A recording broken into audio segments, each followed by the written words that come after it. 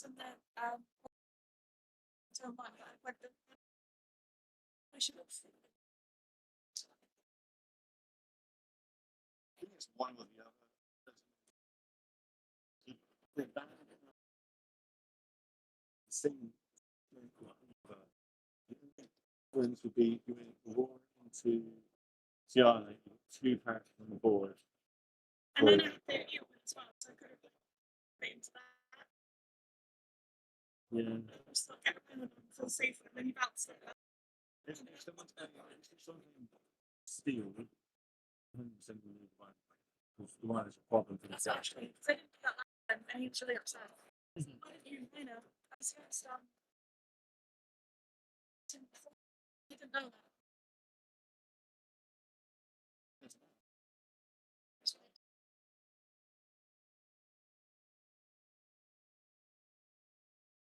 You might.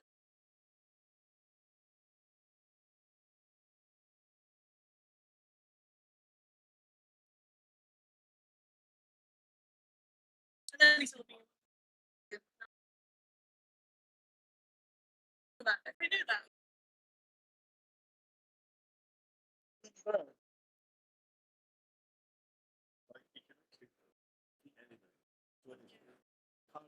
a mix of skill and background. Skill that it reduce the luck. If you do that, you're always going to lose games. There's no chance that you're going to win. But it's going to be like a win. It's very different when you would have lost. And that's the piece of it. You do something like, oh, would it have turned out different if I went this slide and then you do the next one? Oh, maybe that colour's good against that. Like I do not want to use the spooky against, which makes me think why it's spooky even in the deck. But I don't want to do it. I'm not ramping myself, I'm ramping you. 100% think that's what you under the sea. That's the plan. Hello. Yeah. You what? You mean?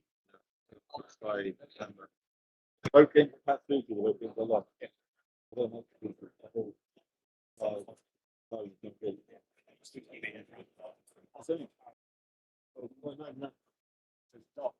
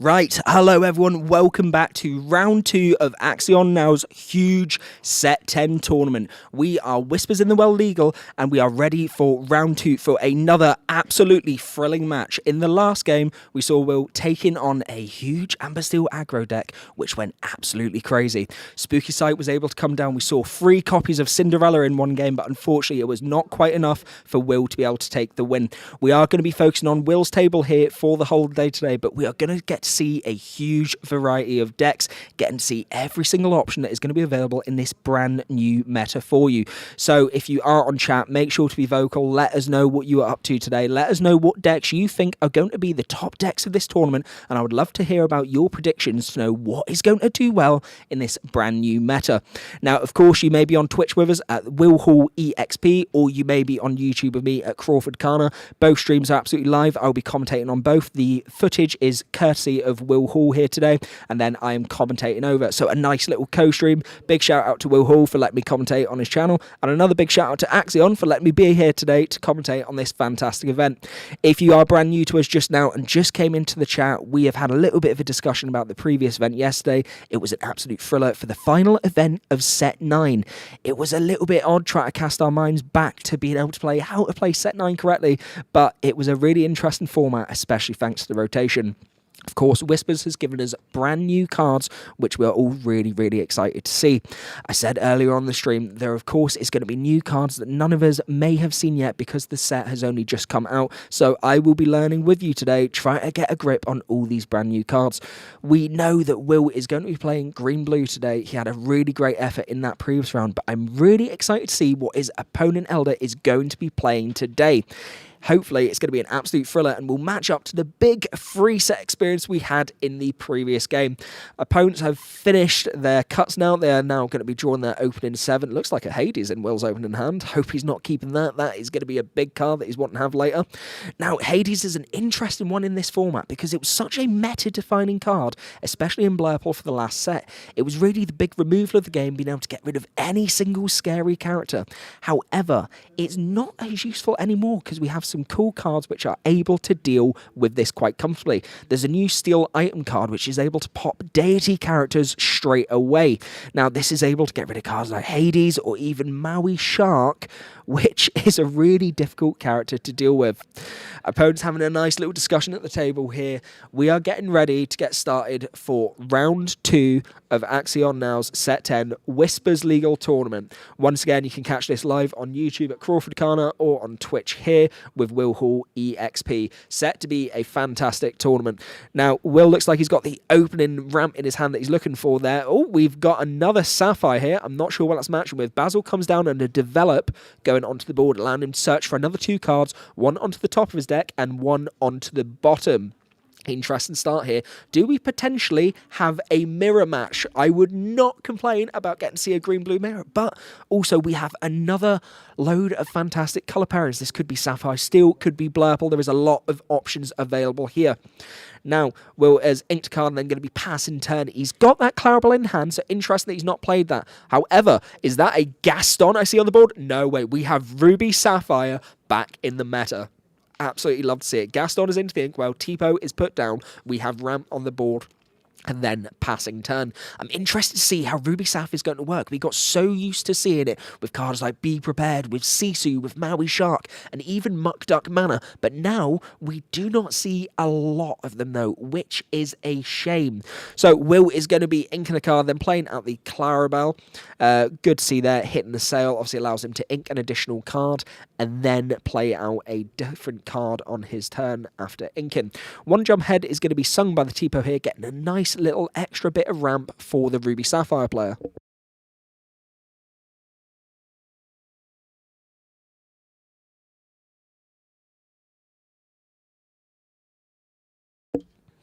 Okay, Kida comes down onto the board. Kida is really cool because when it exerts, you're allowed to look at the top 2 cards of your deck. One goes into your inkwell and one goes into your hand. Looks like Elder is going for a really large ramp display here, but Will is going on the exact same tactic. We see another sail coming down, allowing to ramp extra. Both players obviously having large characters in their deck here. They want to get their bigger cards out. They are wanting to get the big game-changing cards on the board. Big Prince Philip is going into the inkwell, and then we are going to have another think click on additional ink because of sales effect.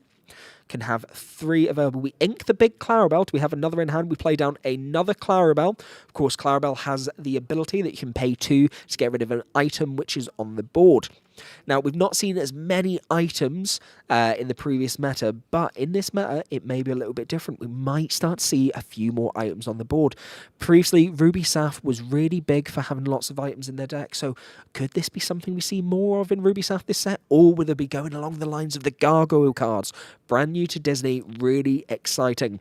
Now, we're going to be hitting a Vision of the Future, allowing to search the top 5 cards of the deck, put 1 card into your hand. Once again, some really nice filtering, but what's clear here is Elder has managed to ramp quite a lot in this early game. I see a Maui Shark in his hand there. Looks like he's going to be taking that. Maui Shark, very difficult to get rid of. Obviously, we do not have that steel item that I mentioned before to be able to pop that Maui Shark, so going to stay on the board for a long time here. Keita's effect has been activated as well. We have a total of 1, 2, 3, 4, 5, 6 ink altogether. Really, really quick ink in here. Now, we're at a total of 1 lore for Elder, the Ruby South player, and then 0 for Will. We've got that lore tracker on the board now, so we're all able to keep track of that. Thank you very much for putting that down, Will. In the hand, looks like I can see a Cinderella from the new set here, but we are shifting the Clarabelle. Really love to see that coming down. And then, are we going to be singing? Yes, we sing You're Welcome, getting rid of Tipo. 2 cards go into the opponent's hand. Now, you may be wondering, does it make sense to give my opponent cards in hand? Yes, in fact, it does, especially when Big Clarabelle is on the board. With Big Clarabelle, light on her hooves, you are able to draw cards at the end of the turn to match the amount of cards in your opponent's hand. So, since Will is starting to run out of resources, by giving additional cards to Elder, it means Will is going to get to draw more cards at the end of the turn, which is great for him. Quite a few cards in Elder's hand there. He's going to ink the Gaston, and then he's playing out Hades, taking out Clarabelle, both cards going into the inkwell. Now, one of the risks of doing this is you are putting 2 cards into the ink. Because it's a shifted target, both cards go with Hades' effect. So, nice bit of extra ramp for Will here. Although, since he has lost the Clarabelle, means he's not going to have as much draw, but he does have quite a few cards in hand now, which is really good for him.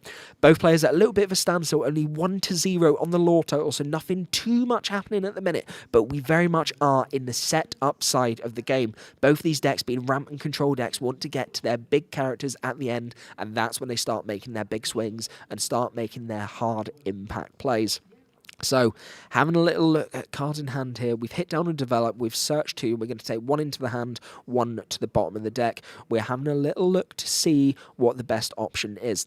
I always recommend this to players to take your time and decide what is going to be most beneficial to your curve. Sometimes the answer might come to you straight away, but sometimes it's also useful to just hold off slightly and get the correct information for you.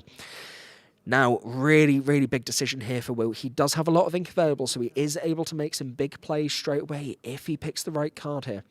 So, card has gone into his hand. He is going to be exerting 2, and then going to be hitting down another Sail the Azurite Sea. We've seen quite a lot of these here from him. We're then going to be inking an additional card if he so chooses to, and then we can play out. Obviously, Sail has the additional effect that you get to draw a card as well, which is decent for Will. He wants to build his hand up. And we're going to hit a Develop Your Brain as well, searching 2.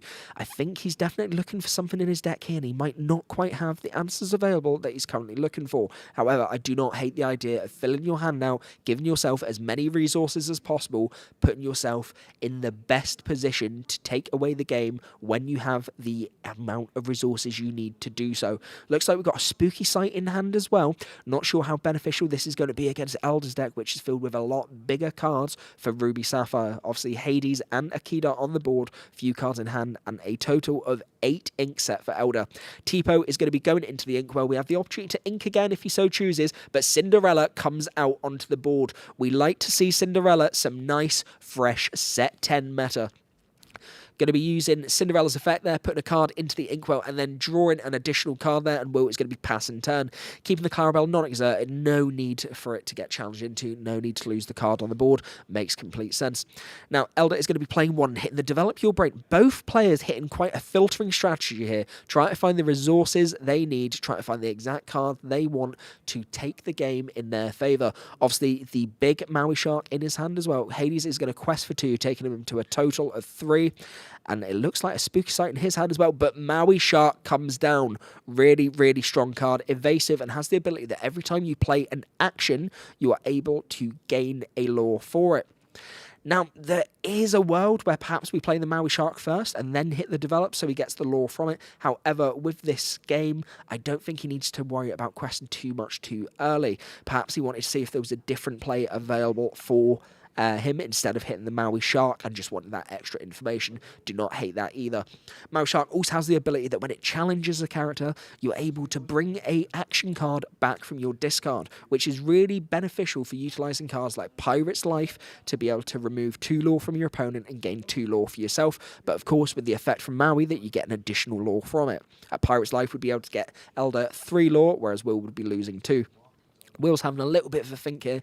Can see he's used quite a lot of his filter cards. We do have Prince Philip in hand, so that is an option here. If he's able to put damage on each character on the board, he could hit down Prince Philip and then wipe the board. That could be a very impressive play. Going to be exerting 4 here to play another Cinderella. 2 Cinderellas on board. Set 10 is here, and then Clarabelle comes down. Exactly what we want to see. If he's able to ink another card here, he's going to get even more draw this turn. But does it depend? Does he want to get rid of what he already has on his board state? It's also a little bit risky to exert his characters here because of the Maui Shark effect. Now, there's an argument that you could exert the Clarabelle. If Maui challenges into it, Maui is going to be going off the board as well, which gets rid of a threat for Will, putting him in a better position for the game too. Clarabelle is going to exert, is going to take out Nikita, perhaps a little bit of a bait, but we sing your welcome from Cinderella onto Maui Shark, straight into his deck, getting rid of the big threat. Then Elder has to draw 2 cards, with only 2 cards in hand, I believe, for Will. This is even better for him, because he gets to draw a mass of cards at the end of this turn. Now, Will just cutting the deck for his opponent. 2 cards going to be drawn by Elder, and then for the end of turn effect, he'll be able to draw for the Clarabelle. Now, a little bit of a stretch here from Will. Not sure if that's a judge call or if he is just stretching. We have just halted the play slightly, but I think that's a hand in the air, so we may just be waiting for something to resolve. Now, pointed at the Cinderella and the Clarabelle card here, not too sure what is going on there. What we're going to do, we're going to mute audio slightly just to give the players an opportunity to resolve, and then we'll come back in with the chat to let you know what is going in. Judge at the table.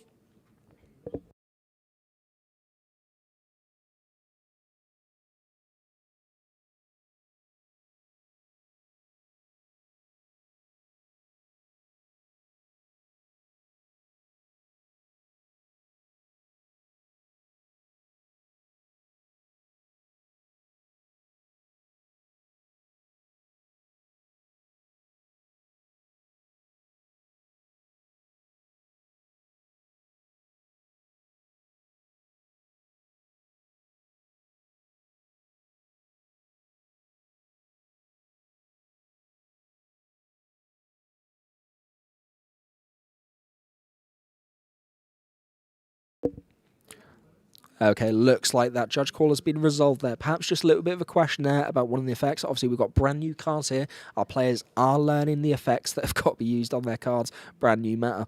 So, going to be passing turn and then heads over to Elder. Elder is going to be using Hades to take out the Clarabelle, get the big threat off the board. 5 damage coming back onto Hades. So, it will be able to remove next turn if he challenges in with the Cinderella. However, it is essential to keep the Clarabelles off the board so Will is not drawing too much. Elder is, of course, going to be managed this, but we get another Maui Shark onto the field. Really threatening play here. It's going to be difficult for him to deal with, of course. Green-blue does not have a lot of evasive cards, so this is a massive challenge. In the previous set, we saw a lot of green-blue players struggling to deal with Dumbo being a 3-3 stat line. The Under the Sea wasn't able to do anything to get rid of it, and then they didn't have enough evasives to be able to do anything. Now, of course, we could hit down a John Silver, perhaps. That could give Maui Shark Reckless and then get challenging something that would take it out. However, the issue with this play is it means he's also going to be able to get back in action. And if he gets back in action, he can gain lore from his Maui Shark. So something we need to be very, very careful of here. Will's just having a nice little think. Like I said, we've got that big Prince Philip in his hand. If he's able to get off Malicious, Mean and Scary, deal 1 damage to every single character, he can then play down the Prince Philip and remove all characters with damage. We're going to be hitting down Hades, and then that is sticking Maui Shark into the ink. Hades Wars are at a go, go, go. I really do love Hades as a card. It's been so prominent since set 1. Being able to just take any big target off the board is so useful. We're then going to be hitting Malicious Being Scary, and then that is dealing damage to each character. That takes Hades off the board, and 1 damage on Tipo as well. Doesn't make much sense to be utilising a Prince John on the Tipo though, so fine for that to stick on the board. We're now at a total of 2 Lore to Will, and then a total of 4 to Elder. So what is Elder going to be able to do here? He's already been through quite a few Maui Sharks, which are the threatening cards in the deck. You can see a Tipo, Spooky Sight, and a Pirate's Life in hand. Another Hades comes down. Hades Wars at full attrition. Hades onto Hades, taking it straight out of the game. Tipo is exerted. We are then going to be inking another Tipo and pass in turn. The mass of ink here is absolutely unreal. That looks like 3, 6, 7... 11 ink for the Ruby Sapphire player. We're going to be running out of board space if we keep up this ink, guys. So much going down. Will has quite a few cards in his hand, so he does have options here, which is good. However, Hades isn't too much of a threat for him, not something he needs to be too scared of. Obviously, a 2-quester isn't something you want to stick around too long. However, it's not the biggest threat. Hades has a 3/6 stat line, so it can do a little bit of damage. Cinderella is going to be exerting here. Nope, changed his mind on that one. Having a little flick about in the hand. I think I saw a Basil in there, which could be quite an interesting play. Basil can pop a card back into the hand. Now, with Cinderella's stat line, this really is the big chase card of the set. Everyone seems to absolutely love this and want it for their decks. At the end of your turn, if you played a princess counter this turn, you may put a card from your hand into your inkwell face down to draw a card. Obviously, this has the effect on itself. If you've played Cinderella, you have in fact played a princess card. Prince Philip has come down, and we have managed to get rid of all cards on board, which is great. We've also hit a 1 jump ahead, allowing us to ramp a little bit more. Big, massive ink there for Will, and he passes turn over to Elder. So Prince Philip, Cinderella on board. Set 10 meta is looking very strong at the minute, but once again, I'm very excited seeing this Ruby Saf deck, which we have not seen played for all of set 9. We saw a couple of variants of the Robin Hood Sharpshooter deck. We've seen a couple of different ideas, but it just didn't seem to work as well as it did in previous sets. So interested to see what Elder has cooking to be able to make this deck absolutely pop. Maleficent Dragon comes straight down, putting Prince John into the discard. A little bit of a force of habit there. I nearly said the same thing. Hades effect puts the card into the inkwell, but Maleficent Dragon just banishes the card altogether. Really, really strong card there. 9 cost, it takes a lot of ink to be able to play. However, really big stat line and quest for 2 as well. Going to be passing turn there. Back over to Will. 2 Cinderellas on board with a massive ink. Going to be hitting down a Develop Your Brain, getting the search features. I think that was a Hades we saw there. A Hades we'll not complain about. Being able to get rid of Maleficent Dragon straight away. Yep, it comes down, pops the Maleficent Dragon.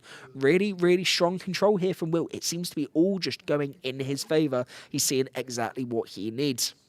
Now, I do like that Elder has his cards on the board. He's signifying to his opponent that he already knows what he's doing. He doesn't need to keep looking at the cards in his hand. Something we see that a lot of players starting to do now, just to really show that they're calm and composed in the game. Obviously, at this elite level of play, giving any information to your opponent can be really risky. They can work out if you've got a bad hand, a strong hand, and they can adjust their plays accordingly. So we want to keep that prior. Is that a Cusco I see going into the ink? Exciting. Cusco has the ability that when it's played, you are able to get rid of an item or a location. A really good card to include when we don't really know about what card's going to be in this meta. And then a Robin Hood coming down onto the board gets evasive on his turn, but also if the opponent has more cards than you, you get to draw a card. Will just having a little bit of read of the card there, just seeing what it does. We're passing turn and Will is going to be drawing. Cinderella, and Hades on the board. There is an argument you could just quest out here and try and put some more pressure on to continue, but limited resources in Will's hand here. I'm sure he wouldn't mind some additional draw, but quite a few Clarabelles have gone. Basil comes down and that sends Robin Hood back into the hand. Basil has the additional effect that when it quests, you are able to get rid of a random card from your opponent's hand. Really, really excited there. Going to quest out all the cards, putting Will on a total of 9, and then we are passing turn over to Elder. Currently sitting on 4 lore. No cards on the board whatsoever, though. We're going to be hitting a total of 6 for a Pirate's Life, bringing Will back down to 7 and putting Elder up to 6. Obviously gaining 2 lore total and removing 2 lore from your opponents. Really nice play there. However, once again, we do not have any counts on the board. Looks like we've got a Baymax in hand as well as the Robin Hood. Going to be playing out the Robin Hood. Looks like he's got the same amount of cards as well, so he does not get the draw, but a nice evasive threat. And a 4/4 stat line, not something to sniff at. Really, really strong card there. Will's got a total of 3 cards in his hand, and then the 2 Cinderellas, Hades, and then the Basil. Needs to be really careful. Oh, malicious, mean, and scary. And then Prince Philip comes down, getting rid of it straight away. We see the Wombo combo coming down for the Emerald Sapphire player. Now, of course, this combination is mainly meant to be held to pop a wide board state. However, this time it's been used to get rid of a single card. Basil then quests out and getting rid of a random card in Elder's hand. They just determine that by dice roll and then pass in turn. Will's board state is looking absolutely fantastic here. We are seeing why Emerald Sapphire is a very dominant deck in this meta. Obviously, a load of interesting cards for Ruby Sapphire, but I'm not quite sure what Elder is going to be able to do to keep himself in the game. We're missing a lot of removal from Ruby Sapphire, which is why a lot of players had piloted away from this deck. Vision of the Future comes down, allowing us to search, and then we see Maleficent Dragon coming back down onto the board, and that is in fact one of the store's Maleficent Dragons for winning a store championship. The card looks absolutely stunning. We really like that promo enchanted. Lovely to see that being played. Now, of course, there was an incident with DKP at the recent event of Milwaukee where he had to remove some of his enchanted cards because they were starting to curve. Really, really big shame here because it's nice to be able to play with these fancy cards, but unfortunately that is the thing with using the enchanted is they can warp slightly. But this card looks absolutely fine here in Elder's deck, and honestly, it looks absolutely stunning to see on stream. So, personal shout out from me to you, Elder. Thank you for having such a lovely card for me to look at whilst I'm commentating. Okay, Max Goof comes back down onto the board here. Max Goof has the ability to bring a song card when it quests back into your hand. So that means we can bring MMS, but unfortunately Elder is just going to have to scoop here. There is nothing he can do. There is too much lore available on board. He can't do anything. So we are going to be passing over, and the first game goes to Will. Will takes the win with Emerald Sapphire against Ruby Sapphire. Let's see what's going to happen in the next set with Elder going first.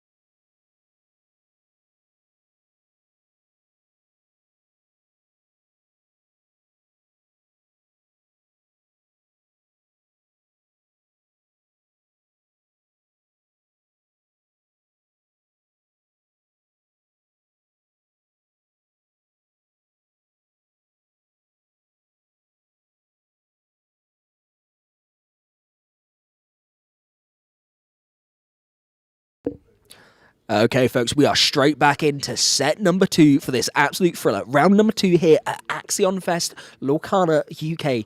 Well, I got that a little bit wrong, didn't I? Let's try and start that again before I start misspeaking on the stream. We are here at Lorcana Fest by Axion Now in the UK. We are live in Birmingham for an absolute thriller of a tournament for our first Set 10 legal tournament. The matches so far have been absolutely phenomenal. Today, we are following Will Hall's journey through his tournament. We are currently in round 2 on the second set against a really interesting, spicy Ruby Sapphire deck here by Elder Gargareth. Hope I'm saying that name right, but it's a very, very cool name. So, we have shuffled up, cards have been passed to the opponents. We're going to be doing a cut in a second, and we're going to be getting straight back into this game. Really looking forward to see what Elder is able to do whilst he is on the play here. Hopefully the deck will be able to perform a little bit stronger when he does have the on-play advantage, but that is the big thing with Lorcana, isn't it? It's so much harder going second with the deck because your opponent is able to get resources down quicker than you. We see the Rush Queen there going into the Inkwell and pass in turn. No one cost available by the looks of it. Will looks like he has a Clarabelle in hand. Will he be playing that on the opening turn? Nope, he goes for the Develop, searching 2 cards. He gets Tipo into his hand, so we can confirm he does have Ramp. This is exactly what he's looking for. Both of these decks are needing Ramp to be able to function properly. If they're unable to hit it, it is very risky, but that's why it's so beneficial to have these filter cards like Develop Your Brain. Frank Carson wrote an amazing article on Ramp. He had said that with only 4 copies of Tipo, 4 copies of Sail in your deck, you have a 90% chance of hitting Ramp. if you are able to add in a copy of One Jump Ahead, you got up to 93% chance. However, with 2 copies of Develop Your Brain, you then bring that to a 95% chance of seeing ramp on your opening turns, which is exactly what you need. We're going to be hitting down Sail the Azurite Sea with Tipo going into the Inkwell here, so we can draw an additional card and then ink. Now, Tipo is a really good card to be able to get cards out of your hand for Clarabelle. However, it makes sense for this time because we're going to be hitting Sail, in an extra card into the ink, and then playing the Clarabelle out. The big issue of, hold on a minute, we have a location coming on the board. Is that Agrabah I see? A little bit of glare there, so a little bit hard for me to see, but it looks like the 2 lore location. I'm fairly certain that could be. So Vision of the Future goes down. Really interesting to see a location back in this set. It's not something that a lot of people have prepared for. We don't expect to have to deal with locations. We were absolutely terrorised in the past by huge cards like Queen's Castle, Bell's Library, or even Mucked Up Manor. So really excited to see a location back here. Clarabelle is going to be doing 1 damage into the location, and Cinderella, a lovely set 10 card, comes down onto the board. Has the effect that when you play a princess card at the end of your turn, you can put an additional card in your ink and then draw an additional card as well.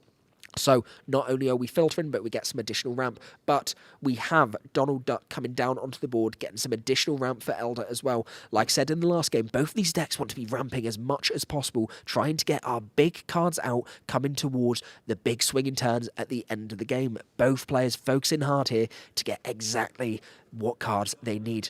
Looks like we do have a Clarabelle in hand for Will, so we could shift that out on the next turn, allowing him to draw cards equal to the amount of cards in Elder's hand at the end of his turn. Clarabelle shifted as well, would be able to just wreck through that location, I believe, and then Cinderella could quest out perhaps. We have a total of 5 ink on Will's side and a total of 6 on Elder's. Just both players here having a little bit of a think about what's going to be going on. Might not have been the Clarabelle, that's a Basil I think I see in the hand. Not as useful, obviously being a 7-cost character. Basil has the effect that when it's played, you can ping a card back into your opponent's hand, and then when it quests, you are able to discard a card at random from your opponent's hand. Really, really useful at controlling the board state. We saw a lot of this happening in the previous set where opponents were sending cards back to the opponent hand and then hitting a bend to my Will, but he does have the Clarabelle. Clarabelle comes down, takes out the location. Huge play from Will here. Not a lot of cards in his hand. Is he able to draw anything off Clarabelle? No, it doesn't look like it. They are matching cards. That is a shame. Now, obviously, something that Elder needs to be careful of in this game. If he gets too much draw into his hand, he's going to give Will all the answers he needs. With Clarabelle, the whole point of the draw engine is to filter all your cards as much as possible, get them either onto the board, into your inkwell, have your hand at basically 0, and then draw to match your opponent. Oh, okay, interesting play. Maui Shark comes down onto the board. Donald Duck is going to be singing Be King Undisputed. This means your opponent has to choose and banish one of their characters, but with the additional effect of Maui Shark that you get an additional lore for every time you play an action.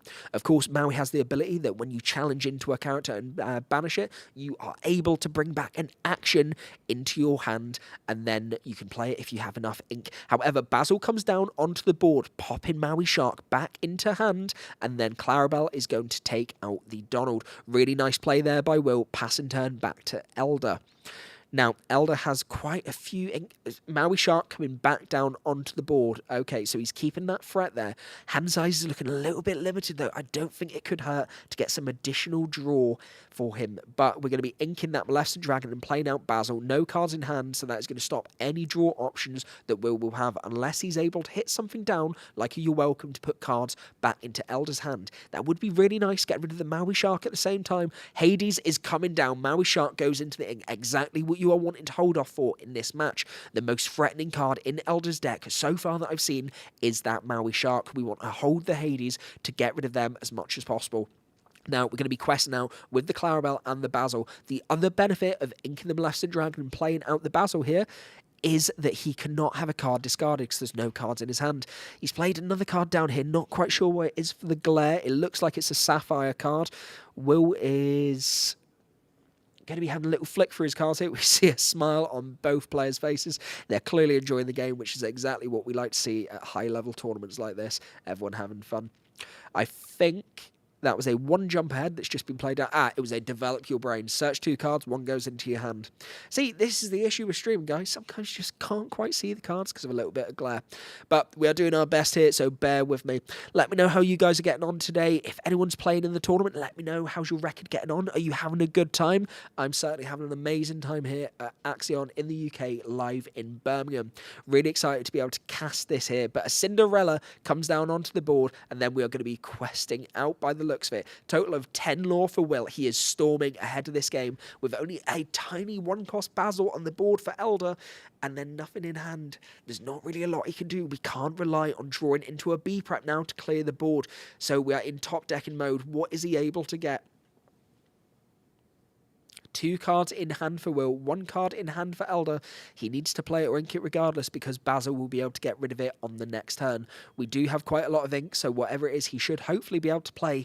But a little bit of frustration shown here from Elder. Try to work out if there's any way he can get himself back round in this board state. Basil is going to quest for 1, and then he is going to play Spooky Sight, but it doesn't do anything. It's only going to get rid of the Basil on the board, his card. Spooky Sight getting rid of anything that is a free cost or less.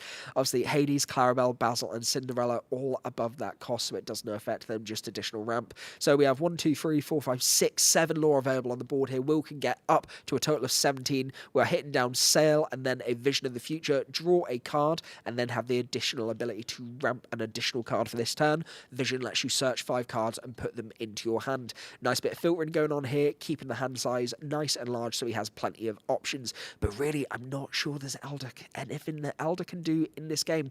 Now, interesting play here, getting the Donald Duck down. It's a 2-quester, but it is going to let Elder draw an additional card at each turn. He draws into the location, which is not what he needs. It's not going to be able to take anything out and pass and turn over to Will. He is then going to be able to quest out with his characters to take the game, it looks like. So Basil is going to quest there and then gets rid of the card in hand. And then that is game. What a fantastic matchup. And a massive well done for Will, taking his 2nd game at Axion UK's Lorcana Fest. Absolute thriller there. 2-0 going to the Emerald Sapphire deck. We did say it's going to be a difficult deck to deal with. However, Amber Steel was able to beat it in the first round. What is exciting, though, getting to see a different style of deck in the new meta. We don't get to see Ruby Sapphire a lot, so it was definitely a pleasure getting to watch Elder pilot this. Best of luck to Elder in the rest of his tournament run, and also a massive congratulations to Will. Will's just having a little bit of a shift about with the camera here, a little bit of zooming going on. We did say at the start that if there's another game going on, we might be able to zoom into that and get that going. Camera zooming in a little bit, so it looks like we have a purple steel match against... Can't quite make out the cards on the board there, but it looks like we do also have a dock on the board state there. Whew, this tournament has been an absolute thriller so far, guys. I am absolutely knackered just watching the drama that's going on. So feel free to tune on in and have a little look at the board state which is going on alongside while we wait for the round to finish. In a minute, I'm going to be coming off stream slightly so you guys can focus on the game, and I'll go have a little bit of a chat with the players. It might be nice if we can potentially get a player interview today. I'll have a chat with Will, see if we're able to do that, see what some of the high performing players are doing for today, get some feedback to you. But seriously, what a great game to watch. 2-0 to Emerald Sapphire. Right, everyone, I'm going to be popping off stream for a little bit, going to go have a little look around the hall. I'm looking forward to heading back to you and getting on with Game 3 once that ends. Make sure to stay tuned. We are live both on Twitch with Will Hall, EXP, and then also YouTube with CrawfordCana right here with me. A big thank you to Will for providing the footage today whilst I commentate over live on CrawfordCana and Will Hall EXP on Twitch. Hope everyone's having a great day. Looking forward to catching up with you soon. Peace.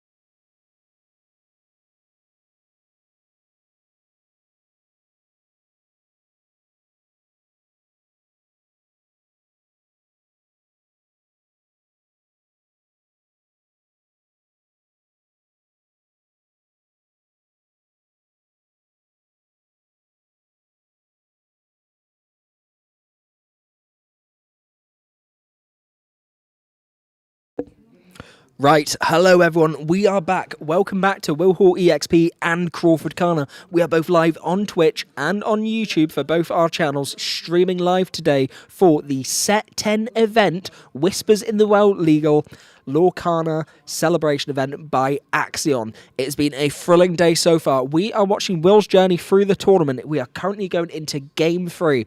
Game 1, he played against a huge Amber Steel aggro deck, which was performing really, really well. And then Game 2, he had a Ruby Sapphire matchup, which he was able to take a 2-0 win with. Really, really strong performance there.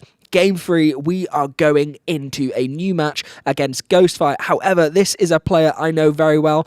Andy, he plays quite local to me. Very, very strong player. A lot of knowledge there. Now, I'm really interested to see what he has cooked up. I know that in the past, he's been a big fan of Ruby Amethyst and also dipped the waters a little bit for Blurple. So really does like that control style of play. So I wonder if he's going to go along the same direction, hitting us with another control deck, or in fact if he's going to be going in a more aggro route to try a different style for this brand new set. Either way, it's going to be quite thrilling for us. Going to be starting off with the dice roll here. Andy Ghostfire is going for a 5, and then Will hits in with an 8. This man is unstoppable today. Big dice rolls, we love to see it. Opponents are going to be shuffling out their cards, 7 cards into hand.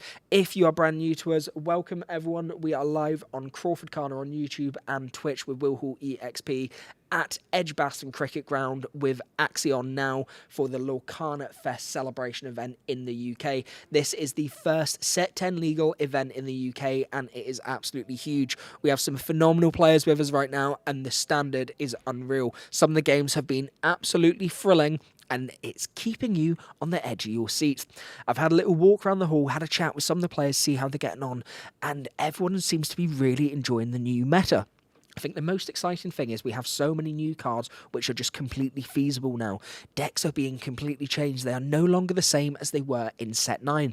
What interesting though, Blurple seemed to absolutely dominate in the previous set. However, we haven't seen many Blurple decks today.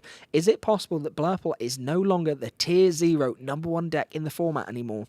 It seems that there's quite a lot of Sapphire Steel, there's quite a lot of Green Blue, and there's also quite a lot of Purple Steel, more in that traditional control route.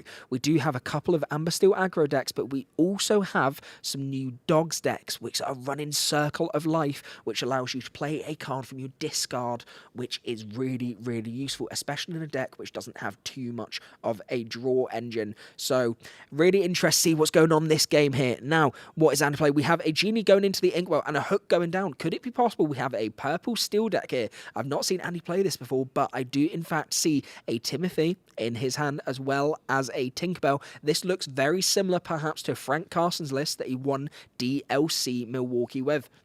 Now, not a bad idea to take something which is already working, expand on it, improve on it, and then utilise your gameplay to the best of your ability. Timothy Q Mouse is coming onto the board here. It has the effect that when another evasive card is on the board, it gets to quest for 1 extra, so questing for 2. Hook obviously being the first card on the board. Now, this is normally quite a challenging matchup for Green Blue because Under the Sea doesn't hit all the cards in Purple Steel. A lot of the characters are statted at 3 strength plus, which means it's really difficult for them to get rid of. Dumbo, for example, is an absolute nightmare for the deck, but as we've seen so far, Green Blue is not running Under the Sea anymore. We've moved over to the Prince Philip line with MMS, Malicious, Mean and Scary. This combo allows you to put a damage counter on every single character on the opponent's board, and then when you play down Prince Philip, you are able to banish all damaged characters. Andy here is sticking down a Tinkerbell, which allows Timothy Q Mouse to be able to quest for 2, and it goes to Will's turn. We have Donald Duck on the board here, and Donald Duck has the fantastic effect that both players get to draw at the start of whoever played its turn. Now, that means both Will and Andy are going to be drawing here, but with Green Blue, we utilise cards like Bend, which is going to get rid of cards from the Purple Steel hand, which is really, really useful. However, not sure if this is actually in Will's list today. Clarabelle is another big card for this list, as you're able to draw cards equal to what's in your opponent's hand at the end of your turn. It enables you to stabilise by playing out as much cards in your hand as possible, and then you can finalise by drawing cards afterwards. Really, really useful. useful. Board state is still looking quite strong for Andy. 3 lore total with Tink, Timothy Q Mouse, and Hook on the board. But we are going to be singing. That's a You're Welcome on the Tinkerbell. Get rid of that straight into the deck. It's drawing 2 cards after a shuffle. Gets rid of the evasive card, which is predominantly quite difficult for green-blue to be able to deal with. Really strong play there. The negative is it's putting 2 cards into the opponent's hand, so filling their resources. If you don't have your Clarabelle down yet, it's giving them an opportunity to fill out their board and get better cards into the hand if they've potentially bricked. But it is a good way to get rid of difficult cards on the board. We've seen the Cinderella come down. Cinderella, brand new for set 10. At the end of your turn, if you played a princess character this turn, you can ink an additional card and draw a card as well. Of course, Cinderella using its own effect when it's played, so you are able to ink an additional card at the end of your turn. Will here sitting on currently 1, 2, 3, 4, 5, 6 ink altogether, quite far ahead of Andy, obviously on the non-ramp purple steel deck, but this is absolutely fine for purple steel. You are not going to need as much ramp as you will with the bigger green-blue deck. Now, there is some quite exciting cards here for steel. We've got a lot of the gargoyles, which seem to be really well represented. Tiago piloted a very strong purple steel deck, which he put online. That's been displayed by Card Market, which a lot of people are finding really, really interesting. Is it possible that Andy's perhaps taken a couple of cards from this, or has he mainly based his list upon Frank Carston's winning list? We see Tinkerbell going into the Inkwell, and then we're seeing a genie come down, able to draw a card here, extra card into the hand. Now, Donald Duck is able to quest for 2, so it could be worth getting rid of. However, with that on the board, it means Andy is going to be drawing an additional card every time it's Will's turn. This is a great way to fill up his hand and stop him having to rely on Doc Roulette, which is always going to be a benefit for the purple steel player. What he does need to be careful for, though, is the green-blue player getting too big of a hand, because not only is Andy going to be drawing, the green-blue player is going to draw as well. With this deck, you need to really minimise the resources they have in hand so they can't ramp too much and get their big scary cards on their board. But that is a big play. Clarabelle comes down onto the board. We are then going to be taking out Timothy Q Mouse with Donald and Cinderella. Clarabelle gives him the effect if he's allowed to draw to equal the amount of cards in the opponent's hand. Quite a few cards in Andy's hand there, but there is also a lot in Will's. Will is drawing up for the Clarabelle effect and then passing on to Andy. Really strong turn here. His hand is completely refilled. Really love to see it. Really strong game so far. I'm really interested to see how this game is going to end up. I think green-blue is going to potentially struggle in it unless they're able to get the big Prince Philip combo off. However, we've still got a lot of time to go. There is still a lot of time left in this game, only on 5-0, so we're expecting Will to be able to take over perhaps later in the game. Interesting, a Demona goes into the Inkwell. This is another one of the favoured Amethyst cards for this set. Now, Demona has the ability that when you play this character, you can exert all opposing characters, and then each player with fewer than 3 cards in their hand draws until they have 3. But it also has the secondary effect. If you have 3 or more cards in your hand, this character can't ready. It's a 5-6 stat line and costs 6 to play. So very expensive, but I think Andy has recognised here that with all the cards in his hand, he's not going to get that benefit. This card is such a strong card when you're in a top decking mode waiting for your docks. A big body on the board that's able to quest for 2, and also it means that you control hand size as well. It's really, really strong. Looking forward to seeing if this can be played later in the game. Little bit of thinking here for Andy. Very large hand size. Going to be paying 1 to get Diablo. Diablo has the effect that when it's banished, you get to draw an additional card. Captain Hook goes down onto the board as well. Now, interesting, we have a lot of characters which are less than 2 strength on the board. 2 strength or less, including the Genie. Now, all these would be targets for Under the Sea. Like I said before, I don't know if Will is playing Under the Sea in his deck, so it might not be a worry for him, and perhaps Andy has recognised this, but we are going to be singing a brand new steel card, Zeus and his Thunderbolt. Now, this is a very exciting card to have back in steel decks, mainly since they lost their main damage remover with Along Came Zeus. Being able to get rid of cards on the board and deal some additional damage is really, really useful for the next set. Being able to sing that, really, really strong. Gonna have a little look through my set 10 cards now, find the exact description for you for anyone who's paying attention along, try to work out cards in the new set. Like I say, I'm doing the exact same with you because the set is brand new out yet. I don't know all the cards yet, so I'm learning with you. Now, Clarabelle's still on board, 4 damage. Cinderella is gone though, and we are looking at a Genie, Diablo, and Hook still on the board for Andy. Still 5-0, but a lot of cards in both players' hands. There is a lot of options that we can do here. Now, Will has a lot of ink here. He does have another Clarabelle in his hand, so it wouldn't hurt to be able to get rid of the Clarabelle if he does exert it, because he has something to replace it. However, I wouldn't suggest rushing to get rid of it. We want to keep as much board presence as possible. Obviously, the issue here, a hook taking out Clarabelle is not good trade value for Will. Would be quite a shame to lose that already. With a total of 7 ink, there's a couple of different things you can play. I can see a John Silver in hand there. Could potentially give Genie Reckless, make that challenge into a character, stops the 2 questing, which could be useful. You don't want the Purple Steel player to get too far ahead. Effectively, Purple Steel has some really strong cards in it, such as White Rose and Giant Cobra, which allows you to gain instant lore. White Rose, 3-cost character, 3/3 stat line. When it's played, you get a single lore when it's played. And then Giant Cobra has Vanish ability. When it's played, if you discard a card, you get to gain 2 lore. Now, your Welcome is going to be played there, sending Genie straight into the deck. Opponent is going to be drawing 2 cards. Obviously, this is useful for the Clarabelle trigger. Keep his hand filled so your hand can stay filled as well. It does give me a lot of anxiety seeing the Riffle Shuffle there by Andy. I hope he doesn't have any enchanters in his deck. Otherwise, they might be getting a little bit bent. But it always does look pretty cool to see. So really nice to see some fun shuffling there. Now, you're welcome going to be hit on the hook as well, which is going to be protecting Clarabelle, letting it live for another turn. So all ink exerted here. Can be inking another time if you'd like to, just to minus that hand size. But the big benefit here is Andy is going to be drawing 4 cards, which means his hand will be larger. He gets more of a benefit. Will is going to benefit very largely from that Clarabelle. Really, really interesting here.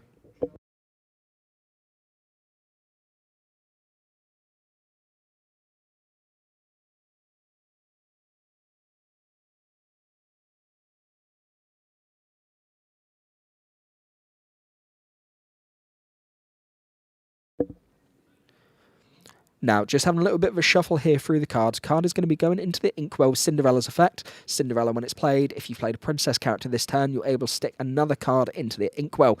Over to Andy, only with a Diablo on board, not too threatening. Now, if he perhaps has a Mim Skater in his hand, he could play that down. Diablo would be able to take out the Clarabelle, and then he would get an additional draw card as well. I do see an Elsa in hand as well, something he can utilise there, but if he does play the Elsa, take it out with the Clarabelle, he's going to lose the Elsa as well. I think realistically, we need to try and get some board presence here. Now, by the looks of it, I may be wrong, but I think that is the new Hades in Andy's hand. Now, Hades has the effect that you can choose a character and the opponent either banishes it or you get to draw 2 cards. And obviously, drawing additional cards is always good, but you need to be careful because that Clarabelle, you don't want to draw too much and give the green-blue player too many resources. So, just having a little bit of a think here about our options, see what we can do. Going to be moving some ink over to the side. Looks like it's 5 that we're going for.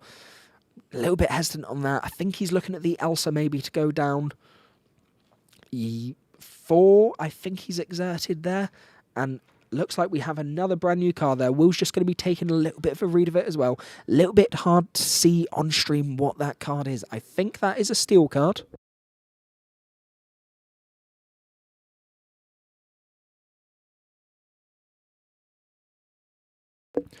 Two new set 10 cards coming down onto the table. Well, I'm going to have to work it out at the same time as you guys. I can't quite see what they are, but it's always nice to see the new cards coming down. Now, with Purple Steel, this could be some gargoyle cards that could be interesting to see on the table. Honestly, it's the big negative of commentating. It's really hard to see through glare. We're going to have a develop coming down onto the table, allowing to search 2 cards, 1 card going into the hand and 1 card going onto the bottom of the deck here. Nice quick decision by Will there. He's obviously seen something that he's wanting to see. Now, we have a total of 1, 2, 3, 4, 5, 6, 7, 8 ink available altogether. Going to be spending a total of 2 ink here. And then I'm going to hit a Vision of the Future, allow him to search for 5 cards. Now, potentially, he could be going for a Hades just to get something that he doesn't like off the board.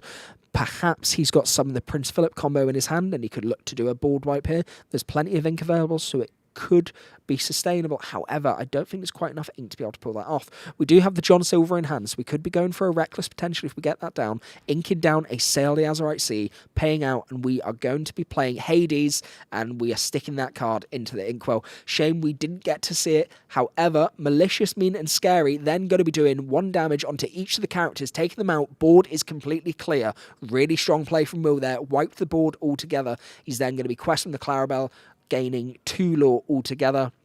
And I believe he'll be passing turn there.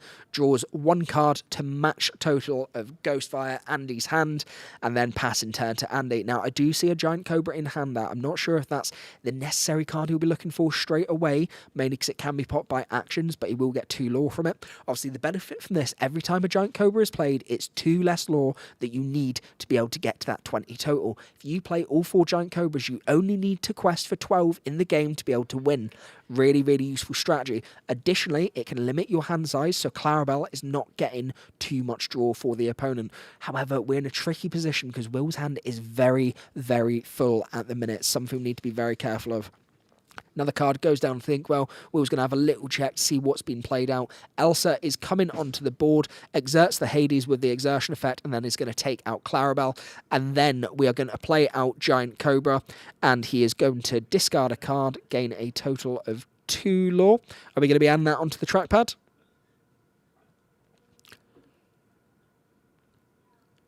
Perhaps he's not used Cobra's effect there, but I'm fairly certain he did discard a dock, so players do need to update that on the table.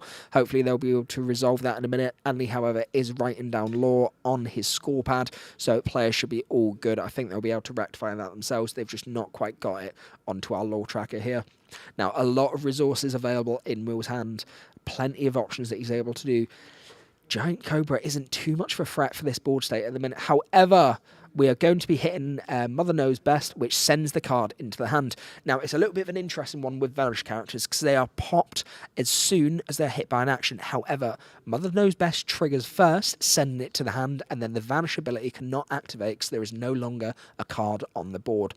Going to be spending another 2 to play Sail the Azurite Sea, draw another card. We now have the option to ink an additional card this turn, being able to ink a total of 2 times. And of course, these both will be playable. Now, we are going to exert out, and we are going to play down. Oh, that looks like a Max Goof to me. Really exciting seeing that big card come down there. I believe that is the card which allows you to bring back a song when it quests. Let's take a little look at our card sheet.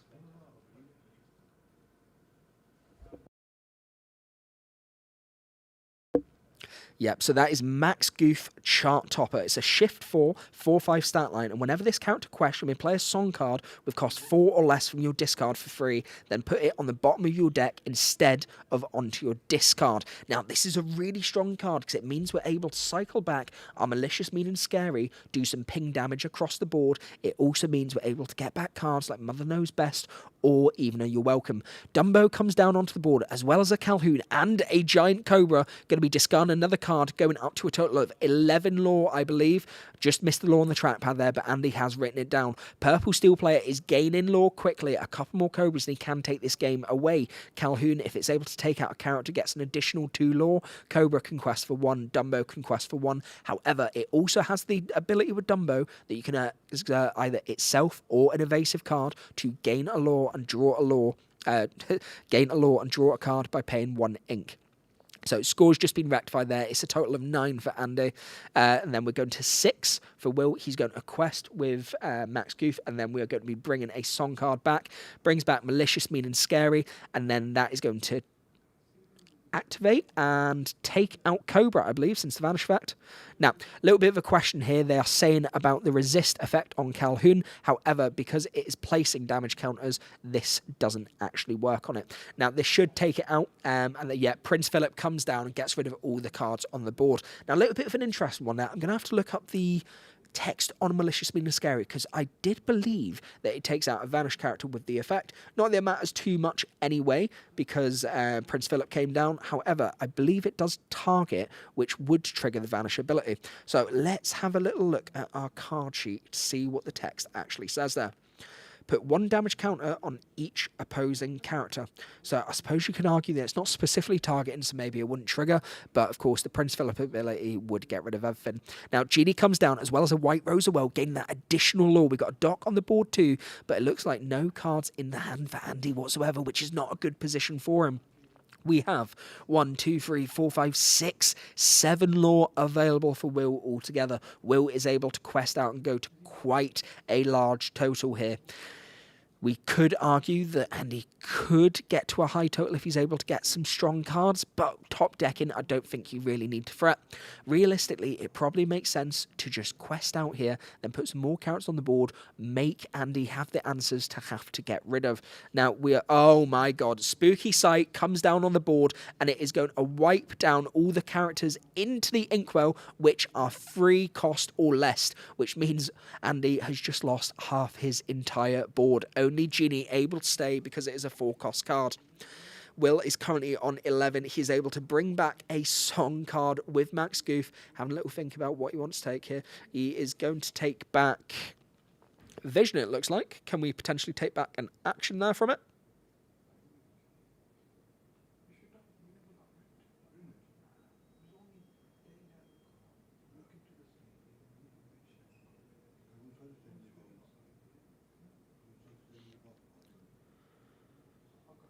Now, I'm not sure on that play, because I could swear that he just took Vision from his discard there, and that's an action card, but maybe I've just missed something that was played from hand, perhaps. However, regardless, this board state is looking very, very strong for Will. This is going to be definitely difficult for Andy to be able to deal with. Oh, and another Hades comes down, and unfortunately there, Andy's just going to have to scoot. There is no way he can take that game with nothing on the board whatsoever. Now, this has been really interesting for me to see, because I really thought Purple Steel would be difficult for Green Blue to be able to deal with in this new set, but Green Blue looked very, very dominant in that game. Now, of course, we do have to remember that Will was, in fact, on the play there, so does have the advantage. This time, Andy is going to be on the play, so may have a stronger start. However, if Will is still able to keep wiping Andy's board, it's going to be very difficult for him to get in the game. Having an empty board is not something that you're looking for. Perhaps we need to utilise Giant Cobras and the White Rose as much as possible to get that early lore, get as high as possible. Hopefully, we can then get down cards like Yzma, Dumbo, Genie, or even your Docs, just to keep the draw engine going. The worst thing that can happen here is being in top deck mode and not being able to play. Because if Will is able to get all his answers out, he's just going to be able to keep clearing the board and return cards back to the hand again and again. Now, we really did see the benefit of Clarabelle in that matchup there. Predominantly, Clarabelle's always going to be stronger in something like Blurple, which has a bit of a larger draw engine. Purple Steel seems to run a little bit lower to the ground. However, using cards like You're Welcome to send cards back into Andy's hand filled it out and meant that Will's draw engine just kept going constantly. Really, really useful. If he's able to draw cards constantly throughout the game, he does not need to fret, and he should be able to comfortably get all the way through. It's just, once again, about how much can he control the board state and stop his opponent from getting too far too quickly. If you are just joining us, we're about to go into this second game in round 3 at Lorcana Fest at Axion in the UK. We are live today from Edgbaston Cricket Ground in Birmingham. We are set 10 legal, Whispers in the Well, for the first large-scale UK tournament for set 10, and it's been an absolute thriller so far. You may be watching us on Twitch on Will's channel, you may be watching us on YouTube at CrawfordCana. You're welcome on both, and thank you to everyone who is sticking with us so far. Hope you are enjoying the stream and hope you're having a fantastic day. I certainly am enjoying seeing these top quality players going at it for the chance to be crowned the #1 in the UK at Axion's event for set 10. Now, we had the set 9 event yesterday. We've just had it wrap up for the finals for set 9. That was an absolute thriller. We won't discuss that just now because we're focused on set 10, but I'm sure the results will be posted online soon for that. But a big well done to the players who are competing in the top 8 today for set 9. Right now, we have Will on green blue, Emerald Sapphire against Andy, otherwise known as Ghostfire, who's playing purple steel. Said at the start of this match, Andy is predominantly known for playing Ruby Amethyst. He had some very successful results in Birmingham at the DLC, and he's also played in some other large-scale tournaments. Very, very phenomenal player, great control player, so interested to see him move onto Purple Steel today. We have a very Frank Castle reminiscent deck using cards like Timothy Q. Mouse and also Tinkerbell. So I wonder if we do have the big Tinkerbell shift target in there. 6 cost when you play out 1 damage on every single character, and then when it challenges, you can deal another 2 damage into another character. It does make me think, green steel, could that potentially be viable in this format? We have Tinkerbell being able to deal damage onto everything. You have Malicious Mean Scary being able to deal damage onto everything. Both green and steel cards. It could set up for that Prince Philip and make a very, very difficult deck to deal with. There's also the 6-cost Maui card, which does the exact same when it's taken out of play. So potential, a few options there if anyone's looking to build a green steel deck. Now, Andy's starting off in the play here. We're going to be inking the card, playing out Hook. Will is going to be inking the card and pass in turn. Nothing it looks like in his opening hand. Obviously, it would be the 1-cost Clarabelle that he's looking for. However, he wouldn't be exerting yet anyway because of the Hook. Seeing a very familiar start to the game here. We've got Hook into Timothy Q Mouse. Timothy has the effect that when an evasive card is on the board, it gets to quest for 1 extra. But obviously, Timothy is not an evasive card itself. Now, Prince Philip again going into the Inkwell, and we're going to be hitting a sail. We have seen the ramp. That is important for this deck. If we do not see the ramp, it's going to really struggle to function. However, we have ramp there. That is absolutely essential. You can see right now on Will's channel, we've got 25 people with us at the minute. Hello, everyone. Welcome to the channel, and thank you for joining us. Hope you are enjoying yourself. Let me know in the comments what your favourite matchup has been so far, and is there any decks that you would like to see later on in the stream.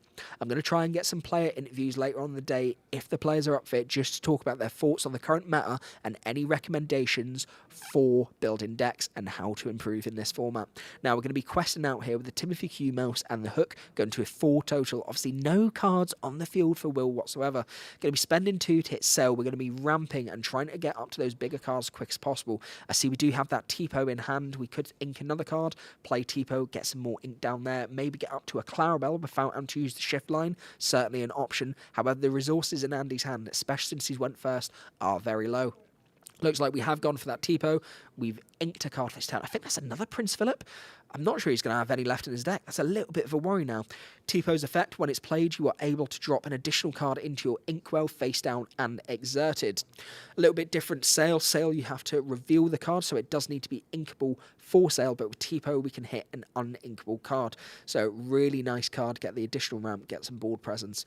We have a total of 5 cards in the Inkwell. We can ink one more time for Sail effect, and I think that's what we're going to be doing.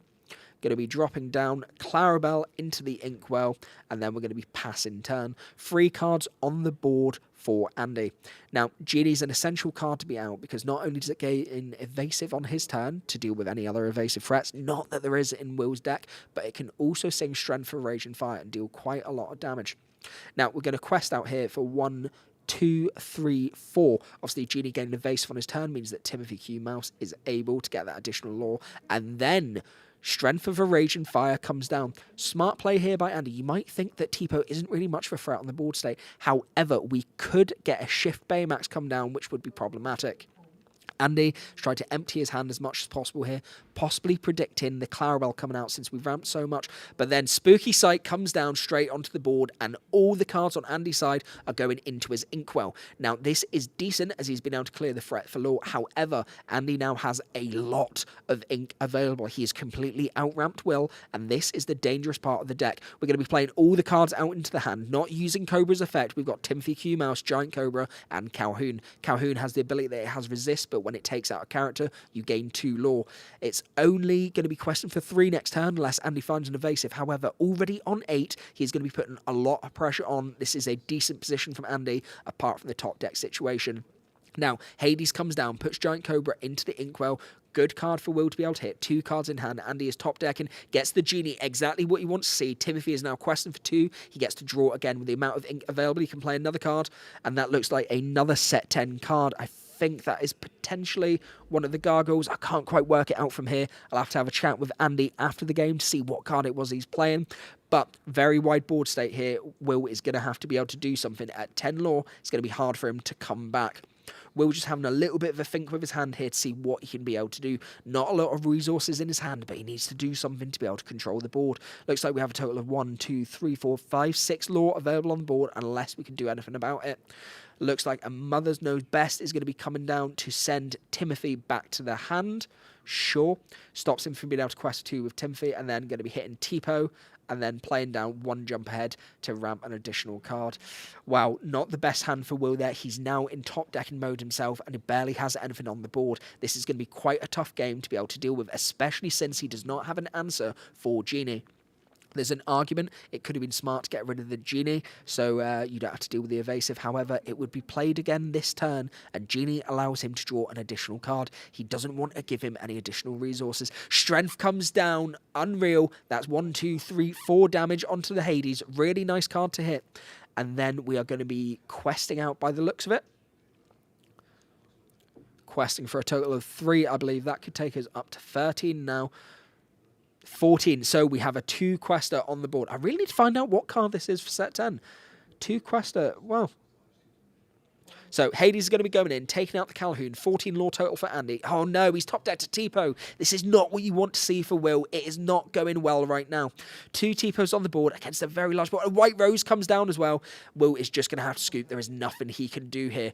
Okay, guys, we are on to another set 3. Another set 3. We are on to another match. A 3rd game in this 3rd match here. Really exciting. Both players have taken a win off each other. Will is going to go for a little bit of a pile shuffle. You saw he bricked really badly there. Tipo is not what you wanted to see there, especially back-to-back. Really massive shame for him, but he's doing his best. Hopefully, he is able to get a crazy curve into his Clarabelle here, give him a little bit more of a chance into this game. And he must be having a big sigh of relief, being able to take that game quite comfortably there. 20-0, being able to just walk all the way through. Unfortunately, Will just did not see what he needed. Now, it does ask the question, though, was Spooky Sight worth it? Was that a beneficial part of the deck? We had the same issue in his first match against Amber Steel aggro. He was able to hit down the Spooky Sight, clear loads of characters off the board, which was great to control the aggro. However, the player hit down a dock, rebuilt their hand, and then built their board out. And because they had so much ink available, it meant they were able to take over the game straight away. Is this the same situation that's happening here? Spooky Sight gave Andy so much ink that he was able to play out multiple characters per turn. For a deck that's not ramping, it is a huge, huge problem giving them so many resources, especially when they can replenish the hand. Puts you in a difficult position, and if you cannot find that Clarabelle engine, you are dead in the water because you need cards drawn into your hand.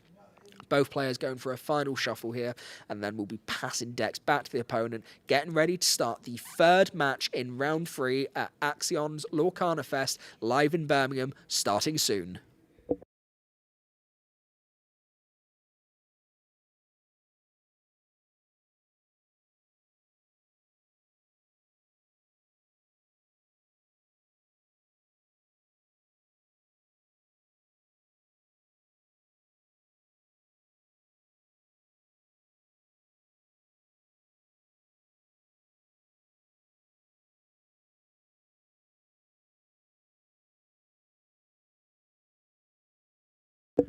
Okay, everyone, I've had a look at the set 10 releases. I believe the card in the deck there was Black Heron, Real Bad Egg. It's a 3/3 stat line, 2 cost, inkable, and quest for 1. So a little bit of a beefy card to come out for a turn 2. Obviously, a low quester there, not evasive or anything, a little bit of a common card. So if he does have that in deck, maybe it's just have something a little bit chunky.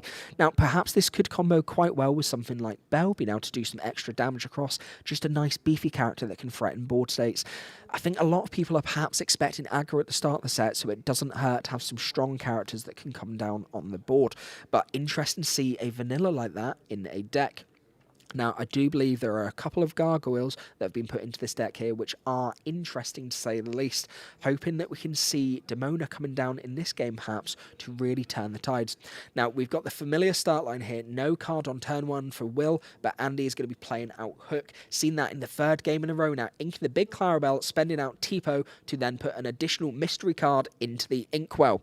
Interesting to see here that we got rid of the big Clarabelle. Hopefully, he has another one in his hand, or he's not going to be able to get his draw engine going. Something Will is obviously a little bit cautious of, but we do have MMS in hand, Malicious Means Scary, which means we can potentially set up soon for the Prince Philip combo if we're able to ramp enough. Malicious Means Scary goes straight into the Inkwell. Donald Duck coming out onto the field has the ability that on your turn, both players get to draw a card. So he's given Andy extra cards, which would be useful if he's able to get Clarabelle down, but also he's given himself cards. Hopefully this will stop him from being in a top deck mode like he was last game when he just run out of resources, but he does need to be careful not to give the purple steel player too many resources. Now, we have Tinkerbell coming out onto the field. We have what looks like a boost card going into the ink there. Boost is a really interesting mechanic for this set. Basically, when you put a card underneath it, using Boost, you can pay a certain amount of ink to put a card from the top of your deck under a card, and then you're able to use additional effects. So a nice different style of play. Quite a few people have been a little bit unsure on the mechanic as it's quite different from what we're used to, but I think that's really helpful for a game. New style of cards, new abilities, new ways of playing. Lorcana is a constantly growing game. It's still in its infancy. It's only 2 years old at the minute, and in Season 2, we're wanting to expand and develop as much as possible, but it's certainly an interesting game. We have a great community, some really, really cool cards, especially our enchanters, and the mechanics work awesomely. What I'm really excited for this set is such a diverse meta where we're going to see so many different cards and so many different decks available. I'm looking forward to seeing the diverse meta that we've got today. But interestingly, all 3 games we have seen different cards played in each different deck. Started off the day with an Amber Steel aggro deck. Oh, you're welcome comes down the Calhoun. 2 cards drawn. This is going to stop Calhoun from being able to challenge, get rid of Donald Duck. Hook won't be able to take it out on its own. First game, we saw an Amber Steel aggro deck. Second game, we saw Ruby Sapphire, which was great to see at a large-scale tournament like this. And then in our third game, we are seeing Purple Steel. Obviously, Will being on Emerald Sapphire today is something that has already won some tournaments in the US, so definitely a strong deck that's in contention, something that Will is playing very well. Little cut of the deck there, and then we're going to be drawing 2 cards from the You're Welcome effect. Will just reminding Andy there. A little bit of a fill hand for Andy, and we're going to be passing turn. 2 Donald Ducks on the field, which is interesting because it means both players are going to be drawing 2 cards additional at the start of Will's turn. Andy will get the 2, then Will obviously get the 3rd there if Andy is not able to take it out. Total of 3 ink available, whereas Will is on 1, 2, 3, 4, 5. So a little bit ahead with the ramp. We're going to be inking Palace Guard, 1/4 stat line, 1 cost with Vanish. Tend to stick on the board for a while, but not really great right now when we want to be clearing the board. Spending 2 to play out Calhoun, really good card to see, and another Calhoun coming down from Andy. Really, really good draw here. Oh, we have Strength for Raging Fire, taking out Donald Duck. Board state is getting a little bit smaller. Now, 1 less card for Andy to be able to draw, which is, of course, is a shame, but he's had to get rid of his hook to be able to take it out there. Total of 1, 2, 3, 4 characters on the board, so just not quite enough to be able to take out the Donald. Now, Will is going to be drawing an additional card from his turn from the Donald. Only 1 this time because the other Donald is gone. Andy doesn't get that additional 1 as well. Bit of a shame, but he's stopping Will from getting too many resources. We saw it in the last game. If Will doesn't have any resources with this deck, if he's not able to get that draw engine going, it's really, really difficult for him to play. Now, it looks like we do have a dock in Andy's hands, so he could be smart here and play out quite a wide board, go into dock, draw new additional cards, but Will has been able to hit the spooky site in both games, but it depends what Andy's looking to do. If he has a full hand and can bait the spooky site out because he's going to be able to quest too much, he can put himself in a really good position by being able to ramp several additional cards in a single turn, thanks to spooky site's effect. Something both players need to be really, really cautious of. In Will's hand, I can see a John Silver there, so he's able to give a character Reckless. Could perhaps put that on the Tinkerbell, but we do need to be careful of the double Calhouns. If Calhoun is able to take out a character each, that is 4 lore that Andy's going to be able to get. Additionally, it gets resist as well, so it can stick on the board for a while. Something like John Silver would be a beefier stat line, but we have Cinderella, set 10, coming onto the board.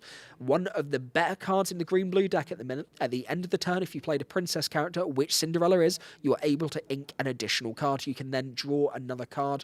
Really, really strong card. Something we'd like to see here. I've been a big fan of Scrooge McDuck and Donald Duck, but Donald Duck, the 5-cost card, being able to put an additional card into your inkwell when you play it for 5 costs, seems like a little bit of a smaller version of this.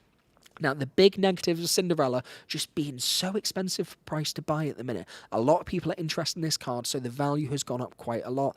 Quite a chase card for this set, but the enchanted for it looks absolutely stunning. Not going to be exerting the cards there. Smart play there by Will. He doesn't want to set up for Calhoun to be able to take out any of the cards, then passing on to Andy here. Quite a few cards in Andy's hand, so it does make sense to quest out and play a lot of characters down, but we've got the giant Cobra in the hand there, and he can play that down, gain an additional 2 lore, which is going to be really, really useful for him. Going to be questing out here Calhoun, and Tinkerbell, taking him to a total of 6 lore altogether.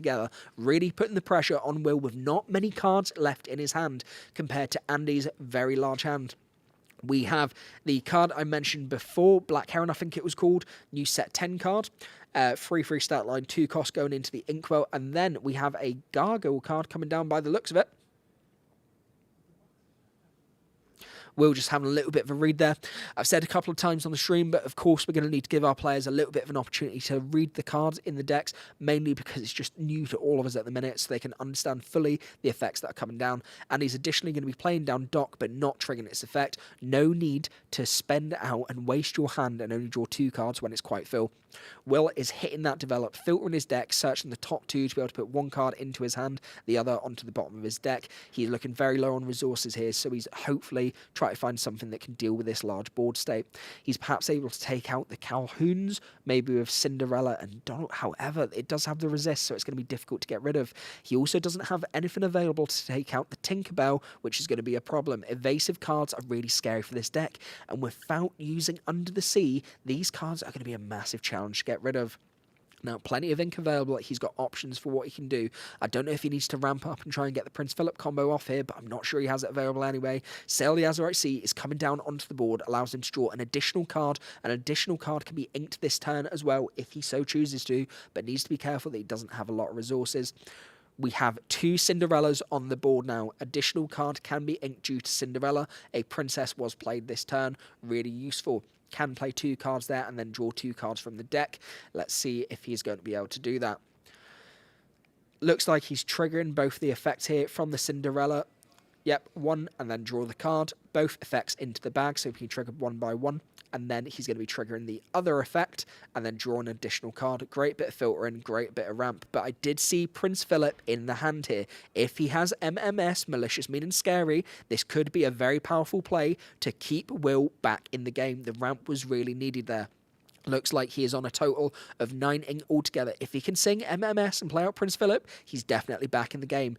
Andy is probably going to be aware of this. A lot of ink available for Will. Will he so choose to widen out his board if he doesn't quite need to? The board presence is already quite strong. He needs to be careful it doesn't get wiped. He's also going to be aware of the spooky sight, which could get rid of his characters. However, at this point, 1, 2, 3, 4, 5 characters on board. 5 cards ramped into his hand could be very, very useful. Giant Cobra in the hand there could make sense. Play it out, get the additional 2 lore, putting him ever so closer to 20 total. Sitting on 6 lore to 0 at the minute. Andy in a strong position, but Will is primed and ready for a board wipe.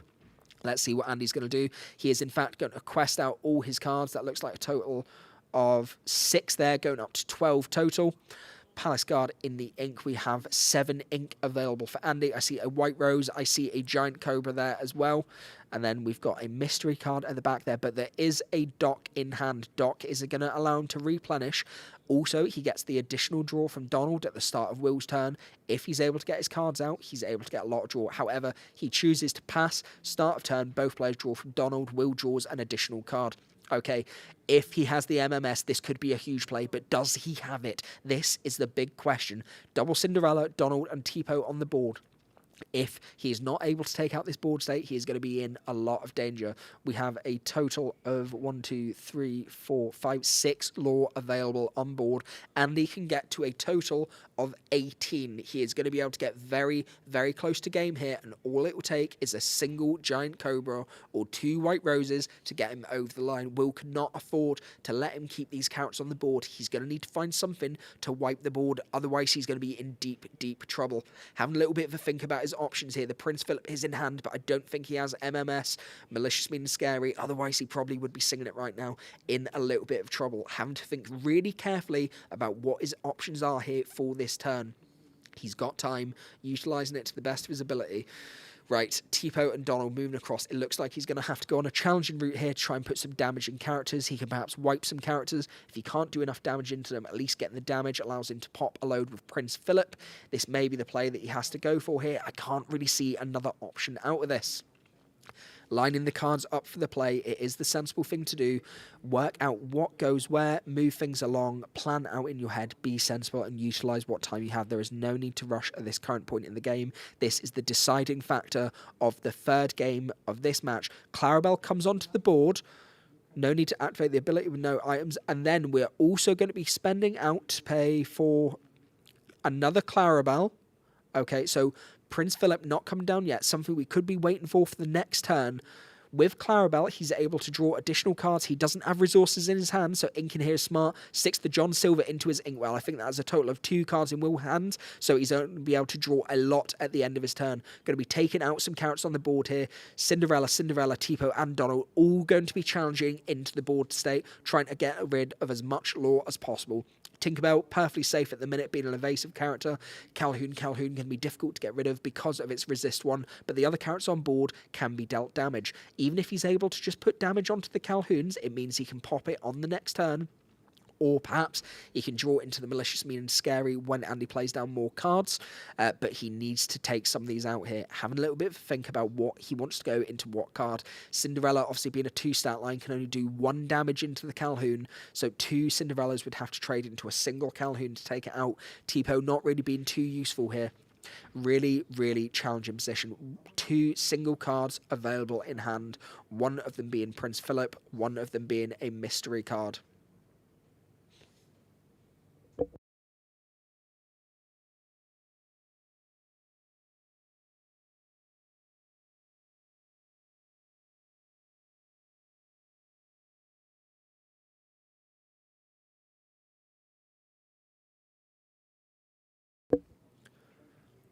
Now, looks like there's 5 cards total in Andy's hand, so going to be a lot of draw at the end of the turn. Cinderella off the board. Other Cinderellas getting damage on it. Donald get 3 damage, 1 damage on Cinderella. Tipo taking 1 damage as well. We have cleared some characters off the board. It keeps him in the game at least a little. Looks like a total of 1, 2, 3, 4 lore available. Calhoun will probably take out either Donald, Cinderella, or Tipo, and then gain 2 additional lore. Cobra and White Rose in hand, so we could get an additional 3 lore just by playing them. He's got the cards available, probably going to want to hold on to the dock here and wait until the next turn. Donald is now no longer in play, so both players will not be drawing additional cards. However, he does need to be careful that Will is going to be drawing constantly from the Clarabelle with his hand size, but I think Andy just needs to put the foot on the gas here, spend out, and take as much lore as possible, putting Will under constant pressure. Going to be questing out to 15 total, 2 from the Tinkerbell, 1 from the Calhoun. Didn't go for the challenge there. Calhoun comes down onto the board as well. Interesting that he didn't take out the Tipo there. Then we're going to be playing out another card from set 10. We're then hitting down the dock, no effect. And then we're going to be passing turn, sitting on 15. If he has the MMS, Will can be back in this game and put Andy under a lot of pressure. But does he have it? Prince Philip needs to come down this turn, needs to get rid of these cards. 15 lore on Andy's turn. And, oh, sorry, the Donald is still there, so both players are going to get to draw for that. My mistake there. I think Andy has chosen not to take that draw because Clarabelle's on the board. He doesn't want his hand to be filled up too much. Give Will additional resources here. He's hesitating, so I don't know if he does have the removal that he needs. 1, 2, 3 cards not exerted. Tinkerbell can't be dealt with either. So as a minimum, 3 cards questing out, goes to 18. Tinkerbell questing takes him to 20. Calhoun's challenging, gets an additional 2 each. This is a really, really threatening board state for Will, and I'm not sure he is going to have the answers to be able to clear it. He's looking for every single possible option that he can do. He's having a good think to see if there's any way he can stay in this game. 0 total. He's going to be singing with Cinderella, and we're going to hit Malicious, Mean and Scary. Prince Philip comes down onto the board. Every single card is wiped. What a humongous play from Will here. He is staying in the game. He is still alive and now has a fantastic board state. But we do need to be aware. Giant Cobra in hand. White Rose in hand. That is a total of 3 lore instantly just by being played. Andy does have answers. All he need after that is a single Giant Cobra again to win the game.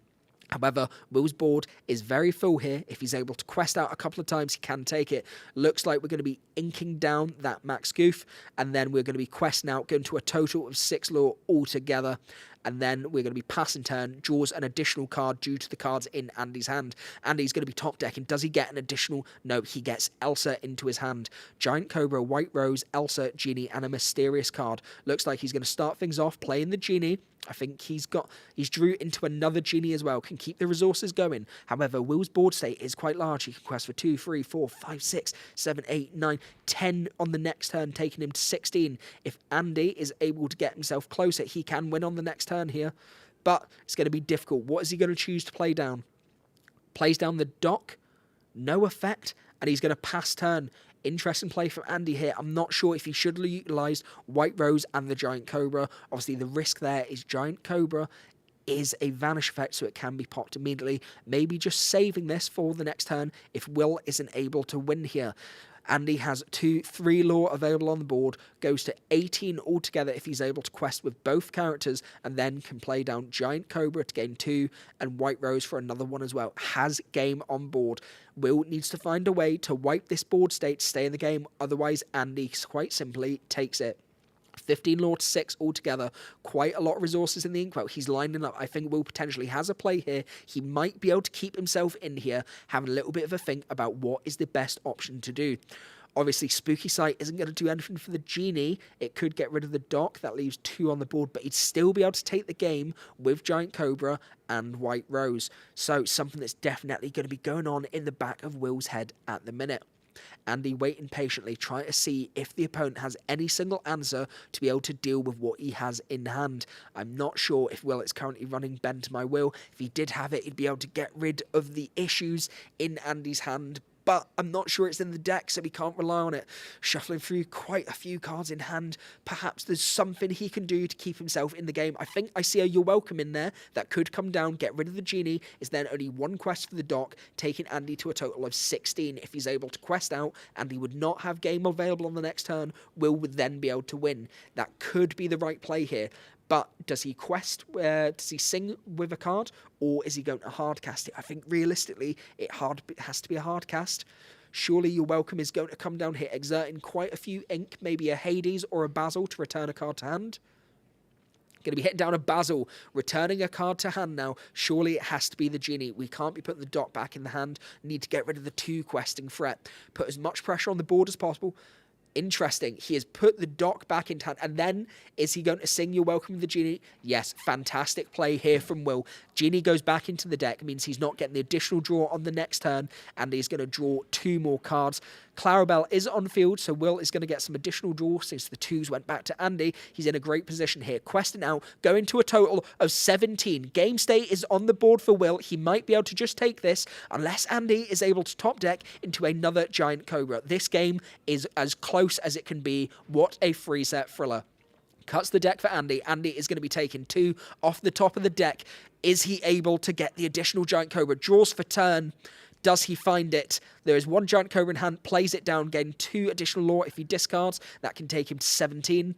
17 altogether. White Rose additionally in hand as well. Playing out White Rose. Takes him to 18. I don't think he even has enough ink to be able to play another Giant Cobra. Even if he did have it, is this game inks the hook and then plays out. Dock discards the hand, tries to find an answer. Nothing he can do. What a match for Will. 2-1 against Purple Steel. A nice little fist bump there for Will. Absolutely excited with this. What a fantastic match. That was an absolute thriller. Green-Blue performing so well in this meta. That was unreal. I can't lie. I thought Will was dead in the water there. I thought he had no chance of being able to come back into this game, but he found the exact answers that he needed to keep himself alive. Prince Philip putting in an absolute shift here. Purple Steel definitely performing very well. Had the answers there.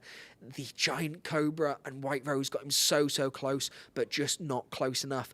Could it have been useful to play Giant Cobra out earlier in the game? I don't know. Getting him closer to that total. 18 is just a tiny bit short, but really being able to turn around for the state Will was in is absolutely phenomenal. Clarabelle putting in a big shift. Prince Philip with MMS putting in a big shift. There is so many options for removal in this deck. As I said, I'm not sure Spooky Sight is the best card in the format at the minute. It seems to be giving the opponents quite the advantage. We saw the negative effects of that in Game 2. However, an absolute thriller of a match here as Will is able to take his 2nd win today at Axion, live in Birmingham for Set 10, Whispers in the Well with Emerald Sapphire. What a match. I'm going to be back for you soon, guys. We're going to be going mute on the stream in a second. I'm hopefully going to be able to grab Andy to come in for an interview live for you to get his thoughts on his Purple Steel deck and maybe talk us through some of the cards that he's running there and maybe see if there's anything he could have done differently in that game to be able to scrape the win. Right, thank you so much for joining me so far. We'll be right back with you soon. Stay tuned. We'll be back with you soon.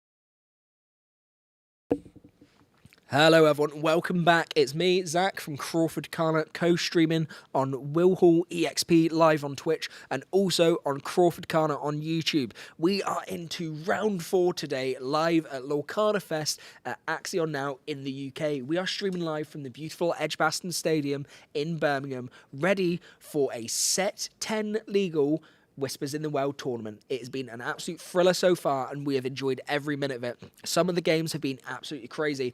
This game is going to be Will going against Kyle, so excited to see what deck Kyle is going to be playing today.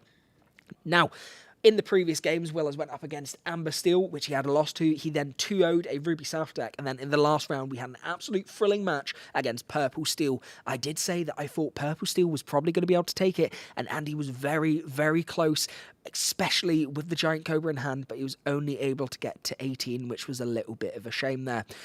He unfortunately did lose the game there, and Will took the game. Really, really strong performance. He saw clutch cards when he needed to, and Prince Philip absolutely saved the day, really showing the dominance of this deck. So currently his record is 1 win. 1 loss and 2 wins. This going into round 4. So really strong position for Will so far. Obviously, today is a Swiss-only tournament. We are not having a top cut, so every single win is absolutely essential, and it's important to try and get as many wins as possible to get yourself as close to the top and get the fantastic prizing which is available today at Axion Fest. We had the Axion's Lorcana Fest. We had the Set 9 tournament yesterday. Lots of strong prizing there. A lot of players have walked away with some cases and some boxes, so a big thank you to Axion for putting on this event. But what do I see here? Do I see a blue-green mirror match here? This could be a thriller for the channel. Excited to see this one. We saw a Tipo go into the ink, and that is a Prince John at the end of the hand. It is blue-green mirror. Now, I'm interested to see if Kyle has built his deck any differently to Will has. We've seen that Will has been relying very heavily on the Prince Philip and the You're Welcomes and Clarabelle to win him the games, but we've had a few issues with Spooky Sight. Spooky Sight giving the opponent lots of ramp and causing them to be able to take over the game when they can refill. Tipo coming out on both sides of the board here. Kyle matching Will. Both go with the Tipo play. Pass his turn, Will draws. We have a total of 3 ink available. Can ink again this turn. Play out. Going to be singing 1 jump head with the Tipo. Really nice, like that play there. Obviously, the 1 jump head just giving you the additional bit of ramp. Frank Carson said about 1 jump being added in just puts you up to that 93% chance of seeing ramp on turn 2. So really, really useful. With cards like Develop Your Brain having that filter effect, just 2 of them can put you to 95%, which gives you a far stronger chance of being able to get what you need. Now, another Tipo comes down here. Will has been able to ramp very, very well. Kyle has inked Basil and then is going to be playing out another card, looks like a set 10 legal card, and going to be passing over to Will. Now, a 1 jump was sung here on the Tipo, so we have the exact same plays going on both boards here. I'm not quite sure if that's a Cinderella on Kyle's side. Cinderella having the really cool ability that when you play a princess character on your turn, you get to put an additional card in your inkwell at the end of your turn and draw an additional card. Kind of the favoured 4-cost card for green-blue at the minute, and honestly, even decent in blue steel and purple steel. Now, quite a few options in Kyle's hand there. I think that's a Vision of the Future that he's just played, so able to search 5 cards, cost 2 to play, and then take 1 card into his hand for what he needs. Will has been able to play down the Max Goof there.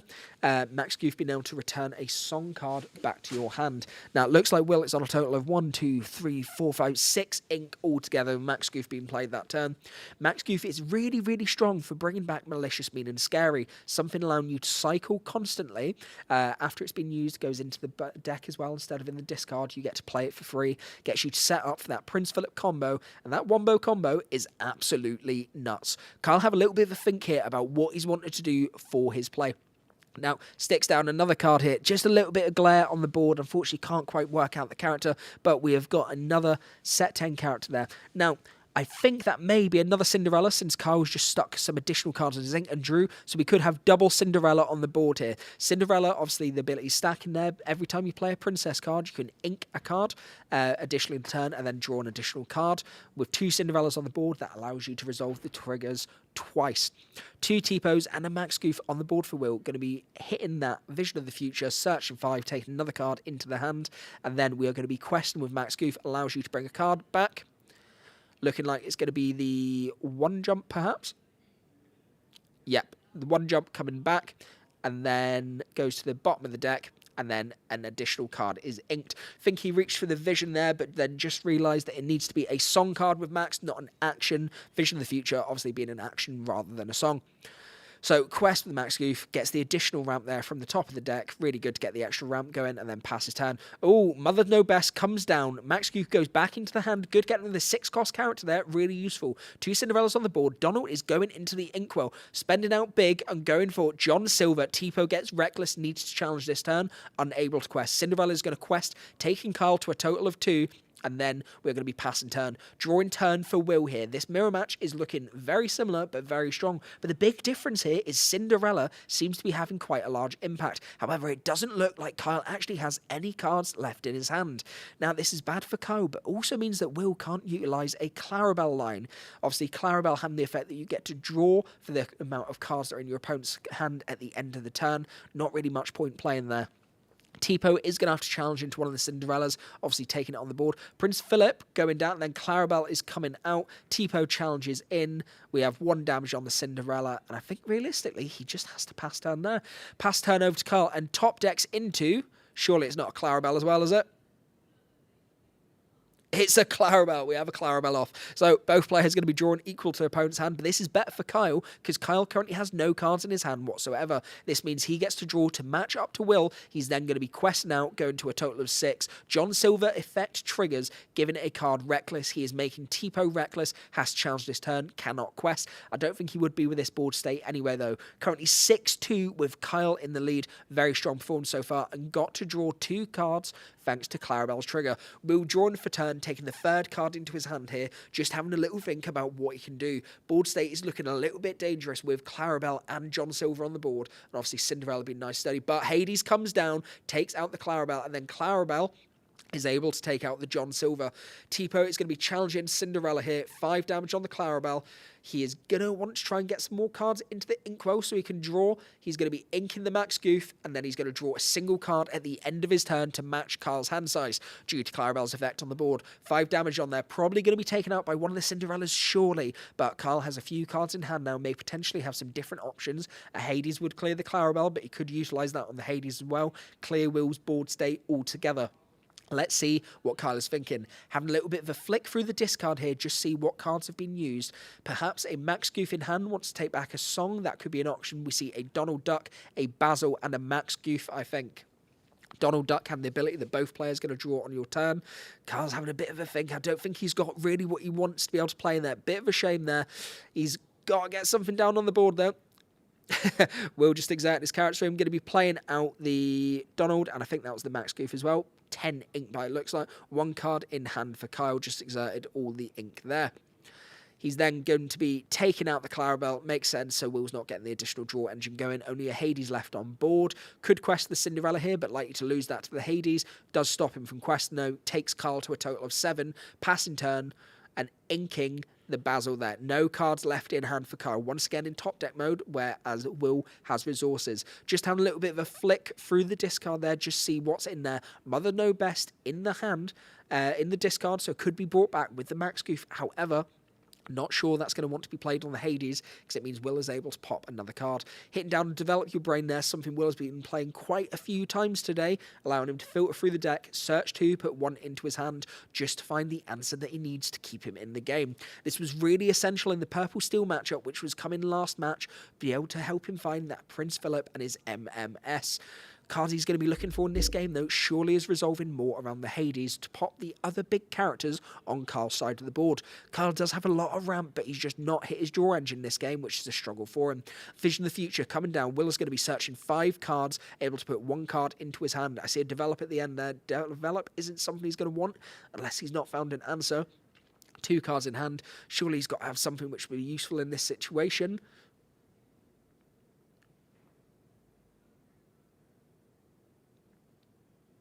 Having a little bit of a think here. For those of you that have just joined us, we are live in Birmingham today at Axion. We are live on YouTube at CrawfordCana and also on Twitch with Will Hall EXP. Thank you for joining us today. We are on round 4 of a set 10 legal tournament in the UK. Hades on board with a 2 total lore for Will. Kyle has Donald Duck, as well as Cinderella and Max Goof on the board. Donald Duck obviously having the effect that both players are going to be able to draw at the start of Kyle's turn. Kyle can get an additional resource into his hand since he is top decking. Drawing 2 cards will be nice for him. Will does seem to have the Basil in his hand there. That could be useful. Plays, nope, hits down John Silver. Max Goof is going to have to challenge this turn, which means it cannot quest and cannot get a song back into his hand from his discard. Really smart play by Will, just taking away the advantage that he has. Hades is going to go into the Cinderella, takes that off the board state, and he's going to be passing turn. Top deck for Kyle, takes a card. He does have the Donald effect, looks like. Yep, Will has taken that as well. Will Kyle be taking... Yep, second card into the hand from Kyle. Very good there. So, 2 cards in hand. Does he have any options that can get rid of this John Silver? Max Goof isn't really doing much at the minute. Basil comes on. Interesting. Plays down Basil, takes Max Goof back into his hand. He is then going to be playing down another Donald. 2 cards can be drawn at the start of Kyle's turn each time, as well as his draw for turn. That's 3 cards total for Kyle. Can really replenish his hand when he is struggling like this. But it is also 2 cards a turn for Will every time it's Kyle's turn. A little bit of a risky play, but maybe it will come with a reward. Going to be Quest in there for a total of 2, with the Donald taking him to 9 against Will's 2. He is in the lead, but Will has the stronger hand size at the minute with 2 strong characters on the board. Now, Basil has the very strong effect that when it quests, you're able to get rid of a card from your opponent's hand at random. This could be really useful if Will starts getting short on cards, because it means he's going to be forced to ink cards that he doesn't want to, so he's not losing cards. Perhaps Will wants to keep a larger amount of cards in his hand to keep protecting his stronger cards. But a Basil comes down, putting Basil back into Kyle's hand. Mirror is going strong today, folks. Really like to see that play. John Silver is going to be taking out the Donald. Only 1 additional card is going to be drawn on Kyle's turn. Hades is going to quest for 2, taking Will to a total of 4. Going to be inking Malicious, meaning scary, and then we're going to be passing turn. Donald's effect allows Kyle and Will to draw a card at the start of the turn, then Kyle can draw an additional card. We have a total of 4 cards in hand here, so we do have some options for what we can do. Basil could come back down, getting rid of a card again. However, Will's board state is looking quite strong. We have 3 2-questers on the board. If nothing is done, Will is able to quest out to 10 total this time. Kyle is going to want to see some removal, going to want to see something to try and slow Will down as he's slowly creeping up behind him. Obviously, only 1 Donald on the board at the minute is not very threatening, and when it's allowing Will to draw constantly, it's not a great position for him. Maybe a Clarabelle could go down to help Kyle's draw. Looks like he's going to be playing out both Max Goof and the Basil this turn, and then he's going to be sending a card back to hand. Will is signifying, please send the Hades back to my hand because I can pop your character. I don't think Kyle's going to be falling for that this time, Will. Nice try, but I certainly admire that you went for it. John Silver going back to the hand there. Nice, sensible one. When it quests, it's able to give a character Reckless. It will have that effect when it comes down again, but it just stops any extra threats on the board. Quest for 2 with the Donald there, taking Kyle to 11. Kyle is getting ever so closer to 20. He could just about edge over this game. Will is under a slight bit of pressure. We have 2, 4, 6 lore available on board for Kyle, which could take him to 17 if Will is not able to deal with this board state. But I imagine Donald is probably going to be challenged into and wiped off the board, so Kyle is not drawing any additional cards. Will has quite a nice healthy hand here. He's not going to want Kyle to be able to get additional resources. The John Silver could obviously come down, give the Basil Reckless. That stops it from having its ability where it can send a card back to the hand because it needs to quest to be able to do so. Having another look through the discard here. Once again worried about Max Goof. He can get the Mother Knows Best into hand, send another card back to hand. But Hades or Basil going back, is that really a problem? Looks like we have a Hades in hand for Will as well. Probably deciding which card am I scared of the most? What do I need to get rid of? I think realistically, getting rid of the Max Goof could be sensible here. Stops Kyle from getting any additional resources, being able to move any different cards around. Another big body Hades coming down. It's going to definitely help Will. Looks like we have 1 total card in hand for Kyle, I think. So if he quests with a Basil, nope, he's going to be taking out the Donald instead of questing. He could have got rid of the additional card in Will's hand there, but he's chosen to get rid of the Donald, stop Kyle from getting too high. Does make sense. Obviously, Kyle being on 11, Will only being 4. The lore total is getting very, very close to the end game state. Interesting, playing down Cinderella here for Will. Cinderella comes out. At the end of the Will's turn, he's able to put an additional card into his inkwell. Card goes into ink for turn. 3 cards in hand. What is he going to be able to play out? Plays out Hades, has enough for the Hades and the Cinderella. Fantastic. Basil goes into the Inkwell. Obviously, a little bit more threatening that than the Max Goof. Hades is going to quest out, going for 6 total. Cinderella effect now triggers. Will is able to ink an additional card and then draw an additional card for turn. Just counting the ink to see if he does, in fact, need to ink one. He is then going to ink mysterious card, draws a card for turn. I think that was the John Silver that went into the Inkwell there. Probably just not valuing that as much since it's a low board state for Kyle. I think Kyle is drawn into a small Clarabelle that's not going to do anything for him. Really not a great turn there. Clarabelle comes down onto the field. No items to banish. Secondary effect does not trigger. He is then going to be playing down Big Clarabelle, okay, that's useful. He gets more cards into his hand. This could be big. Quest for 2 with the Max Goof goes to 13 total. Able to bring a card back into his hand, a song. Probably got to be Mother Knows Best. Send a card back into Will's hand so he's not getting too much. He's looking at Mother Knows Best and One Jump Ahead, undecided on what card's going to be the better option here. I think it has to be Mother's Knows Best. Surely get a card back into Will's hand. It goes so well with the Clarabelle, gets him more draw and also takes a threat off the board. Looks like he has gone for the Mother Knows Best here. This will trigger for free with Max Goof's effect, I believe. Just having a little bit of a think about what he wants to get rid of. The difficulty here is Basil, Hades are the bigger threats. He quests for 2 with them. But if it goes into his hand, he's able to get rid of that Clarabelle. And he cannot lose that Clarabelle yet. Clarabelle needs to stay on the board. However, if he does get the immediate draw off straight away, it may not be necessary. Sends the Basil back into the hand. Doesn't want Clarabelle to go back into the ink because he's able to replay it if Basil sends it back to the hand. We have a total of 5 lore available on the board for Will. Kyle is on 13 total. Can quest for 2, 3, 5, taking him up to 18. Not quite game yet, but both players' Inkwells are looking absolutely massive. Kyle got the benefit of being able to draw out there thanks to the effects of his Clarabelle. Looks like he's drew into a spooky sight. Won't be too useful in this matchup. Shame he's not going to be able to get that off. We'll just having a little bit of a think about what he can utilise. Looks like he's got a big playing man. He's separating his ink. 4 cards total in hand. He's surely going to have to get rid of this Max Goof because Kyle is going to be questing out too much. Needs to put some pressure on there. But he does want to find something to get rid of that Clarabelle. If he perhaps has a You're Welcome or a Mother Knows Best, he could get it back to the hand, less of a threat. Obviously, You're Welcome, send it to the deck. But Kyle's then drawing 2, which is risky. Both Hades and Cinderella going to be taking out the Max Goof there. Just a baby Clarabelle and a big Clarabelle light on her hooves on the board for Kyle. Can quest for 3 next turn unless Will is able to get rid of any other character. Exert some ink. Big character coming down. Basil comes back. Clarabelle goes into the hand.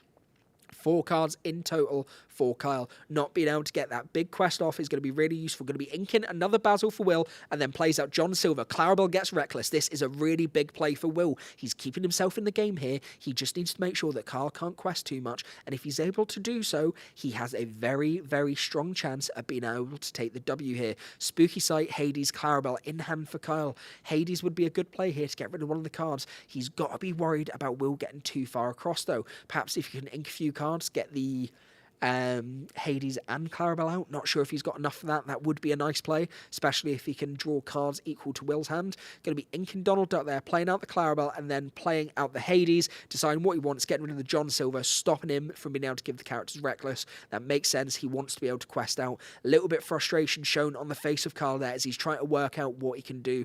A lot of thought going behind this turn. Quite a long game so far, and we are only in the first set of the match. Obviously, best of 3 going on here. Spooky Sight in the hand here.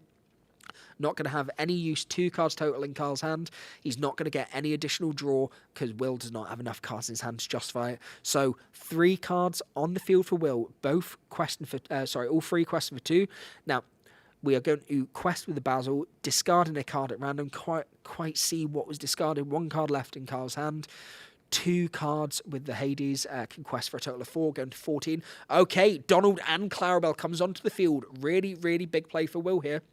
Obviously, no cards left, so Kyle is not going to be able to get any draw from the Clarabelle. Well, Will is going to draw 1 single card at the end of the turn, thanks to his Clarabelle effect. Passing on to Kyle's turn, he's got Spooky Sight. Oh, he's kept the Spooky Sight in his hand. That is not what he wanted to keep in his hand. I'm sure he wanted to discard that instead of the other card. That is a massive shame. He needs to be able to do something here, otherwise Will takes the game on his next turn. 2, 4, 6, 8, 10 lore available from Will. He's going to need to clear 5 lore off the board. This is going to be a big challenge. Clarabelle on the board can do a little bit of damage, but it's going to be rough here trying to clear the board state. Just Clarabelle and Donald lets Will quest for 4 on the next turn, taking him to 18. So realistically, he needs to get rid of either both Hades, probably the easy option since they have damage, or the Basil. Spooky Sight and Clarabelle in hand, not what he needed. Kyle is just going to have to scoop on this game here. We are going into the second set. Kyle is going to be on the play. Will has taken the W. Emerald Sapphire performing very strong. Stay tuned, folks. I'll be right back with you in a few seconds once we start the game.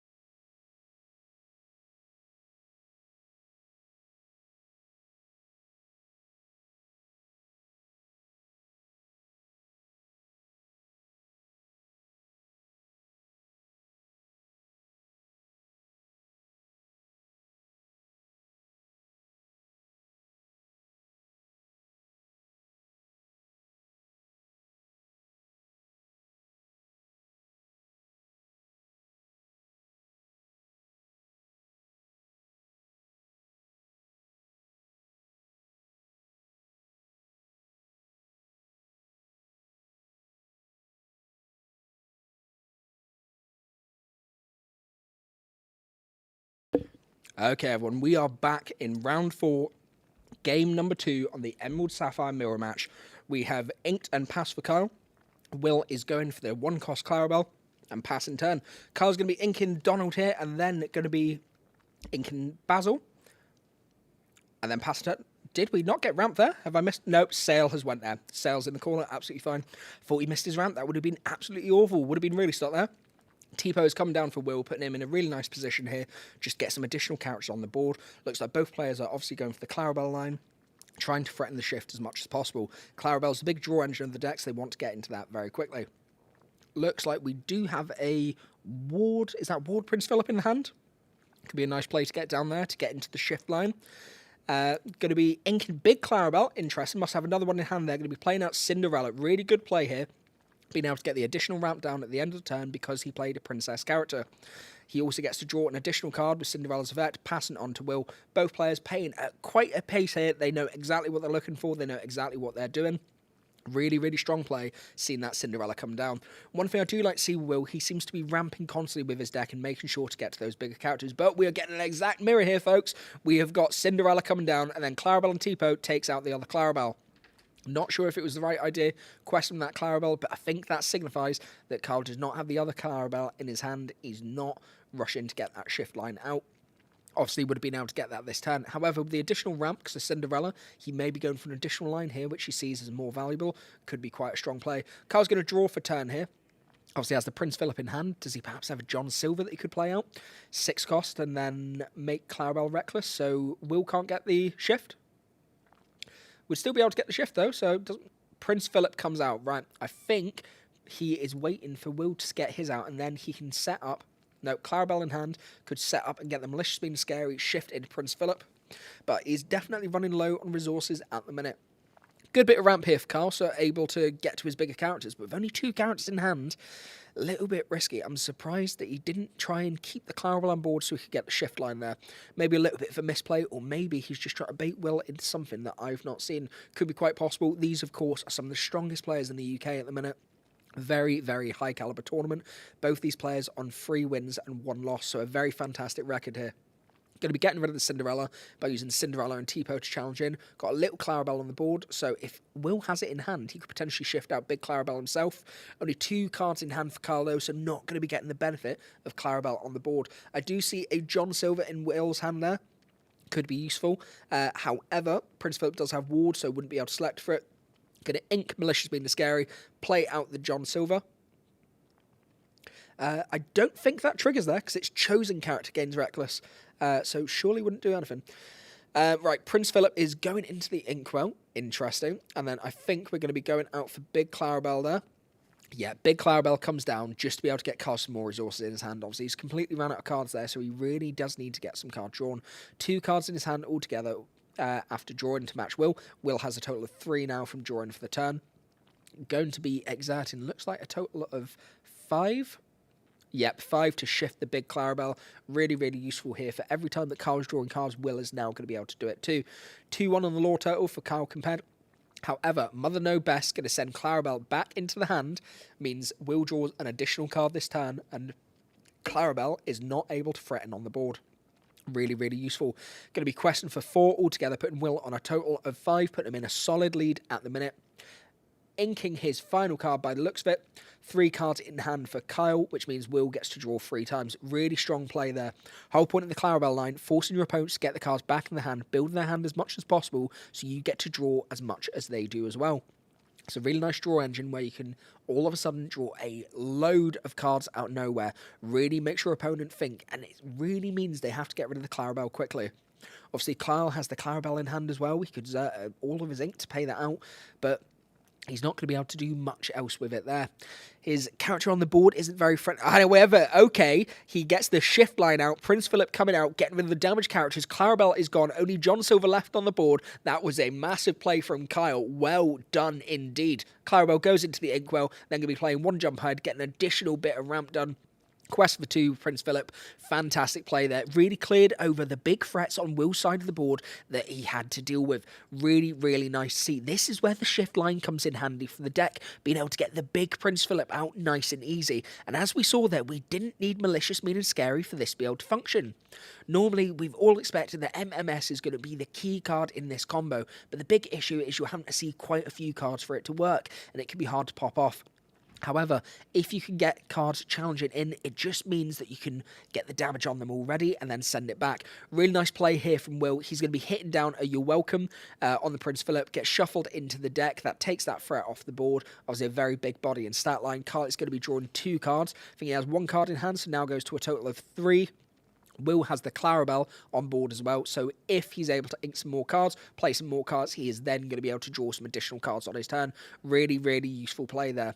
Really, really in check. Both these players are doing really well so far. Emerald Sapphire mirror match here live at Axion in the UK for the first Set 10 legal tournament. We're here live on the Will Hall EXP channel, and then also live on CrawfordCana on YouTube. John Silver and Prince Philip coming back down onto the board. Not too much of a threat at the minute.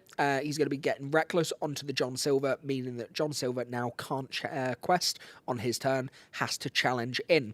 Just closed Will down a little bit. It's only the Clarabelle that can quest. He's not going to want to quest that Clarabelle now, though, with John Silver on the board. Means it's going to be able to go pretty quickly. However, something we need to be aware of, Clarabelle, if that does get the Reckless on it, it's going to have to challenge into cards. Can be quite easy for Kyle to now get rid of it. Will's going to need to find a way to be able to get rid of that John Silver to protect his Clarabelle and keep his draw engine going. However, he does have 4 cards in his hand, which is really nice. I think I see a Prince Philip in hand there, so if we get some damage across onto the characters, we could play that, get rid of the characters on board, stop the threat, and then we'll be able to quest out with the Clarabelle. Looks like John Silver's going to be singing. Oh, very nice. You're welcome on John Silver. Going to be shuffled into the Nope, Mother Know Best, I apologise. Goes into the hand, so that's the threat gone there. Obviously, that can be replayed next turn, but it's another big body that's not there. John Silver coming down again for Will, going to be inking the Prince Philip, try to get as small hand as possible so he can draw off of Kyle's hand. They're going to be pass and turn, draws another 2 cards to match Carl's hand of 3. Carl draws for turn, looks like he has another Prince Philip in his hand. Not a great card. Max Goof, John Silver as well. He's really struggling here. Not a lot of removal, not really anything to contend with Will. Will has quite a strong board state, and because he has the Clarabelle, he can keep forcing himself to ramp an ink to discard his hand, get rid of as many as possible, keep the draw engine going, and put a lot of pressure on the board. 5 all at the minute. It's looking close on paper, but I think Will is starting to edge away slightly with this game. A lot of pressure on Kyle to be able to keep in with the game. Going to play down John Silver and the Prince Philip. Going to give Reckless to a card, either Clarabelle or one of the John Silvers. Bit of a tricky position though, because it's all big statted bodies on Will's side of the board. Going to be giving it to the Clarabelle. Clarabelle has to challenge on the next turn. Obviously, he could get rid of that by singing, maybe hitting the You're Welcome and the Mother Know Best again. That way, Clarabelle doesn't have to challenge.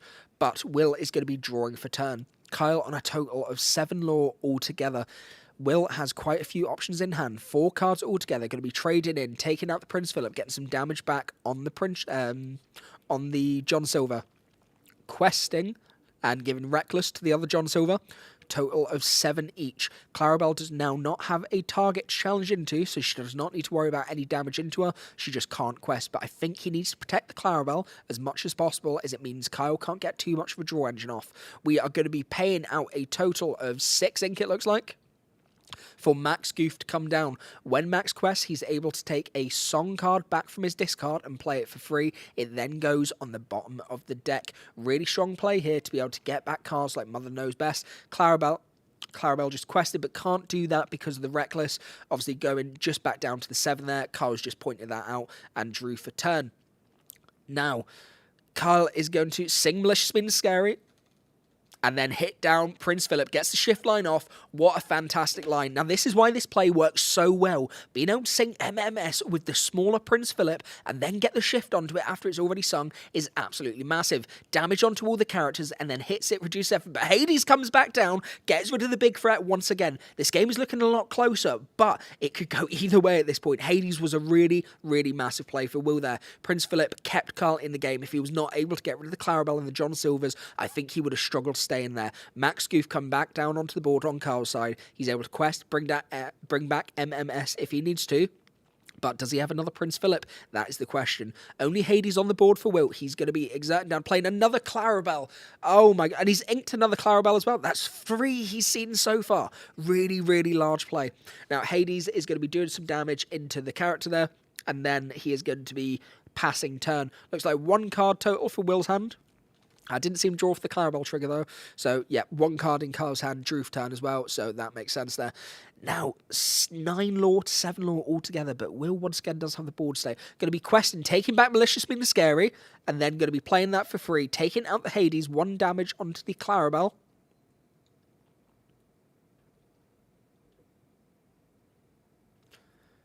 Playing down Tipo for turn there. I'm not sure if there should be a damage there. I'm not sure if the players have missed that.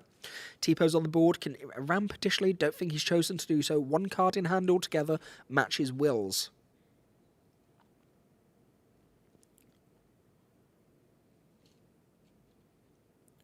So I think this is Kyle just pointing out to Will that he's played the card for free with Max Goof potentially. Players both having a little bit of a discussion. We'll allow them to have that. And then once they're finished chatting, we'll get back to the commentary.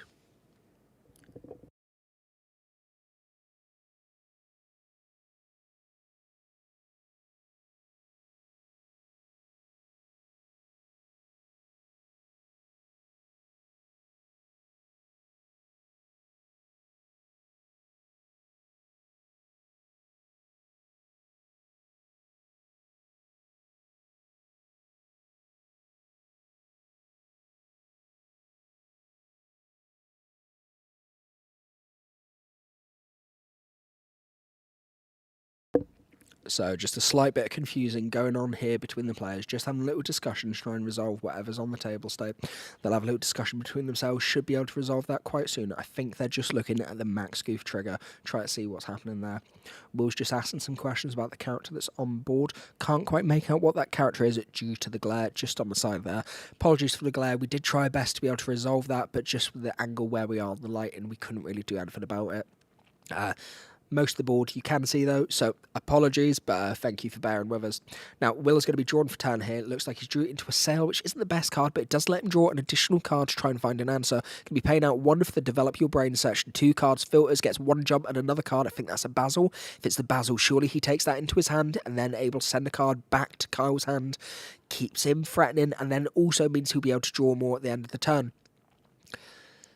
Develop has been played. We have a total of 2 cards in Will's hand. Having a little look through the discard, see what can come back with Max Goof. Got the 1 jump head there, not something he really needs to worry about too much. Oh no, it looks like it's a Clarabelle, not the... Yeah, it's a tiny Clarabelle, not the Basil.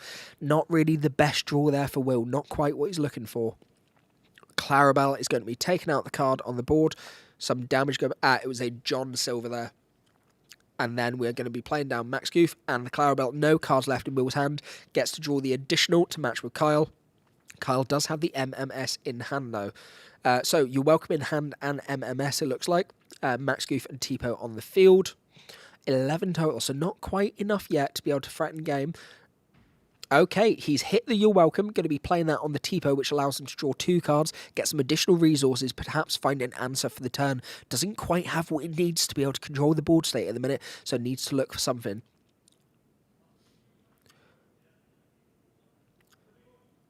Okay, Malicious Mean Scary just been played, which takes out the Clarabelle, 1 damage on each of the characters, so obviously that was held in the last turn, brought back from the discard. Few options left here. Max is then going to quest, bring back the MMS, play it for free, which takes out the Clarabelle, and then also deals another bit of damage onto the Max Goof. Interesting play here. 2 cards in hand, drawn from the You're Welcome, and then passing on to Will.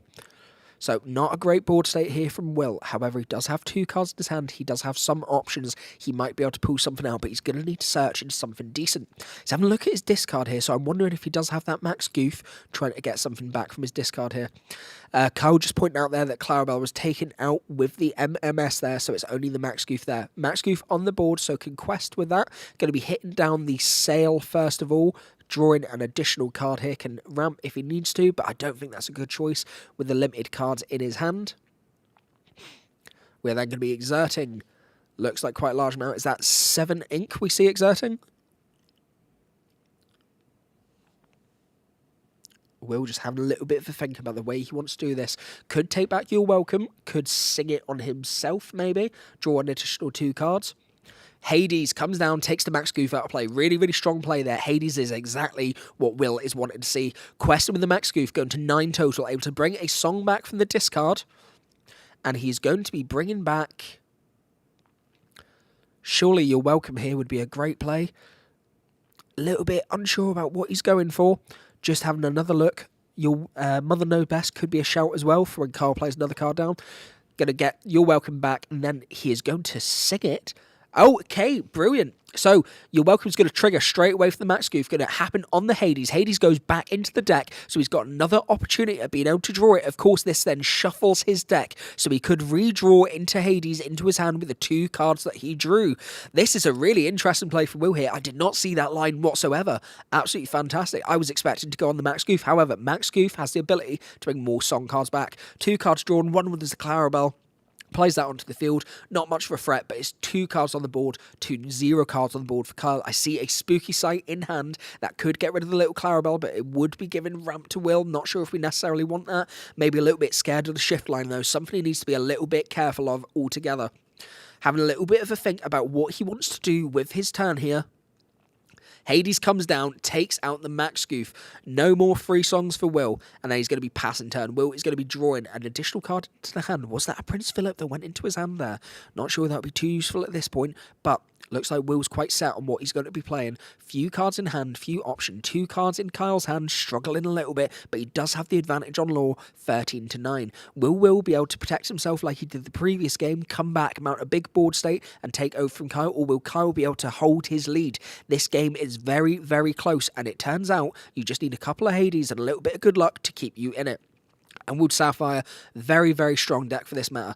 Going to be questing with the Clarabelle, going to 10, then playing down Basil, sending the card back to Carl's hand there. Hades in hand is a little bit risky because it does mean that he's able to pop another character, but it means that Kyle isn't questing for 2, more importantly. Being at 13, it is very tight, and he needs to stop Kyle from getting as much lore as possible.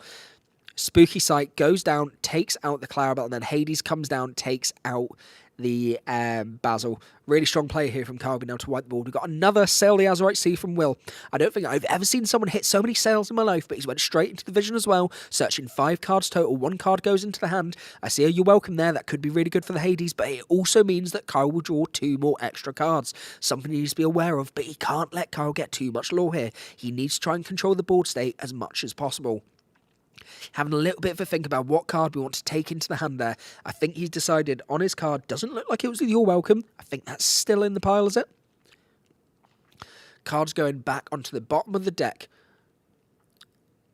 He's going to hit another Vision of the Future, searching 5. Didn't quite see the answer that he needed, looking for something different. Perhaps it's a John Silver he's looking for. Give Hades Reckless could be a very smart play. This is the real benefit of Sapphire at the minute. It gives you so much options for searching. If you don't have the card you need, you can dig, keep digging. And as a famous card by DKP, you're effectively digging a little deeper. So Basil comes down on the board here. Hades once again goes back into the hand. Carl put his hand over the card there, saying no. Looks like he doesn't trigger it to go back to the hand. Oh no, Hades comes down, another Hades, and then quest with Hades to go to 15. John Silver on the board. I don't think there's anything Will can do to stay in this game. 6 lore altogether on the board. Plays oh, what a play from Will. Malicious Speed and Scary into the Prince Philip to immediately wipe the board. That was the quickest turnaround I have ever seen. All ink being used, and then we're going to be passing over from Carl. Nothing he can do there. Prince Philip quest going to 13. And then we have quite a lot of ink. Can play something out. What's he going to play? Oh my god, goes for another Prince Philip and a Donald. I think that's going to be the writing on the wall, surely. That's 6 lore on board. Is there anything that Carl can do? Another Hades! Oh my god. Hades goes into the Inkwell. Will's Evergrown Inkwell is absolutely huge at the minute, but he's not quite got game yet. On Will's turn, both players able to draw an additional card. Questing out for 4, going to 18 total, and then hitting another Hades on Hades. I don't believe that Hades War is going absolutely nuts. I don't think Carl has anything to be able to get rid of all 3 characters here. This is a little bit too difficult for him. Carl's smiling away. He's doing the best he can. What an absolute match so far. Tipo, Cinderella, and Spooky Sight, I think it is. Oh, unlucky Carl. What an absolute amazing performance from both players. That is another win in the bag for Will, giving him his 3rd win of the day. A win against Ruby Sapphire, a win against Purple Steel, and now a win in the mirror match. Seriously, a really strong deck. Massive well done to Will, and a serious well done to Kyle, who was looking ahead in all of these games there. He was so unlucky with a little bit of bad draw, but unfortunately that's what happens in card games. A little bit of RNG can go out your way here and there. Really great play from both players. Right, apologies, we couldn't get the interview in the last set as Andy was just heading off. However, I'm going to sneak into the room and see if I can just grab Kyle for a quick chat on stream and just get his thoughts about his decks. Stay on tune, guys. I'm going to be a few minutes while I grab Kyle, and we'll be right back with you. See you soon.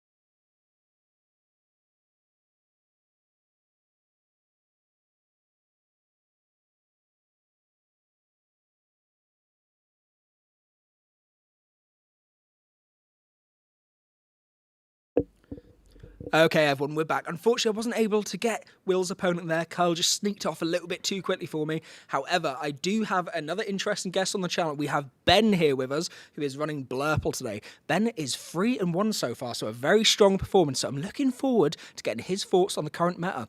A few people have been saying to me that Blurple is going to be struggling. So, Ben, tell me, do you think Blurple can survive in this meta? Personally, I think Blurple's a fine deck, but it didn't really get the tools from set 11 that the Steel decks did. I feel like going forward, Blurple's strongest matchup traditionally has always been Purple Steel, but I think now that they have Demona and Morvace to refuel, and especially Goliath to punish you for having such a strong hand, it can definitely be the case that I think the matchup's a lot weaker. I think Emerald Saf still being such a strong deck in the format also makes Blurple a lot weaker, and you don't really have the tools to deal with it. I just think Blurple's in a rough spot because bad matchups still exist and good matchups have just become bad matchups. Yeah, really interesting thoughts there. And Demona really is quite a clutch card. It's, being able to limit what you can do. Is Demona something you're scared of? Do you think that's something that can beat you? Or is it something that's not going to have too much effect in the grand scope of things? I think it's just a case of it's sort of like similar to a dock effect. Most of the ways you would traditionally, or in the last format, you would lose the purple steel matchup to your opponent just sort of drowning you in dock after dock after dock. Having access to another version of the dock effect that also has a very strong body that can race you is quite threatening. Like, the great thing about dock is you don't really have to immediately answer it. Demona is a sort of very much a kill on sight target, and if you just don't have the answer for it, your opponent will run away with the game. Yeah, really interesting thoughts there. I mean, it's definitely wide open at the moment. We've even seen on stream today quite a few different decks. And what's quite startling to me is some decks are having quite large changes. We've especially seen that in Sapphire Steel, for example. Blurple, from the list that I've seen so far, they tend to be quite similar to what we've already had. So for you, are you running any spicy techs? Have you changed a lot? Or is it quite similar to what you're already running for a set 9 variant? It's incredibly similar. I've thrown the new Hades in as a 2-of and a 2-of copy of the new Ursula, the boost Ursula. I think Ursula especially is a great upgrade. She's pretty much just a strictly better TikTok. She races a lot better in the late game and sort of punishes opponents trying to Hades her a bit more because you just get that extra ink off the boost cards. I know a lot of people are very hyped for Cinderella for Blurple. I don't particularly see it. I think it's just a very bad, uninkable body that sort of just draws one, inks one. It's not really what you want to be doing on turn 4. Neither is it evasive, so it doesn't really add into the Dumbo plan. Apart from that, I'm pretty much no spicy tech today, unfortunately. Now, that's really interesting you say that. Obviously, Cinderella seems to be the chase card for everyone in this current meta. It's really expensive. Everyone wants it. And in Will's game so far, we've really seen the benefit of it, mainly because it's able to filter the deck a little bit. Because we're able to get that additional ramp and then draw at the end of the turn, it's really useful. Blurple already has quite a strong draw engine, though. So do you find that we're not needing the benefit to get one single card? Would you rather just have a Dumbo or a Genie down on the field? Yeah, I find that most of the time I would rather just be playing Genie on turn 4. Especially as a Basil deck, Genie can trade on turn 5 quite a lot better with Basil or even on his own. You want to be having those evasive 4-drop into 5-drop and then sort of stabilize with a Dumbo to refill. I think Cinderella's great at filtering, and maybe if you had a higher uninkable count in your deck, Cinderella would be great. I just don't think Blurple struggles from that enough to really need her to do filtering. I think it's just better to have more consistent draw engines throughout your deck. Yeah, that's a very valid point there, and I'm really glad to get your thoughts on it. Now, I do have another card that I do want to ask you about, as it's something that a lot of people seem to be really keen on finding more about, and if it's working. I'm going to say, I don't think it's very good. I don't think it's working at the minute, but what's your thoughts on Spooky Sight? I think Spooky Sight is a very interesting card. I think it has 2 major issues. One is a 6 cost. I think Spooky Sight would be incredibly more playable as a 5-drop. It's just that the extra turn, the aggregates can really start to get there over it. And literally, it's uninkable. Without your Tipo draws, there's a lot of matchups where Spooky Sight will just sit there in your hand rotting. With these sort of with the Steel deck sort of ticking up their average ink value a lot more, you'll find that you'll get a lot less value out of it as a sweeper. Most of the time now, you're sort of you might kill 2 things, and even then you're putting it into the inkwell. These decks that have, huge late game draw opportunity want that extra ink, and Spooky Sight just, contributing to giving them ink is also just a massive downside. I think the card is very weak, unfortunately. Yeah, that's a fair point. And in Will's game, to be honest, he really seemed to struggle when he was playing that out. The big difficulty I saw, especially in his Amber Steel matchup, great, he was able to clear the board. However, the Amber Steel player suddenly ended up on like 11 ink, which was crazy. They chained a couple of docks back to back, then all of a sudden it was a wide board state again. And because they had so much ramp and they had more in the ink well than Will did, he just couldn't come back and do anything to the board state whatsoever. It feels almost like a little bit of a double-edged sword that it does well to clear the board state, but then it also puts them in a better position as well. Something I'm a little bit scared of for Purple Steel. Now, there are a couple of different Blurple decks going about at the minute, and something I want to ask you about. We've got a brand new 2-cost item in Blurple. Everyone seems to be really ham on this because you get an additional draw from it. It's almost like an additional popsicle that's back, but maybe not quite as good. I'd like to get your thoughts on it, and if you would play that in your deck, do you think it's worth bringing the 6-cost Tamatoa back? So, I think there's a lot of hype about the 2 new items in this set. I think the journal has more potential than... I think the journal has potential. I think there is definitely a shell that exists there where you're looking to just sort of draw two, Tamatoa, get it back. I think it plays really well into the sort of the rest of the field with this 3 cards in hand strategy that the steel decks are enforcing. Having access to more control to draw has always been what you wanted. I mean, similar effects with the Emerald Sapphire decks. Like, you want to be able to control when you're drawing cards, and I think this book gives you a really good ability to do so. I could definitely see a shell that exists a week or so down the line where someone comes up with this, very well refined Tamatoa deck that can pressure card draw just better than the current versions of Blurple. Amazing. Thank you very much. Now, meta is wide at the minute, and obviously it is going to be with the new set. What I would like to know, though, is you went for Blurple today, but was there any other choices in your head? Did you kind of go for any of, maybe this would be a better gameplay, maybe this suits me more? What did you think through when you were prepping this tournament, and what decks did you look at? So I think largely I'm playing Blurple because I had the last set Blurple on me, all built. It was just a case of sort of swapping out a few cards overnight, and I had a quite good finish yesterday, so I felt very confident playing Blurple again. I think for the next few weeks, I'll probably try out Purple Steel. I think it's a deck that interests me the most. I think it got a lot of very good tools and is very, primed to attack a lot of the big decks in the meta. I mean, this sort of like Emerald Amber deck that's running around, that's reanimating the Circle of Life also looks very interesting. I'm interested to see if any decks can actually really fight it effectively, or if that will prove to be like the big meta deck going forward. But yeah, I think I would consider Purple Steel and Amber Emerald going forward. Very interesting choices. Now, one thing I'm a little bit surprised about with this tournament is, I don't know about you, but I had quite a high expectation of aggro decks pivoting over to Amber Sapphire.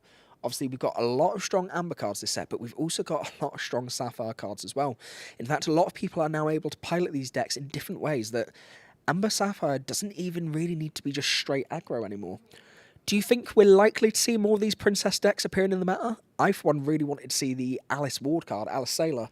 I thought that was going to be absolutely nuts, but I've not actually seen anyone playing it today, and I'm really gutted about that. I think we're at a bit of an interesting point with these princess decks where they sort of do sit on the line between an aggro and sort of a tempo-y mid-range deck, and I like this versatility in them. I think, however, with the way Lorcana is at the moment, I think you are really wanting to commit to a very dedicated game plan, and these princess decks' inability to do so sort of just makes them a weaker aggro deck than, Amber Steel, Sapphire Steel, etc., or, it's not as mid-rangey as, say, Blurple or Purple Steel even. I think it just sort of unfortunately sits in the middle where you're not the best at doing anything, and so nobody really wants to play that deck. Yeah, very fair comment there. Now, let's focus on you a little bit here. So you're doing very well today. Say 3-1 record so far? Wow, fantastic. So you're literally on fire. The deck is working for you. Really glad to see that. What I want to know from you is, what's your kind of horror matchups? What are you scared to play against? And what are you really looking forward to going into? So I think the horror matchup for Blurple for the past 3 months has been Emerald Sapphire. I don't think anything's changing there. I think you struggle so much against this Clarabelle game plan where you'll welcome you and then you're just drowning in value. You've got a few nice pieces this set. I mean, you'll get nice games where they're trapped with spooky sights and their hands are very clunky, but those are very rare games. I think on average that matchup should be practically an auto loss for you now. I also think Blurple really struggles against these like hyper aggro decks. Even with Spooky Sight, you just sort of can't stabilize well enough against them anymore.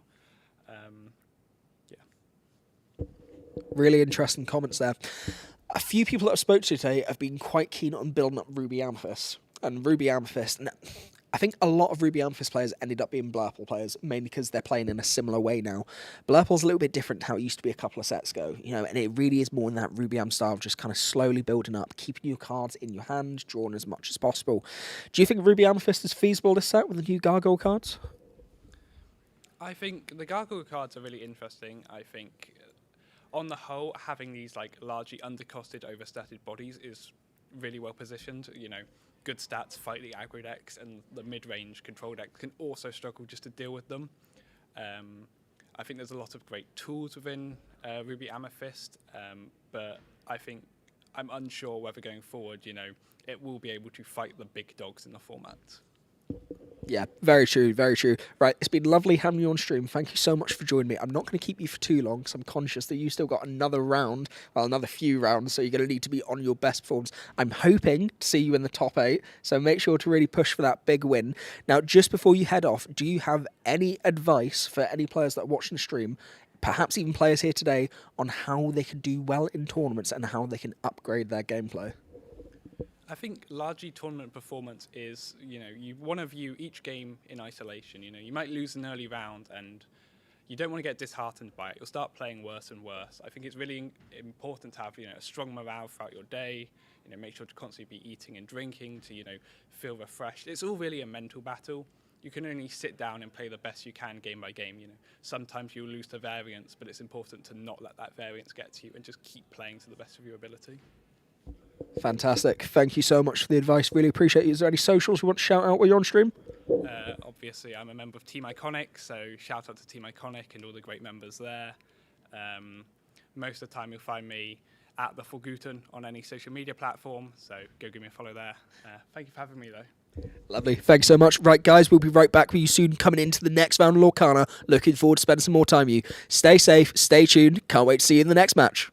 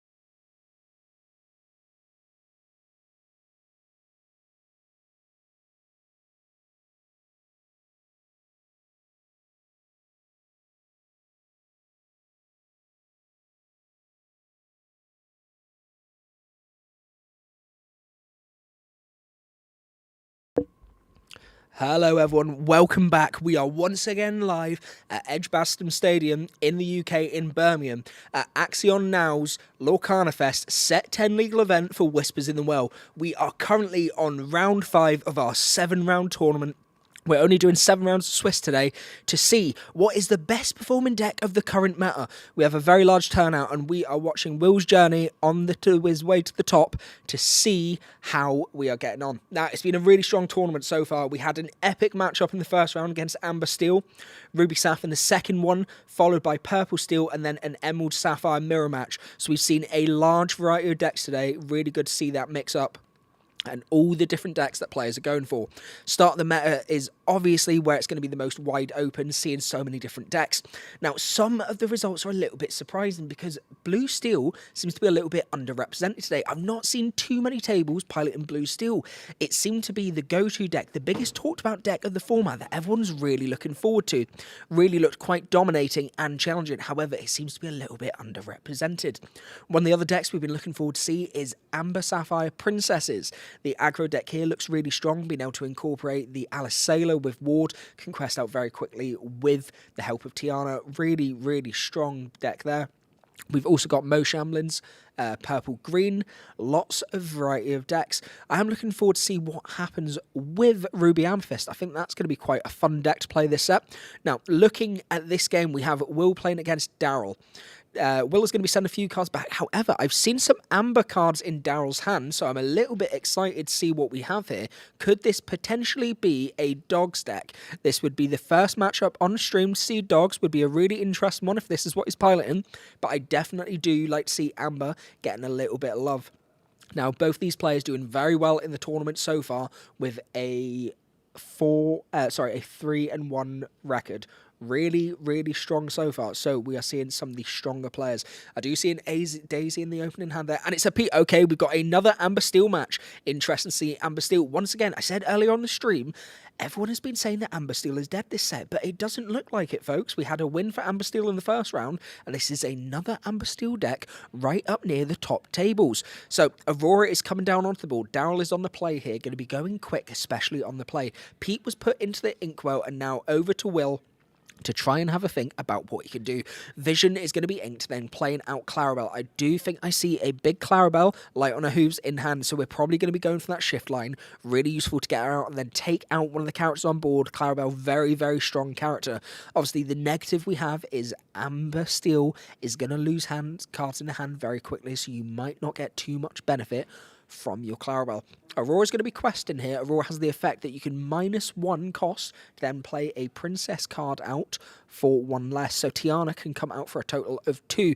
And, oh, okay, that looks like Rapunzel that we're going to be playing out here. Rapunzel has support effect and that the ability that it stops your support characters from being damaged. Very, very strong card and interesting to see here.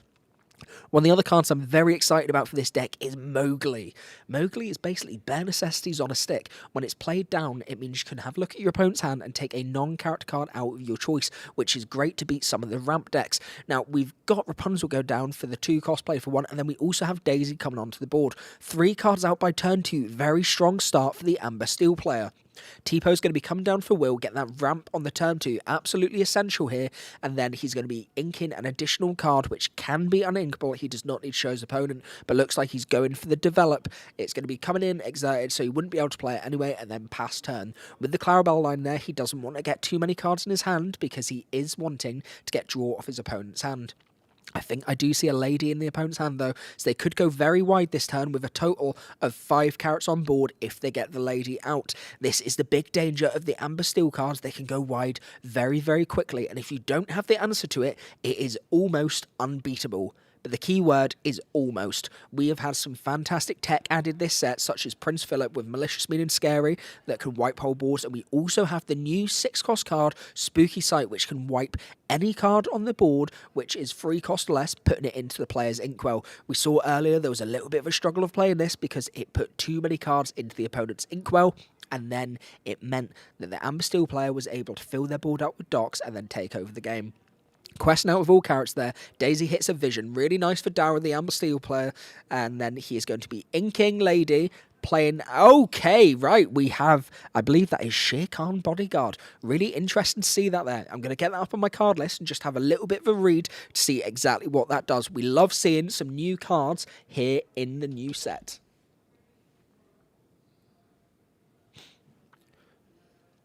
So, just while we're waiting here, looks like Will's going to be inking an additional card for this turn.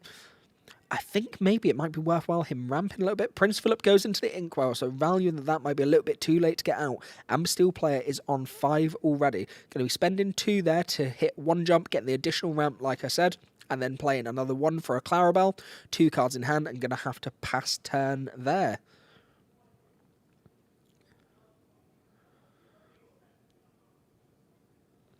Now, Amber Steel player does have a very, very wide board here. I'm just having a little look at the list as we speak, see if we can get a little bit of a read on what this card is that he's just put down onto the board. Meanwhile, going to be questing out fully. Going to a total of 1, 2, 3, 4, 5, up to 10, I believe. It is Raja Bodyguard, so 3 cost, 3/4 stat line. So nice beefy character, a little bit different to what we're normally seeing with the Jim Diz at 0/4 stat line at 2 cost, but 1 less than the Pluto, which is the 4. We've got a Lilo coming down onto the board, Zombie Lilo, which means it does not come off the board straight away. It goes into the discard, but can be played from your discard. You still have to pay for it, though. Of course, that needs to happen before the draw. Looks like Daryl has 2 cards left in his hand. I see a Fire the Cannons there. Not very useful on one of the Clarabelles, because he's going to get the shift off anyway. Got 1, 2, 3, 4, 5. Clarabelle surely has to come down this turn. I think it needs to be Clarabelle comes down, takes out the Raja, and then maybe Tipo and Clarabelle can take out Aurora.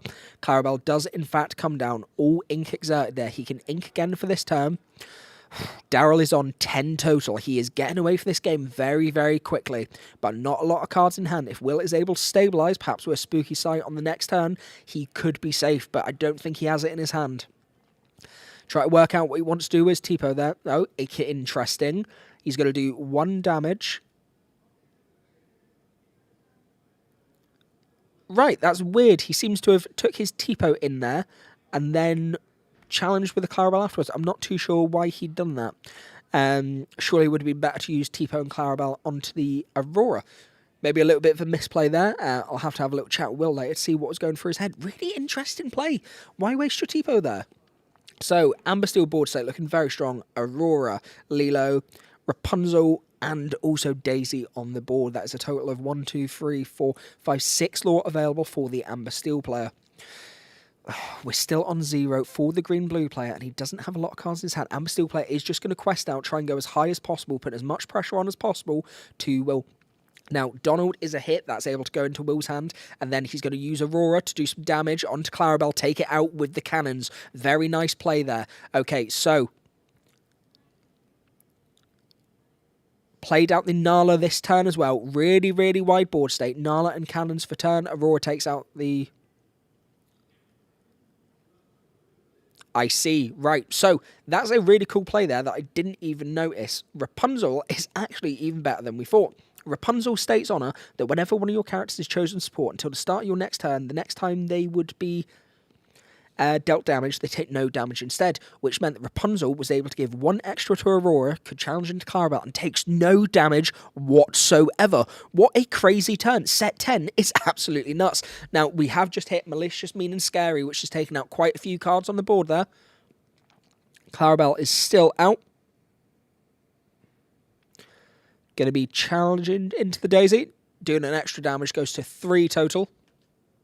I see it was a double Malicious Mean Scary, which was able to wipe the board there. I was thinking that was a little bit overpowered, but double Malicious. Very interesting play from Will, keeping Daryl down as much as possible.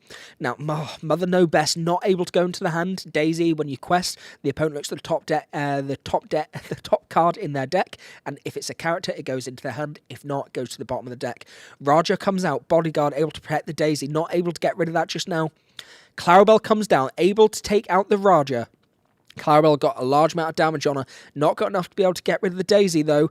Going to be questing again. Okay, I don't think there's really anything Will can do in this game. Daryl's looking very excited. Hand ready on the top of the deck. Daisy quests out, going to 19 total. Basil goes into the hand. Got a couple of cards he can play. Perhaps the Calhoun goes down here. Having a little bit of a think about what he wants to do. Free ink is available. It could be smart to play down the Pete. No actions available then. And then he can just quest and take it. Pete comes down. However, there is Basil in the hand. Clarabelle can take out the Daisy. Basil can come down, get rid of the Pete. It does save him a little bit. Yeah, Basil comes down, gets rid of the Pete. It's 19-0 though. This game is looking very, very close. Will is going to need to try and find some answers very quickly. He does have some cards in hand. Not sure it's enough to be able to beat Daryl though. Daryl is starting to play a little bit quicker. He thinks he's going to get the game, it looks like. Shuffle of the cards in hand. Looks like we've got Aurora. We have Pete and we also have Calhoun. Surely Pete just comes back down again. Surely there's not going to be a second Basil. Interesting. Goes for the Calhoun and then spending one for the Aurora, trying to make Will get rid of more cards, and then he's going to ink the Pete so it doesn't get the Basil effect. Obviously, Basil effect, when it quests, you can discard a card in the hand of your opponent at random. With only one card left in hand, it will be the Pete that goes straight to the discard. Okay, is there anything he can do here? Going to be spend 2, potentially for a Vision of the Future, searching. Yep, a little bit of a dig here. He's got 1, 2, 3, 4, 5. He's got 6 ink available. If he can ink again, he could play out a Hades, which gets rid of another card. However, it's not quite enough to deal with both characters. I'm not sure how he's going to be able to get around this, no matter what he draws into. Hades can get rid of one. Basil can get rid of one. You're Welcome can get rid of one, but it's not quite enough to be able to do anything. I'm not sure Will can come back this game here. It is very tight. Had a little look. Nope, he's just had to scoop it up there. Nothing he can do.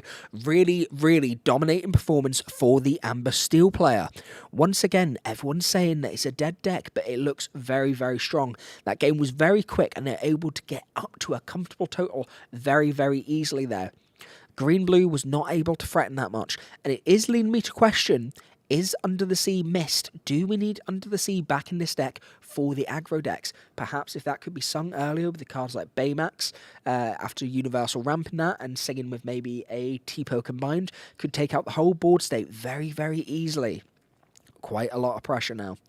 Okay, the good news is Will is going to be on the play this time, so that means he has more of a chance in this game. However, he struggled against the Amber Steel match in the first match, so he might struggle again here. Interested to see what he can do to pull it out. Be aware, we do have Spooky Sight in the decks. We can get rid of large amounts of cards. He's also got the Prince Philip combo, so he can get rid of cards by using Malicious Mean Scary, but it does mean ramping high enough to be able to get there.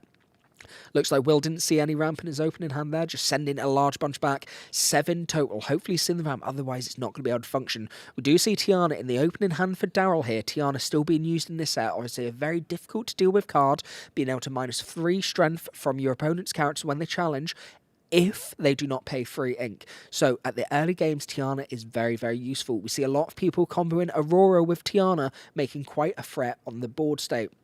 Now, opponents have a nice little cut of the deck and then passing across. Will is on the play there. I see a Tipo in hand. He does have the ramp. Going to be inking Prince Philip, playing out Clarabelle and passing turn. The big question is, does he have the shift line Clarabelle? Is he able to get that off straight away? Daryl's having a little bit of a think, going to ink down the Rapunzel there, which had such a large benefit in that game. Obviously a 2-cost legendary, playing out Mulan, allowing you to filter, draw 1 card, discard 1 card from your hand. Mulan is really clutch when you have additional docks in your hand, or if you just want to filter your deck a little bit. The prime target to get rid of with a Mulan has to be Zombie Lilo, the 2-cost character that can be played from your discard. Going to be inking Basil here, playing out Tipo, getting the additional ramp. Really good if we do have the big Clarabelle in hand here, because he's getting rid of cards very quickly. If he can get his hand nice and low, even the aggro deck is not going to be able to keep their hand small enough to stop Will from being able to draw. The key here is being able to draw and ramp at the same time as quickly as possible, and it can keep him in the game. He needs to get really high on his resources. Looks like another Rapunzel going into the Inkwell, and he's going to quest with the Mulan, putting him on 1 total, hoping that perhaps the Clarabelle will trade into there, perhaps. Tipo could go into it, but it doesn't make much sense. But we also get Daisy and Aurora down onto the board. Really nice here, because Aurora can cheat out Tiana for 1 cost less. Daisy obviously able to quest out quite quickly, gaining 2 per turn, but it does put cards into Will's hand, which would make Clarabelle a little bit less useful. Tipo takes out the Mulan, as expected. Vision goes into the Inkwell, and Cinderella is played. Cinderella being able to give an additional card into the Inkwell at the end of his turn, since he played a princess character, and then he can draw a card, letting Will filter some cards from his deck, get rid of the worst ones, put in his Inkwell, and draw another card. Really, really controversial card at the minute. Some people absolutely love it, some people hate it. I think it's pretty good, but I'm not sure the price that it's currently worth for them is necessary for each deck. It's a big question, like Dumbo in the last set. Can you still win with without it. And at this point, I'm not sure with the green-blue deck. It has been so clutch in so many of these matches. Daisy's going to quest out with Aurora as well. Trigger happens. Basil goes into the hand. Tiana is coming out for 2 ink. Less is paid. Now, he can ink another card, play cannons here, get rid of Clarabelle. This could be absolutely huge. Stop Will's shift line altogether. Could be a really nice play. What is he going to ink, though, if he does go for that line? Pete in hand, but surely that's quite a strong card in this. He inks Pete and then plays out cannons, taking out Clarabelle straight away, pass in turn. Really strong board state here for Daryl. 4-0, 3 cards in ink. Cinderella, of course, is going to take out the Aurora, stop him from being able to cheat out extra cards. Tiana's still on the board state, though. Going to want to find a way to get rid of that as quickly as possible. Makes it very hard to challenge. Now, Max Goof comes back down onto the board, 6 cost character. When it quests, you're able to bring a song card from your discard into your hand and play it for free. Don't think we've seen any songs yet from Will, so perhaps a song in his hand that he could play the next turn, then quest with Max Goof, bring it back, play it for free. Could be a really strong turn there. If it's your welcome, though, it's going to be giving down way too many cards, which is really, really risky. However, we could maybe get a Clarabelle down and try that. That'd be 1, 2, 3, 4, 5, 6 ink. So Clarabelle could come down next turn. Interesting. Now, what is Daryl going to do here? Only 2 cards on the board. Definitely. Okay, surprised by that. I thought he would have quested out with the characters, but he's challenged in Cinderella, taken it out. Then he is going to be playing Pluto Bodyguard to protect his 2 characters. Really strong play here. Tiana and Daisy with protection. Pluto is so hard to be able to get rid of because it's a 5/5 stat line when it doesn't have any damage on it. Nice, comfortable state for Daryl, but only 1 card in the hand. Okay, big play. Malicious Ministeri comes down. That's going to take out Tiana, and nope, it puts them 3. They had 2 damage on them, but the damage is now on Pluto, which means that it's not gone. So, not too sure what's going on here.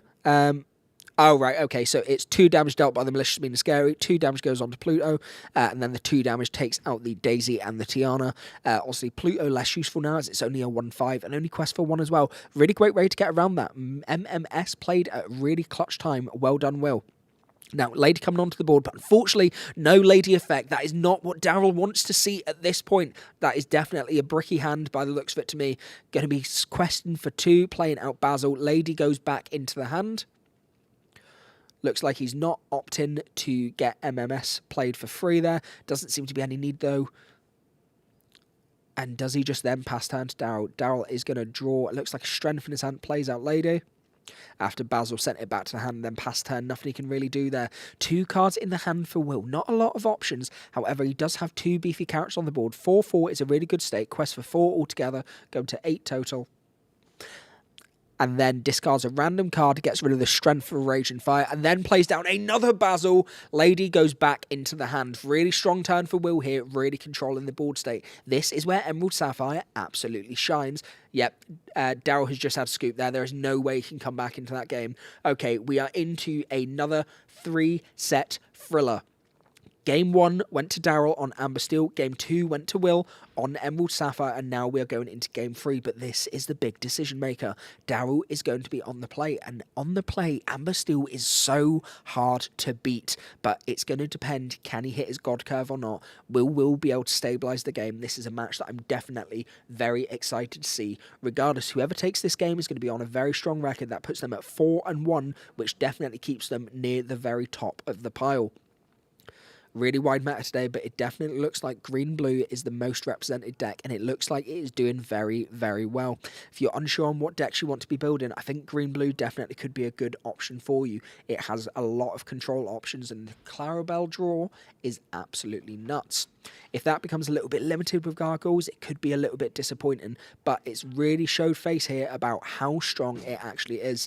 Daryl has finished the shuffle, ready to pass that over to Will, ready for the cut. Will just giving it another final couple of shuffles. Make sure it's not all grouped together. The last thing we want is a few Tipo bricks and not being able to actually play the game.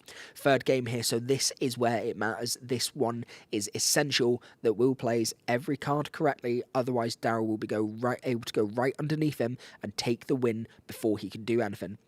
Both players having a little look into their hands, working out what they need to keep, what they need to get rid of. Daryl obviously looking for some low-cost cards. Will looking for potentially his Clarabelle line and then some control cards as well.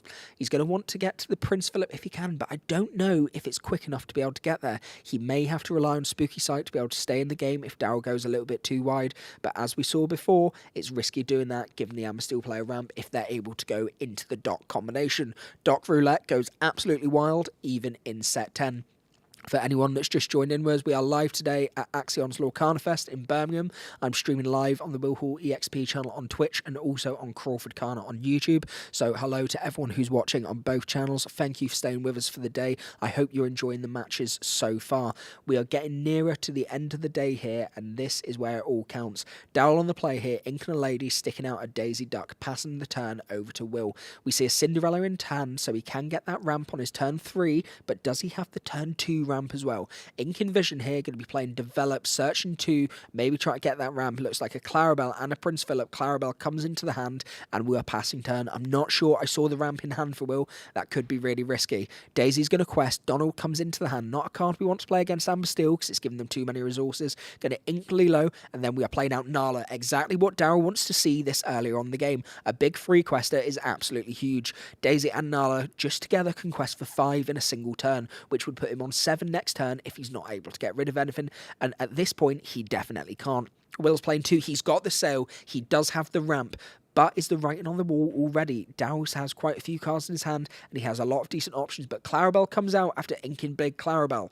Surely he has the additional Clarabelle in his hand, he wouldn't get rid of that. He needs that shift line to be able to get rid of some of the cards on Daryl's board. Clarabelle having a 5-6 stat line, really huge.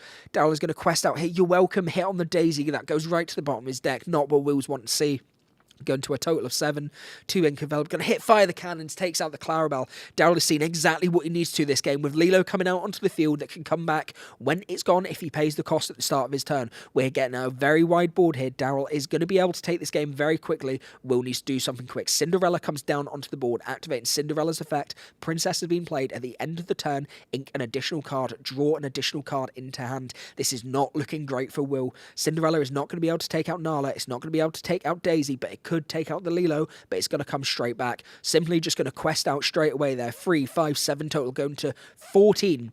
Tipo into hand for Will. Not a card that you want to see. And Tiana comes down as well. Really, really strong play from Daryl. He's seen everything he needs at the minute. It's really, really scary positioning. I'm not sure what Will's going to be able to do to come back from this, but he's going to do everything he can. Daryl on 14 lore. He hits the Spooky Sight. What a fantastic play. Taking it away. Great job, Will, being able to find that. I thought you were absolutely stuck there.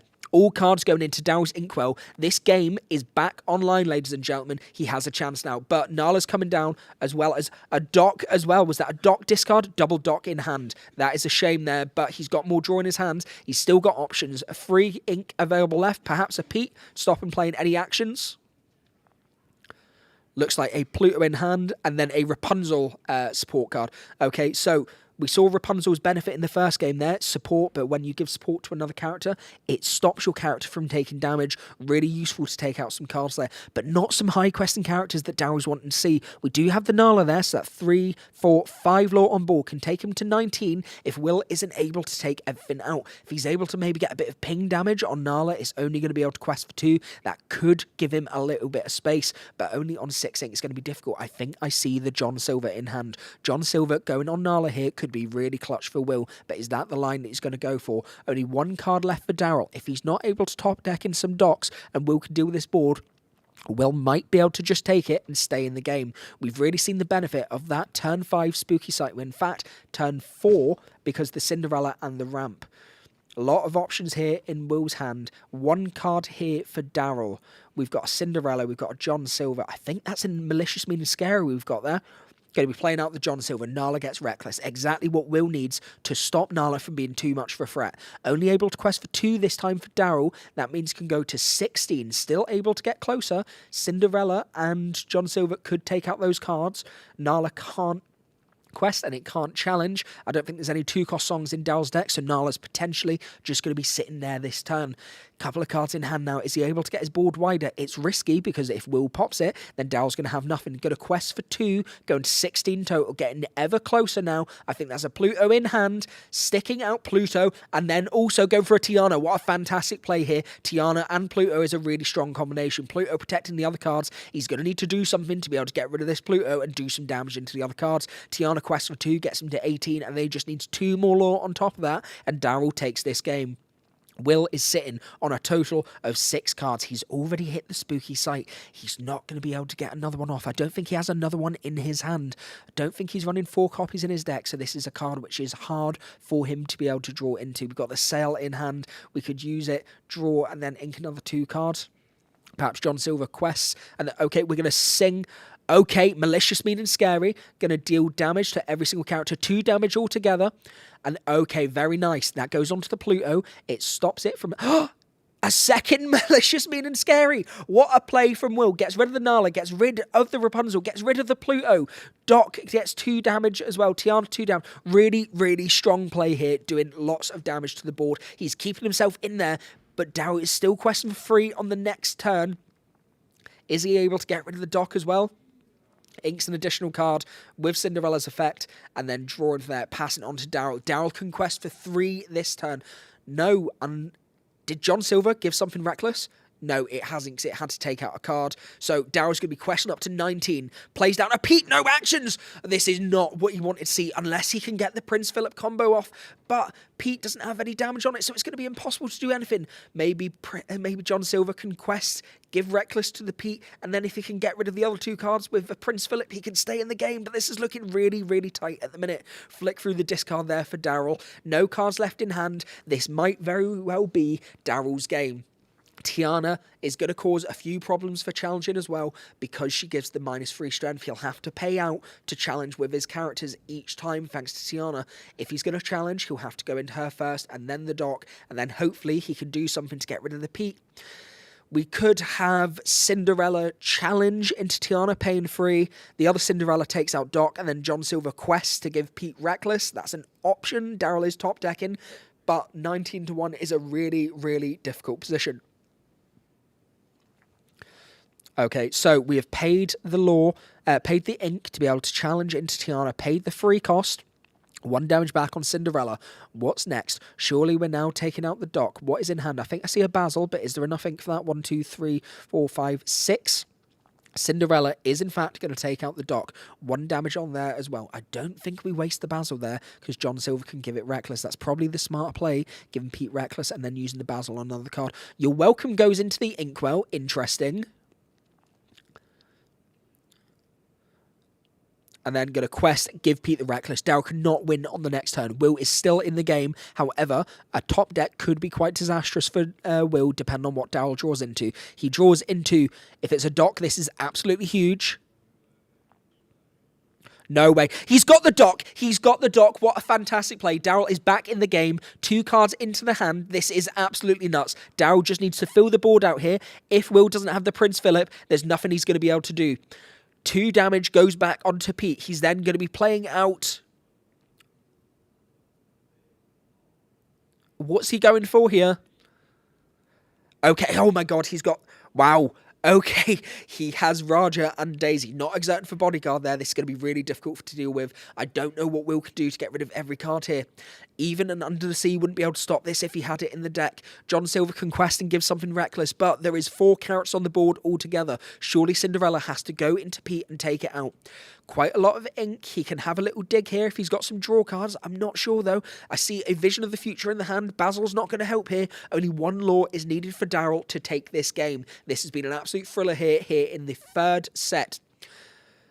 Oh, my God. This could not be more intense. I'm on the edge of my seat. Is there anything Will can do here? Just seen in the chat, needs Hades or Basil. I don't think for this board state there is not enough to be able to get rid of. Hello to everyone that is watching live on the chat. We are live at CrawfordCana on YouTube and also live here on Will Hall EXP on Twitch as well. Thank you for joining us today.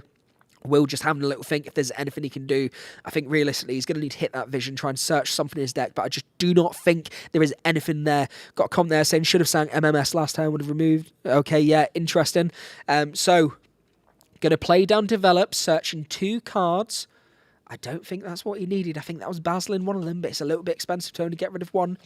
Okay, Develop goes into the discard, puts 1 down to the bottom of the deck. He's still got Ink Remain, going to be paying 2. Vision of the Future, searching 5 cards. I just don't think there's anything he can do here. Looking for 5 cards. Is there any single option left? 1, 2, 3, 4, 5, 6, 7 ink available. Can take out the Pete. Can give 1 card Reckless. If he had a Hades, he can take out 1 card. But I don't know how he's going to be able to take out 2 cards. It just doesn't seem feasible. Will is thinking through every single option that he has going right now. I just don't know what he can do.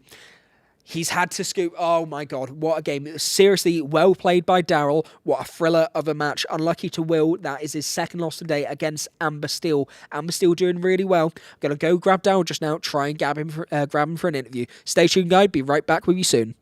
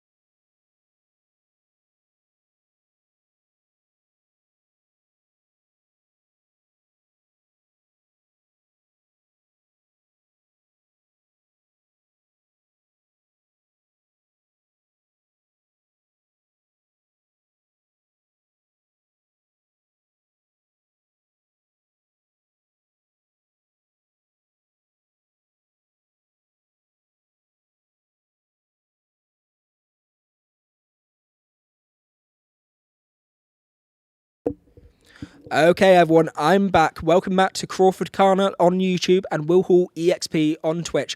I have Daryl here with me, the man who just played against Will in that epic 3-set thriller. And Daryl, honestly, let me say, what a game. That was impressive to watch. First of all, can we just get some of your thoughts on that match, please? That was crazy.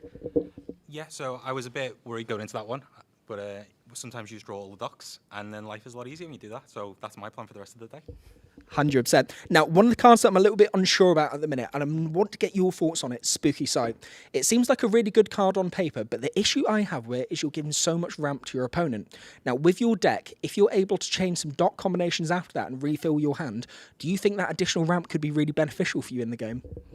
Yes, and that has actually been true for me today. I've been comboing that with trying to proactively discard Lilos, so you can post Lilo into your dock refill, and I went up to the 4th Pete to adjust around Spooky Sight. So far it hasn't actually been as brutal against me as I thought it was going to be, and what I think the room's expectation was for the card, but it's definitely certainly something you have to respect across the day. 100%, completely agree with you on that. And I think that was the big thing that scared people originally about still playing Amber Steel, because there was that removal. But it's so beneficial for you that you can have such a large inkwell and then be able to play out all your characters again. Amber Steel's such a dynamic deck that it just goes so quick. But if you hold on long enough, if you get your draw combos, it really goes off well. Now, what I do want to ask you, you've got quite a few set 10 cards in your deck. I really did like to see Raja in the deck, and also Rapunzel. That was nuts. Talk me through Rapunzel, please. I figured Rapunzel, when you read that card in a vacuum, the text reads amazing. So I had to test it and to see how it was going to go. So that's what today is for me. It's seeing actually how does it perform. It's been up and down. It actually hasn't performed as much as I would have liked, and I don't think it's worth the element to combo with it necessarily. I think you just need to protect the bubble itself. I think I'm not playing the Mowgli stakes. I didn't have them, so that might be an actual better slot. But sometimes when you do the combo of that into Raja, it is great, and I think a lot of people are playing less pressure on the board early, so you can capitalize by going under people. And whether that's the correct tool, I'm still not certain, because of the law that you lose to play more into that tempo game, and whether that's the correct style for the deck, I'm not yet convinced of. But sometimes it has greatly performed, and in other matchups, it's always inkable. 100%. Now, I will say, the first game that I saw it, I misread the text on a little bit, because I was like, oh, cool, it's just support, that's cool. But I didn't realise it stops your other character from getting damaged once you've given the support to it, the boost. So like you said, giving it to the Raja, being a free stat line already, protecting that is absolutely massive for you, and then getting the +1 for Rapunzel. I really like that combination. Now, you mentioned you're not running the Mowglis. Now, I'm surprised at that. With today, I was expecting a lot of ramp decks. We've got blue steel, we've got green blue, and we've also got blurple. Mowgli surely is such a strong card against those ramp decks to be able to pull a non-character card out of their hand. Yes, no, absolutely, and obviously the information as well can't be overstated. That's a valuable piece of the puzzle. As I said, it was something I definitely need to play with. It's just something I didn't have today, so I figured that you don't want to playtest with only 2 of it, because you're not really getting the full experience as to the value of that card. But I do think it's probably going to go the way that you play that on turn 4 with a second Nala, and that's where you really capitalise and prey upon them only having that one singular out. So I do think it's definitely going to be something I'm going to be doing a lot of experience with in the next few weeks, just to see exactly what my opponent's faces are when you start Mowgli in them. So very cruel mindset. I like to see that. It's a little bit of a difficult one for me, because I do like the idea of Mowgli. If actually it's bare necessities on a stick, it's really good. But the one issue for it is, if you are playing it, you are taken away from a turn that you could be playing a Nala perhaps. Yes. And Nala is just such a nuts turn to play. If you get the Daisy into Nala, into Tiana, into Pluto, it's just almost unbeatable at points, because you're just getting so much lore so quickly. Unless you're playing against a Ruby deck, which is using Pirate's Life. Ruby Sapphire, we've got a couple of people playing today, which is great to see. But surely, even for something like that, you're just too quick against anyway that they can't do anything. Realistically, since we've lost B-Prep and Sisu, is there anything you actually need to worry about anymore? Not from that level. I mean, I'd be happy for people to play that deck all day. My only question really is, the decks that I struggle with, the Sapphire Steel was in a particularly run over for me. I didn't quite get there in game 2, and I got floored in game 1. That's going to be very prevalent. So how I think the way the deck's going to have to adapt is, can you beat that, is going to be the primary question you can answer. And I think the questions that might be, you have to go in a different style, either under it and more abusive in terms of your things like Nala, because you do have other options like Sebastian. You could go into the 1-drop Pluto. You can go into bolts. You can go into a more aggressive mindset and play in a more linear fashion, maybe, if you can go under them with them not playing to the board so aggressive. Or maybe you do end up having to go slightly bigger into something like a Sven if you're playing Rapunzels to try and tempo the board more. I think there's a bit of a balance shift one way or the other, and I'm not the person who's figured that out yet. Somebody, a really good player somebody will have already have the answer to that question. It's not me so far, but that's what I'm looking forward to seeing. Really interesting, and I think that kind of key difference between the decks is where that line in the sand is definitely going to hit. I do like the ability of god curve, in lesser words, for the Amstel aggro decks, that they can just win in that 4 turns and it's just unbeatable. And, you know, cards like Smash and Question for Free is just, it's nuts. You know, you're going so quick and so wide. But then you also have the issue of, if your opponent can take out those cards, you then have nothing, and you're just in a position of you don't really get to play anymore, and you're just watching them build their board, which is less fun. So, I mean, for you, was Amber Steel always the deck you were taking today, or have you had any other decks in consideration that you were looking at? I was always going to play because I'm a really big fan of playing aggressive styles and leveraging it, and that's the earlier game, and that's really what I like to do. So that was always what I was going to play. It was going to be a question of what could I get for set 10 from yesterday to try and switch over to see how can I update it for set 10, and let's just see how it plays. And that's really what today was, just let's get a feel for set 10 and see what I'm actually trying to play around in the practical sense. Yeah. It really is a difficult day today, and I've said it on stream earlier, it's all of us are trying to learn the new cards at the minute. We've seen quite a lot on stream, players kind of grab the card and try to read what happens. Even I'm in a position commentating where I'm not sure what some of the cards do because I've not seen them before. You then try to work out what they are, and that must be really difficult for you as a player, especially in the moment. If somebody plays down something and you don't know what to do, they're playing different lines that you've prepared for, something that you're not expecting. How does that affect you in the game mentally? Yeah, so thankfully with aggro, I think you do get a bit more time to piece away from that and sort of think around what are the specific combinations I am trying to.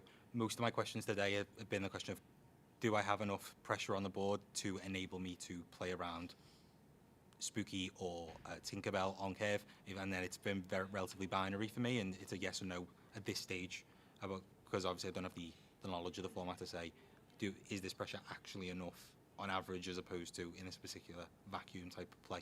So that's really where I've been focused. I ended up playing against Ruby Amethyst Damage Mover, and that was obviously a very technical deck, which I've never played against. Maybe it's because there was a lot of Lorcana yesterday, but I was like, that's too technical for me on a Sunday. I'm just going to turn them sideways, because sometimes you just, on the playing game 3, and you just go 1, 2, 3, 4. And I was like, that's what you need on a Sunday, I think. So yeah, that's very much helped. It's definitely nice when it works out. Ruby Am is one that I'm really interested in having a look at this set, just because it's odd to me that a deck could be the best deck in the format for so many sets and then just have such a steep dive after it lost some cards. It just really fell apart, which is such a shame because it was doing so well, but it's good that we've got that different meta. You know, set 9 itself, that was a very Blurple heavy meta. I think this set is hopefully going to be a bit wider. What's your thoughts on that? Do you think we're going to have a wide meta, or do you think we're going to be once again in this vacuum where it's kind of 3 decks which outperform literally everything? I think we'll spread a little bit in the next week or two as people still figure out. I think we will probably home back into 3-ish around there. I think everybody's wanted Steel Sapphire for so long, haven't they? Yeah. You got some set 1 diehards probably out there knowing it's their time to shine. So I think that's definitely going to be the one.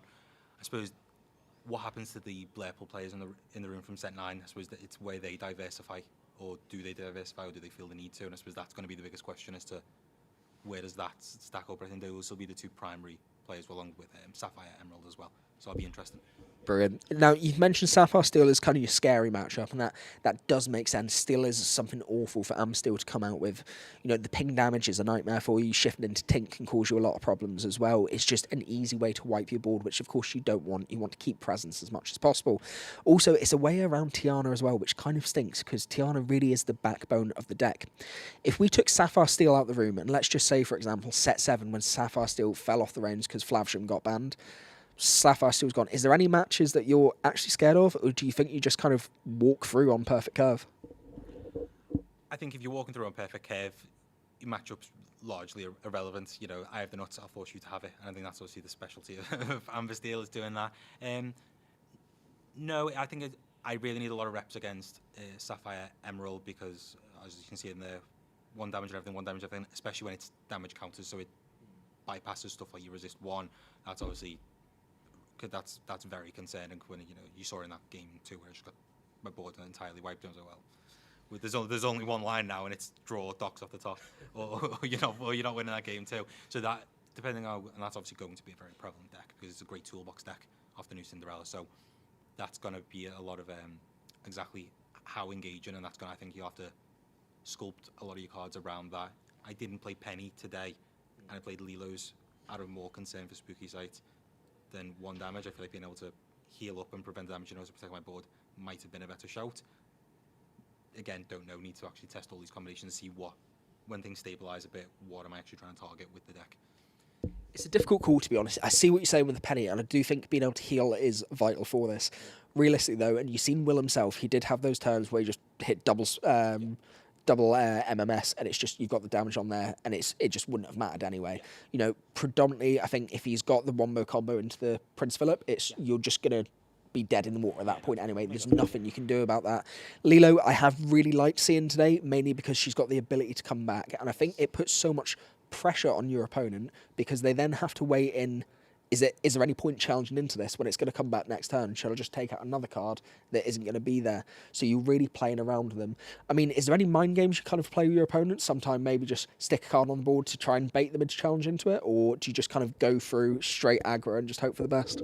With the Lilo, generally not, because my goal is always to get the Lilo in the bin. My opponents have had a lot of respect for Lilo today. It has been it's the thing you put in Inkwell if you can, because of that recursion. So if my opponent's Hadesing a Lilo, I've either already lost or I'm actually not that sad about it in that situation. So that's kind of fine, but putting it in the bin so it's an ever-present threat post-spooky, because it's always in your opponent's head, oh, if he brings that back and then goes dock into something, what have I got for my spooky turn?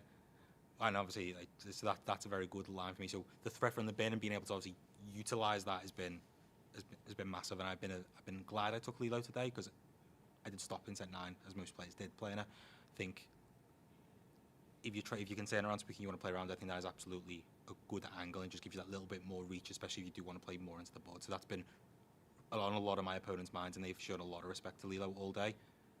Probably more than I have to my own Lilos, to be honest. So, I mean, I'm assuming that's a good thing for me. Yeah.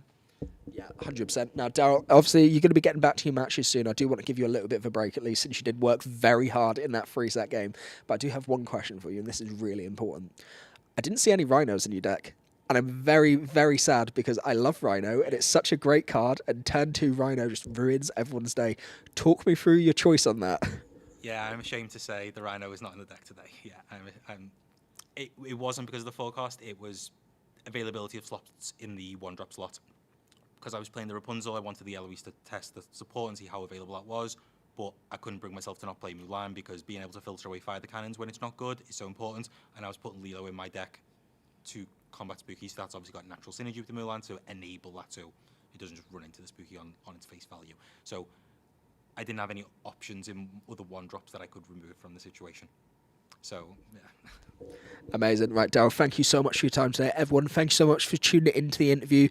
We are going to be back with you soon. I'm going to grab some more players so we can have some more chats. We've got a little bit of time left for the round. Then afterwards, we are going to be going into round 6 of this tournament. Obviously, all Swiss today. It's been absolutely fantastic so far. Ever-growing presence from Emerald Sapphire. But as we've seen, Amber Steel still on the books, still going strong. Big shout out to Daryl, and well done for your performance today, Daryl. Is there any shout outs you want to give to social media while you're here? Yeah. For me, though. I don't have anything, but no, nothing for me. But no worries. Daryl is staying quiet and under the radar. We rate it. Right, everyone, I'll be back soon. Thanks for staying tuned. All the best. See you later. Bye.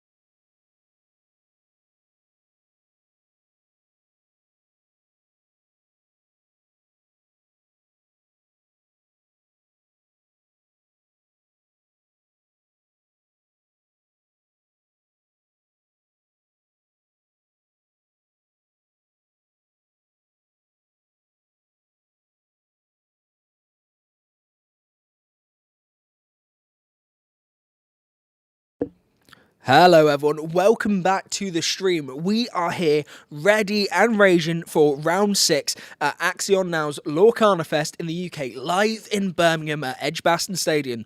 We are here live on Twitch on Will Hall EXP and also on YouTube on CrawfordCana, and we have had a thrilling day so far. We have got Will playing against Nacho Mod, love the name of this guy, what an exciting stream there, and it looks like we have another green deck going as well.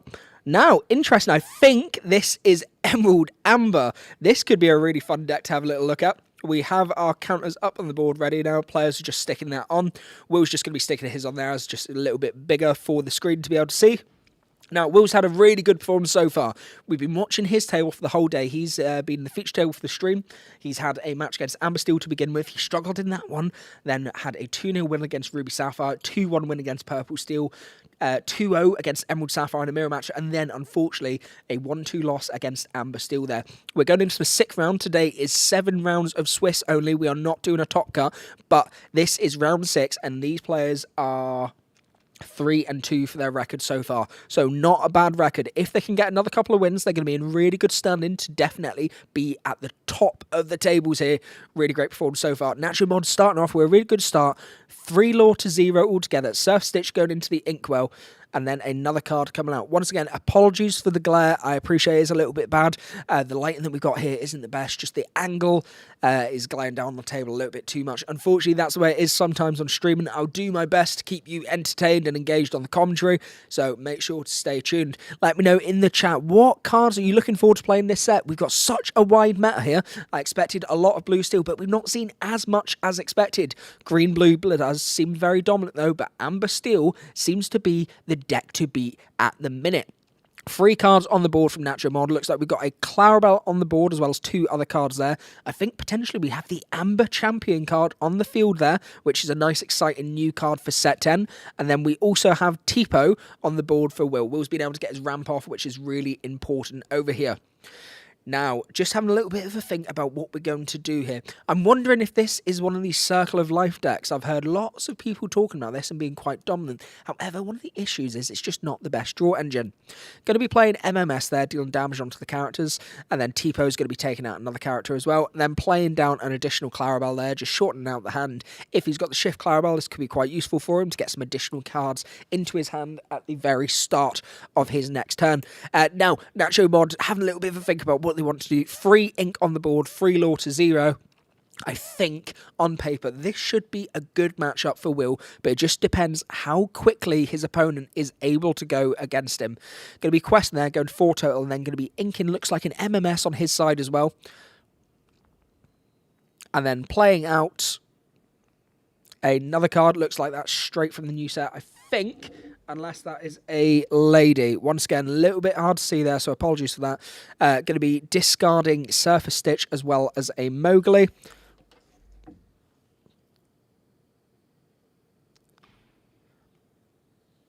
Now, passing over to Will. Empty board state here. Managed to get rid of the Clarabelle on board, which is not very good for Will. So we have a total of 4 ink. Going to be playing down the sails. Something Will has been doing a lot today. Seems to be working quite well for the Emerald Sapphire deck. Just getting that ramp going to get to the bigger cards. Going to be inking a Vision and a Clarabelle. Got 4 available, looks like. Oh no, I don't think he's been able to play anything for the turn. That's really disappointing. He's just had to pass there. And then opponent is going to quest out, going to 8. This is where Will's going to be in quite a bit of trouble. Unless he has the Spooky Sight in hand, can get that into his opponent's Inkwell, stop the draw from going. I can see a Hades in there, but does he have the Spooky Sight as well to be able to get rid of the other cards? I'm not sure he does. This is going to be a difficult position for him. Having a little think about his best options here. So we've stuck down a Max Goof. Max Goof enables you to be able to take a song card from your discard, play it for free when Max quests. That can do some damage to the characters on board, try and get rid of some of them. Going to be inking an MMS, then playing out a big Clarabelle. Okay, really big turn here for Nacho Mod. I really like saying that name. It's quite entertaining. Then, okay, it was a Tramp on the left-hand side. That does make sense there. and then we are going to be questing and passing turn. Looks like we're on a total of 11 here. Really strong position for the Dogs player. Dogs could be a really strong deck in this meta. I'm really excited for Goofy Emerald Champion giving everything ward. I think that could be quite dangerous. Being able to protect all your characters, and then maybe if you could even include like a Chromicon or something just to bounce cards back to your opponent's hand, could be really, really dominant. Now, Max Goof on the field for Will. He's only got an MMS in his discard, I think, songs-wise. So that looks like the best option, but it's not the greatest option. Could really do with something like You're Welcome to get rid of the Clarabelle, or maybe a Mother Knows Best, send it back. The issue is he can't get too big of a hand now. And with Clarabelle on the field, he's not going to get that spooky side value. He'll get rid of most of the cards, yes, which is great. But the Tramp and the Clarabelle's just going to stay there, and the others not really going into the ink. So Will's under quite a lot of pressure, especially being 11-0 down. Thinking really hard to see if there's any way that he's able to get back into the game here. 2 cards, it looks like, in the hand for Natural Mod. Inking Clarabelle, plays Hades, gets rid of the Clarabelle straight into the Inkwell. Potentially going to be questing. Yep, quest for 2, and then able to take Malicious Mean Scary back into the hand. Plays that for free, and then goes to the bottom of the deck, dealing more damage to all the characters on board here. And then I think that's really all he can do for the turn. Quite a lot of lore available for the Dogs player here, especially when Will's only got 1 card in his hand. A little bit of a worry now. I'm not sure what he can do to stay in this game. I think the writing may be on the wall here. 1, 2, 3, 4, 5, 6, 7 ink available altogether. Not too great. 1, 2, 3, 4, 5, and 6 for the Dogs player. So they're not even that far behind on ramp. Going to be simply questing out here. Goes to a grand total of 16. Only 4 away from taking the first set of this game. We have a Ward character in hand, and an Under the Sea as well. How exciting. Ward character comes down. Yep, and we're going to be passing turn there. So get a minimum of 2 for the Ward character. That can't be popped. Spooky Sight is going to get rid of everything which is 3 cost or less into the Inkwell, so he's at least got a chance here. Gets rid of most of the board. It looks like 2 characters staying. However, Nacho Mon now has a humongous Inkwell and may be able to still play as long as he can get some draw going. Now, of course, Will is going to need to do some damage into these characters. He can't really afford to just quest out here, especially with the opponent being on 16. Needs to limit them as much as possible. Gets the characters off the board. Tramp goes. And then 1 card remaining on the board. Naturmod still got some cards in hand. Can fill his board out a little bit more. Will struggling for resources here. He might not have anything to be able to... Okay, another Ward character is coming down with a quest out. That leaves him within reach of game, I believe. If that's a 2-quester on board alongside Prince Philip Ward. 1 card left in hand. Not sure if he's wanting to play that there. Potentially holding it back. Yep, and then pass his turn over to Will. Okay, just holding off those characters, trying to protect them for as long as possible. 2 characters in hand from Will. What does he have? A total of 7 ink available. Will he ink and play a card, or is he just going to have to play out 2 cards straight away? Let's see what his options are. Now, the benefit of Max Goof being here, he is able to quest and bring back a song, but I don't think he has anything left because he's already brought back the Malicious Mean Scary. Just going to quest out to 6 total here. Okay, Basil brings that back into the hand. Okay, not too bad for Will. Only 1 character on the board. Naturmod does not have game yet, but he is still in a very good position. However, Will is going to be questing for a total of 6 on the next turn, bringing him to 12. I imagine Prince Philip might quest here, which means that he could take the card out and stop Will from questing a little bit, but a couple of cards in hand. What options does he have? Is there anything in the Dogs deck that can remove these bigger characters on the board that are causing quite a threat? We know there's Under the Sea in there, but that doesn't do anything in this situation. What can be done to add on here? Going to be questing, going up to 18 altogether. Circle of Life is played, bringing 2 cards back from the discard. And Tramp is played out onto the board. What a humongous play. Tramp allows him to draw a card due to 1 other card on the board. Then Under the Sea goes down, and then Clarabelle played out, filled out the board. 3 characters on board, only needs 2 lore remaining to take the first set. Will under pressure, doesn't have anything, can't do anything, has to scoop the game. Very well played from the Dogs player. Really tactical there. Managed to keep his board nice and wide, put Will under constant pressure. Once again, you would assume that the Emerald Sapphire deck would have a large advantage in this, but it did not seem to be the case. Nacho Mod was able to keep a wide board state. He got his Clarabelles down. He didn't use the Under the Seas. There was no need for that. That's sensible. And then Circle of Life, bring back characters. Really essential card for this deck here. Circle of Life could be quite clutch for dogs, and I'm not sure if everyone's playing it, but I do like this version of it, being able to bet cards back from your discard. It works so well with Tramp, being able to send cards into your discard, then bring them back straight away. Really, really interesting deck. Now, going to have a little bit of a shuffle up here. This, of course, is round 6 of the tournament, so there is one more round remaining after this. If whoever wins this game, if they win their next game, they could be in contention of getting top 8. They are definitely up in the rankings there. It's been a very challenging tournament today because not everyone knows exactly what they are playing.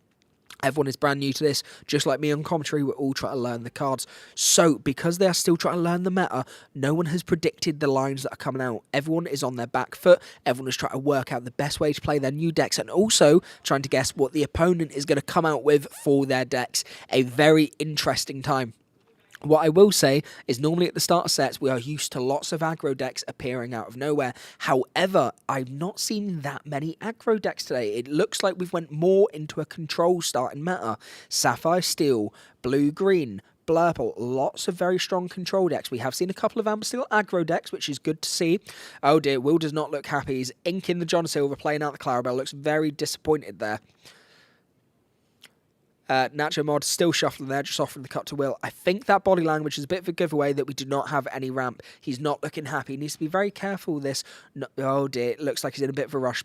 Inking the Clarabelle, playing out the Pluto. Don't think there's any ramp in his hand. He can't give information away like that to his opponent. It signals that he's going to be struggling. But to be fair, he's going to see on this turn anyway, if he can't hit the ramp down, going to be inking down Clarabelle and then playing. No, he's all good. Tipo is there. He gets the additional card into the Inkwell. 3 total ink. That is the exact card he's looking for. Tipo into Clarabelle into Tipo. Really nice start. Surfer Stitch goes into the Inkwell. And then we get Raja, the bodyguard, coming out. Very nice play there. Pluto obviously has the ability to play a card for 1 cost less. Raja coming out instead of a 3 cost, coming out as a 2 cost. Just protecting that Pluto. Really strong play here from the Dogs player. Obviously, both Clarabelle and Tipo will not be able to take out Raja. Oh, okay. We're going to be singing You're Welcome. Raja goes into the deck, and then Nacho Mod has to draw 2 cards. If Will is about to set up with his Clarabelle line, this is a very sensible play. If he can get that on the next turn, he's then taken out the Pluto with both Clarabelle and Tipo. A strong position for Dogs, not Dogs, for Emerald Sapphire, especially since he is going first. Everything is looking in the right direction. Playing down another set 10 card on the board. Surely we've got the Clarabelle shift line coming down this turn. We see Donald in the Inkwell. Does he have the big Clarabelle? I'm not sure he does. Spending 4 to play out the Donald. The Clarabelle line is not there. Inking Malicious being scary and passing turn. Shame for Will. He almost had the perfect curve that he needed, but just not quite. If he was able to get that Clarabelle out, he would have drew a lot of cards on that turn, which is a shame. Bobby Zomaruski going into the Inkwell has the ability to filter, draw a card, discard a card from your hand, and we have a total of 4 ink available for the Dogs card. Will looking a little bit frustrated there. Obviously not seeing the card that he needed. Was really hoping to get the Clarabelle. And I think that is the Amber Champion, which has just came onto the board there. Going to be passing turn over to Will. He's going to get to draw from Donald and draw from his turn. Both players get to draw from that Donald. The risk of this card is you're allowing your opponent to be able to draw an additional card per turn when it's your turn. It's just refilling their hand. Now, if you have the Clarabelle, it's great. But if you don't, it is quite the risk. Now, we're going to have Max Goof coming down onto the board when it quests. Can bring a song back from your discard into your hand. Play it for free. Obviously, You're Welcome can be played out for free when he quests. Really nice there. Being able to get rid of something that's a little bit more tricky on the board.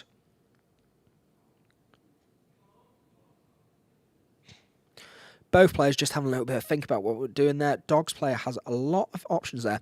Now, just having a little look, I think that is Mickey Mouse Amber Champion. Your other Amber characters get +2 defense, which is really nice. While you have 2 or more other Amber characters in play, this character gains Singer 8, which is absolutely mental. That will be able to sing Under the Sea all on its own. A very, very strong card. Clarabelle going into the ink. And is that a Prince Philip going into the ink as well? No, we're looking at discard cards here. I was going to say, Dogs don't ramp. What's going on here?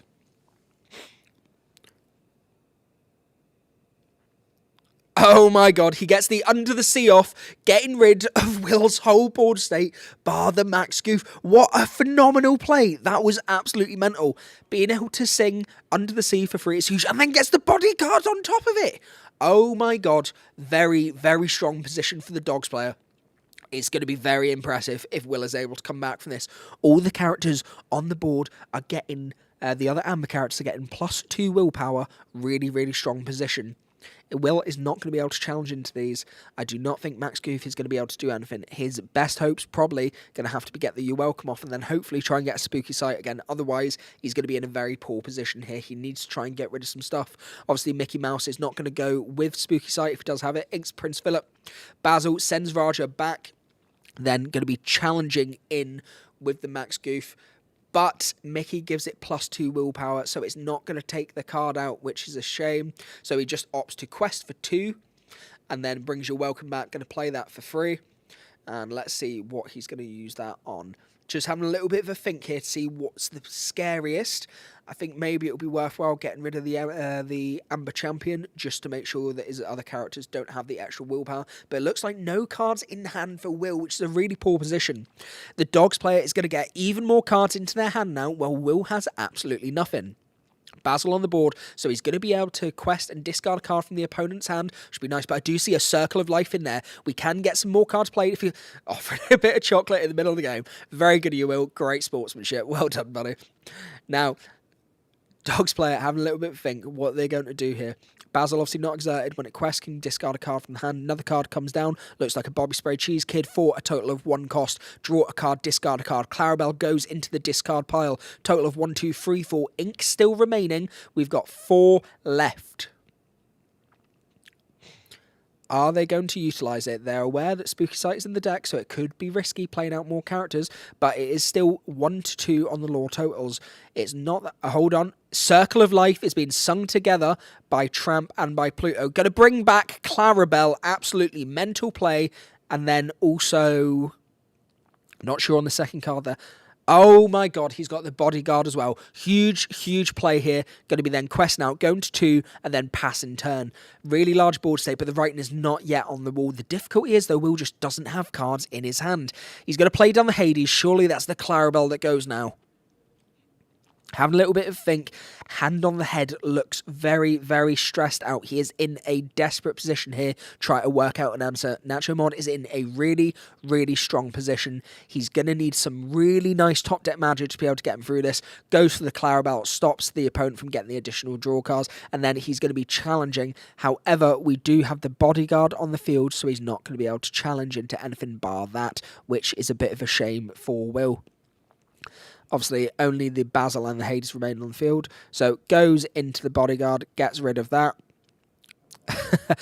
Just a little bit of a mistake there. Accidentally put it in the inkwell, but it does go into the discard pile. Basil is then going to be challenging to one of the other characters, gets rid of that. 3 cards on the board now, one of them Pluto. Not as scary of a position for Will. Obviously, 2-2 each. Will just need some draw into his hand to keep him into this. Bobby Spray Cheese Kid, Pluto on the board, and a Tramp. Not the worst battle that he has to go up against, but once again, no cards in his hand whatsoever, while the Dogs player has quite a few options and can go wide very, very quickly, as we've seen. Circle of Life once again. Oh my god, Prince Philip comes out and then gets rid of the Basil with damage on it. What a humongous play. Now this, and the bodyguard comes back out. This is the big benefit of this deck. They are able to bring cards back from their discard so easily with Circle of Life. Now, Clarabelle is coming out here really, really nice. Okay. Going to be re-exerting there and then passing over. Now, not a lot of options there available for Will, but Natural Mod in a really... okay, Mowgli, see what is in hand. Tipo. Okay, he doesn't swipe with the Mowgli, but Tipo is not what Will needs at this point in the game. Going to be questing out for a large amount here. Goes to a total of 12. This is absolutely huge for the Dogs player. He can take it in the next... Will's had to forfeit. Nothing he can do there. Too strong of a board state. Oh my god, that was absolutely mental. The game just absolutely blitzed through. Really, really impressive showing from the Dogs player. I'm going to nip out now and try and get a chat from him quickly. We're going to bring him into the commentary booth. In the meantime, Will's just put the stream onto the game next door to us, so feel free to have a little watch this whilst I get this gentleman, Nacho Mod, ready for some commentary. I'll be right back with you soon, guys. Catch you in a minute.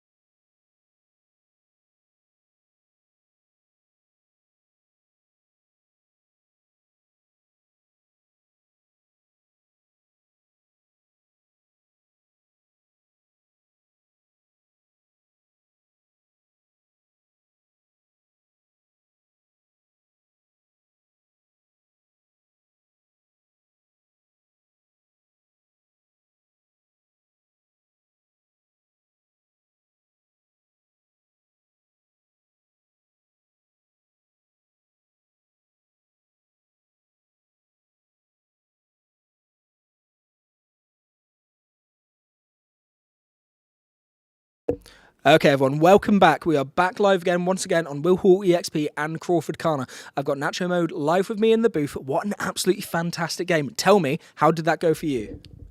Pretty much as expected. I'm staying with Will this weekend, so he knew what was coming. No, to be fair, you saw the God draw. That was pretty much as good as it gets for the deck.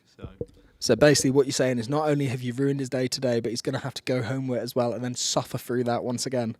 Yeah, and we're playing at the Axion Invitational for Magic in 2 weeks, so he's going to have to see my face in a couple of weeks' time. Brilliant. He's going to be severely disappointed with that. However, for us that were watching, that was an absolutely phenomenal game. Now, I've been a little bit unsure about this deck. I've been very excited to see it because, honestly, for me, I've been so excited about Goofy Emerald Champion. That was one that I'm really looking forward to. But Circle of Life just absolutely cracked in that game. Tell me about that card. So, obviously, it was in Fabled, and it didn't get a lot of the limelight. I think there was a guy in the States that did pretty well at a big event playing the same deck, but didn't have access to the set 10 stuff. Circle of Life is obviously great, and it's the way you go over the top. The real MVP is the new Mickey from set 10. Like, just turning it into a Singer 8 and just having a one character way to sing it, or Under the Sea, which we saw obviously at one point. Like, the two together are just like they just make the deck. They're brilliant. 100%. There was a part there where I think Will went to challenge into one of your characters, and you'd pointed out that they've got the +2 now because of the Mickey on board. Just a really, really nuts character that's beefing everything out. And it's when I'd read the stats for Mickey, I was like, oh my god, he can sing Under the Sea for free. And then all of a sudden, look what you did, you sung it and then wiped half his board, which is nuts because you wouldn't think Under the Sea would be that beneficial against green-blue. But it worked for you there. It did. Just getting rid of the smaller character on his side to stop, essentially, obviously, the shift line for the Clarabelle, but also stopping with the double ramp off Cindy was really big. Just stops him getting to his Prince Phillips and his top end with the Hades. Obviously, he got there, but by that point, like you said, the Mickey's boosting everything up. So when he's at the point of challenging, it's then not very like positive for him in that situation. So yeah, cracking card.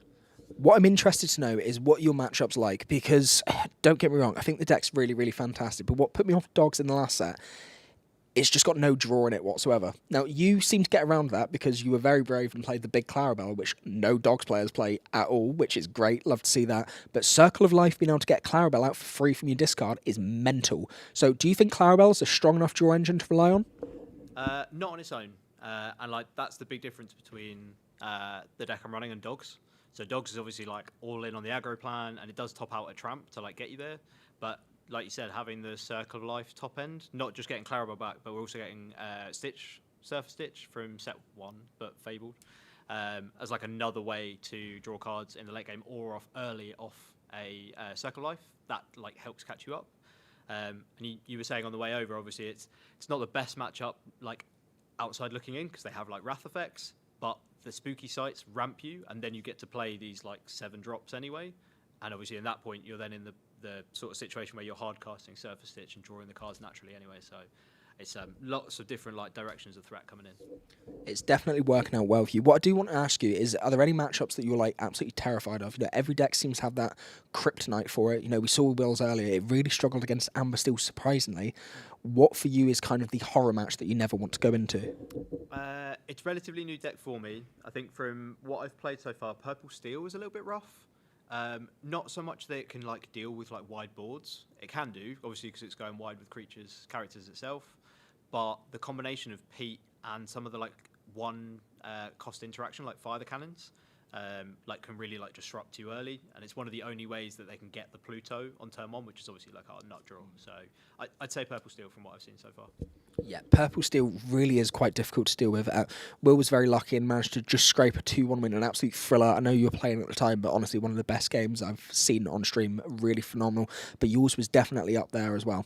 Now, one of the decks that I'm a little bit surprised I've not seen as much today is Sapphire Steel.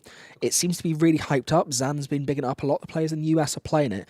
Why do you think we've not seen a lot of Sapphire Steel today? Probably the cost of entry. I had it on my like roster to bring this weekend, but I didn't really fancy dropping like 350 quid on a set of Cindy's, Goliaths, and the new set legendaries that you need for it. So that's going to be big. But obviously, you know, people going to like Wakefield in a few weeks, that's not going to be a problem. They're going to want to play that deck. I genuinely think it struggles into Blurple. Funnily enough, that deck is still real, and we saw it one of the games that went late. Like it just like outdraws. Similar like curve, like ramping up into your big 7s, but like having access to the mass card draw in like second star to the right, like puts it over the top. And that's, I think, like a lot of people are erring back towards Blurple rather than going into Sapphire Steel.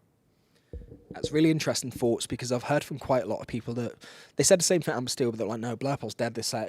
It's not what it used to be, but it still seems to be very strong. There's a lot of people up at that top end still playing the deck. I mean, there's a couple of different thoughts on the way it's played. We've got some people playing Boost with it, and we've got some people who are using the 2-cost item, the guide that gives the 2-cost draw. Do you think it's worth sticking the 6-cost Tamatoa back in? I've seen it today. There's a couple of people running it. I think it's too clunky. I think your card draw is already good enough. Like you got Dumbo and Genie like in the mid game, and then you're going into like second star. The new Hades, I think it's a bit of a sleeper. I think lots of people have picked it up, but that sort of naturally replaces Finders Keepers that was in the deck before, but gives you a body and like quote unquote removal. So yeah, it's still got plenty of game without a shadow of a doubt. I mean, Blurple really was the top deck of the last set, and it's difficult to say there was anything that could keep up with it. Just the amount of people that were playing it was unreal. If you were about to go into a Blurple match right now, what would be your strategy against it? How would you try and keep yourself in that game with such a strong draw engine? So for me, they struggle going wide. Obviously, they have access to Spooky Sight, which is obviously a bit of an issue. Play, I'm going for that God Hand. I'm going for Pluto into Raja into Mickey on turn 3. That obviously gets beyond the Spooky Sight sort of range, and then I can start going to tramps from there. On the draw, you got to be a little bit more careful, but I'm probably going like erring towards a curve. Literally just like going 1 to 4 on curve, using like Mowgli's and Ursula's to disrupt the interaction they do have, and maybe even sniping like a big card draw spell, and then just going over the top. Like the way I've won on the draw against Blurple, mostly being like reanimating a Prince Philip with Malicious Mean and Scary. Having that in like the back pocket's really really nice against Blurple because they tend to like try and go wide to outrace you. So yeah, that's the game plan for me. Prince Philip is probably one of my favourite cards of this set at the minute. I just really, really like him. It's the one thing that put me off your version of the deck, so to be the Circle of Life version, is because you don't have the ramp package. I just kind of felt, are you going to be able to get him out? Even though there's the shift line available, sometimes it can be difficult to get there. Have you found that he kind of just sits there and you don't really get him out, or you actively constantly get him out in games? It depends on the situation. So I am running 2 or 3 of the small prints. To be honest, most of the time I've drawn it when I've got like 16 lore and I just want a like 2 quest in body that they can't touch for a turn. But I've probably reanimated it more and had like access to Malicious Mean and Scary. You draw so many cards in the deck, like you're more likely to find that line than a lot of the like Emerald decks, or like Emerald Sapphire, for example, that are playing like the same package. Because of Tramp, you get to like set up like your like 1/2 draws that are left, even though you're discarding a load of cards.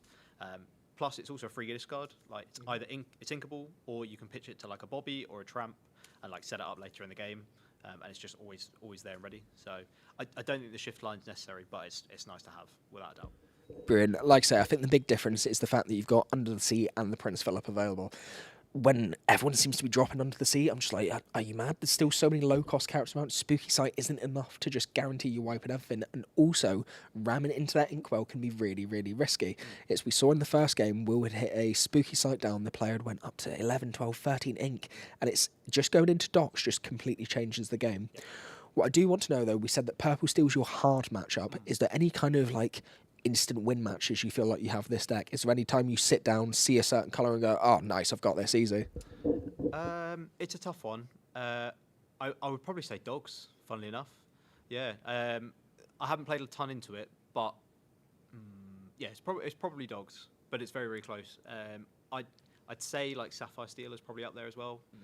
Blurple, I'd say, yeah, Sapphire Steel is probably, it's between Blurple and Sapphire Steel are like the 2 easiest of the lot. Dogs, I've just realised, had like Mowgli and stuff, so they can like snipe you a little bit. And Ursula's, yeah, I'd probably say one of the 2 Sapphire decks. Very interesting, very interesting. And you also mentioned that you're going to be playing Magic in a few weeks' time. So were you Magic originally into Lorcana or Lorcana into Magic? I was very much Magic first, yeah. Okay, you're going to need to talk me through this. What dragged you over to Lorcana? I blame my other half.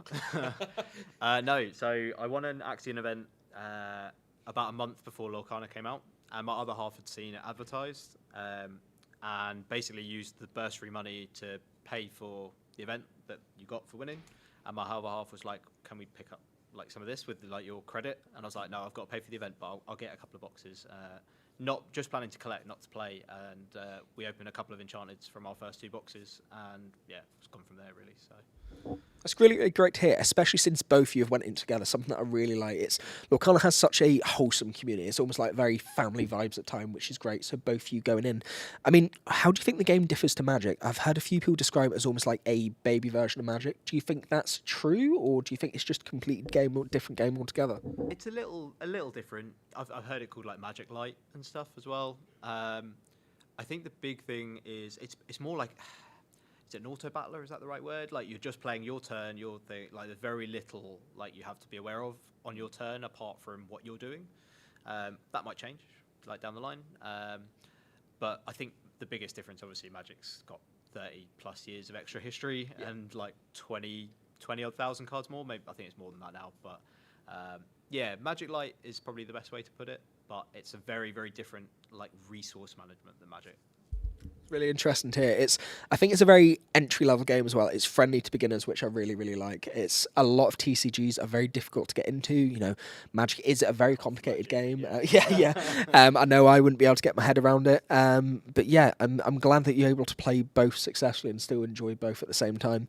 So you're a very strong player, obviously, and that's in 2 different card games. What kind of advice would you give to a competitive player, maybe somebody at Axion today that's not doing as well, somebody that's wanting to go up the ranks, but you know, a little bit newer to tournaments? What's your advice to them?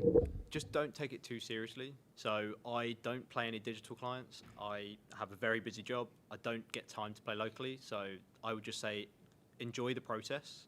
Test like with your friends, with your teammates, whatever setup you've got. Get to the event, and if it's not going well, don't take it on your, unless like it's something you can learn from. Don't take it too much to heart. Don't take it too seriously. I've had a really good year, but I've not like, apart from like 1 or 2 good results, I haven't quite like stepped up to like, you know, winning one of these big events. But like I've had good results like throughout the year. I'm not taking it to heart. I've enjoyed it. Like I've obviously been all over the country and stuff with it. So yeah, just don't take it too seriously and just enjoy the process, not just the results. Amazing advice. Thank you very much. Right, I'm going to let you go now because obviously you've got to have a little bit of a break before your next game. Massive well done. I'm looking forward to seeing how well you do. While you're here, do you want to give any shout outs to your own social media, whatever you like, or do you want to just give that a pass? Yeah, of course. So I play for a team called Chad Magic, who runs the biggest UK Commander channel. So they stream and play live Commander content every week, and they've just released their new avatar video, which they're going to want me to push. And we are all sponsored by Ultra Pro, so go and shop their products because they're great. And I'm not just saying this because we get it for free. So Not just because we get it free. I like that. Right, congratulations, man. All the best. Have a great day. Thanks, man. Cheers. Cheers. Cheers, guys.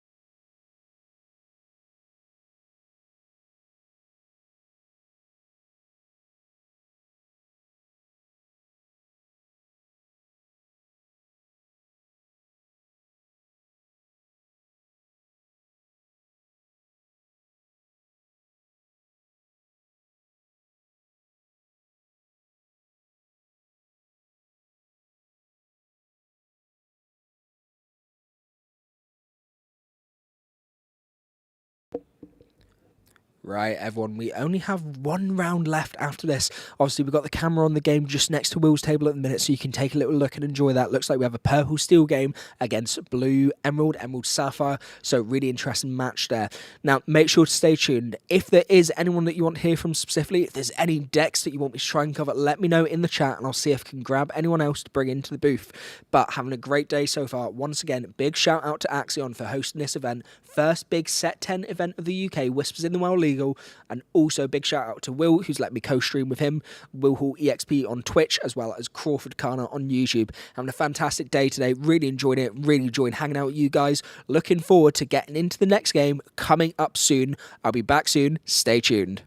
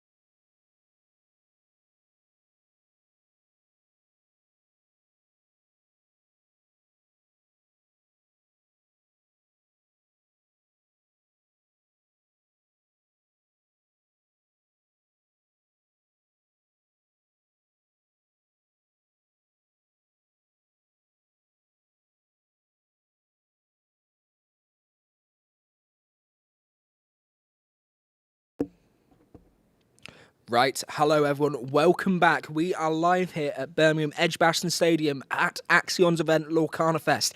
This is a Set 10 legal event and we are in the final round today following Will Hall's journey on the Will Hall EXP channel on Twitch and then additionally streamed on my channel CrawfordCana on YouTube. Final match is going to be an absolute thriller. We have a kid against Will in the last match. Now, I hate to go against somebody that I'm co-streaming with. However, I'm going to have to put my money on the kid here. I'm really hoping he pulls off a massive performance and gives us a great showing here. What a fantastic showing. Will's done really, really well today. So to be paired against Will at this late stage shows that he's had a fantastic tournament. So Fuzzy_Sloth, massive congratulations. You have done so well to get here today. I'm looking forward to seeing this match. And I can't wait to see what spicy deck you are playing for the first Set 10 UK tournament for Axion. This is looking amazing, folks, and I really can't wait for this round to start.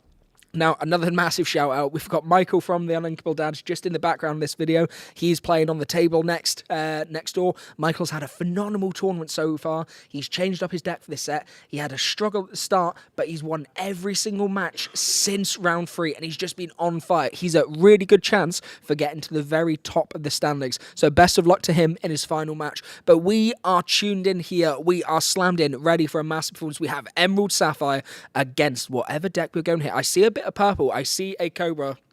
We have Purple Steel, one of the mega decks that we're expecting.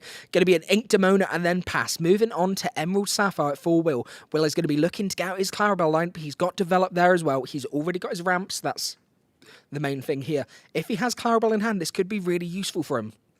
I don't see it though, so potentially we're going to be building up to get to that new 4-cost Cinderella card. Plays develop, searches 2 off the top of the deck.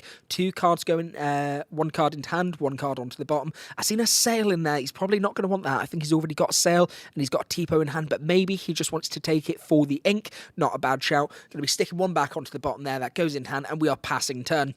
Now, moving on. Elsa's going into... Oh no, a really bad start. Elsa goes into the inkwell and no cards available whatsoever. Really unlucky brick here. We want to put a little bit of pressure on the Emerald Sapphire deck and start strong, get going in the meantime. If we can get the 1-2-3 curve, player 4 cost, sing strength, it puts you in a really good space for the Purple Steel player. But unfortunately, nothing yet. We do have the Cobra, which can come out on the next turn, so there is a playable card, but whether we're going to use the effect to gain 2 lore, I'm not too sure. We're going to play Sail the Azurite, so allowing us to ink an additional card, get Clarabelle out. We are threatening the shift line coming up in 2 turns. Now, Fuzzy_Sloth does not know that there isn't a Clarabelle in Will's hand at the minute. However, it's good bait there to make him think that it's coming. So he's going to want to try and get rid of cards as quickly as possible. This might force out Giant Cobra coming out quickly. Going to be inking Ursula. Interesting to see that in the Purple Steel deck. Is it going to be Cobra we play out, discarding a card, try and minimise the hand size? I think we might have 2 Cobras in there, which isn't great at the beginning. Cobra comes out and then we're going to be discarding... Have a little think here about what he wants to get rid of. Looks like a genie. 2 genies in hand. Gains 2 lore altogether. Going up to 2 total. So, clawing back into the game.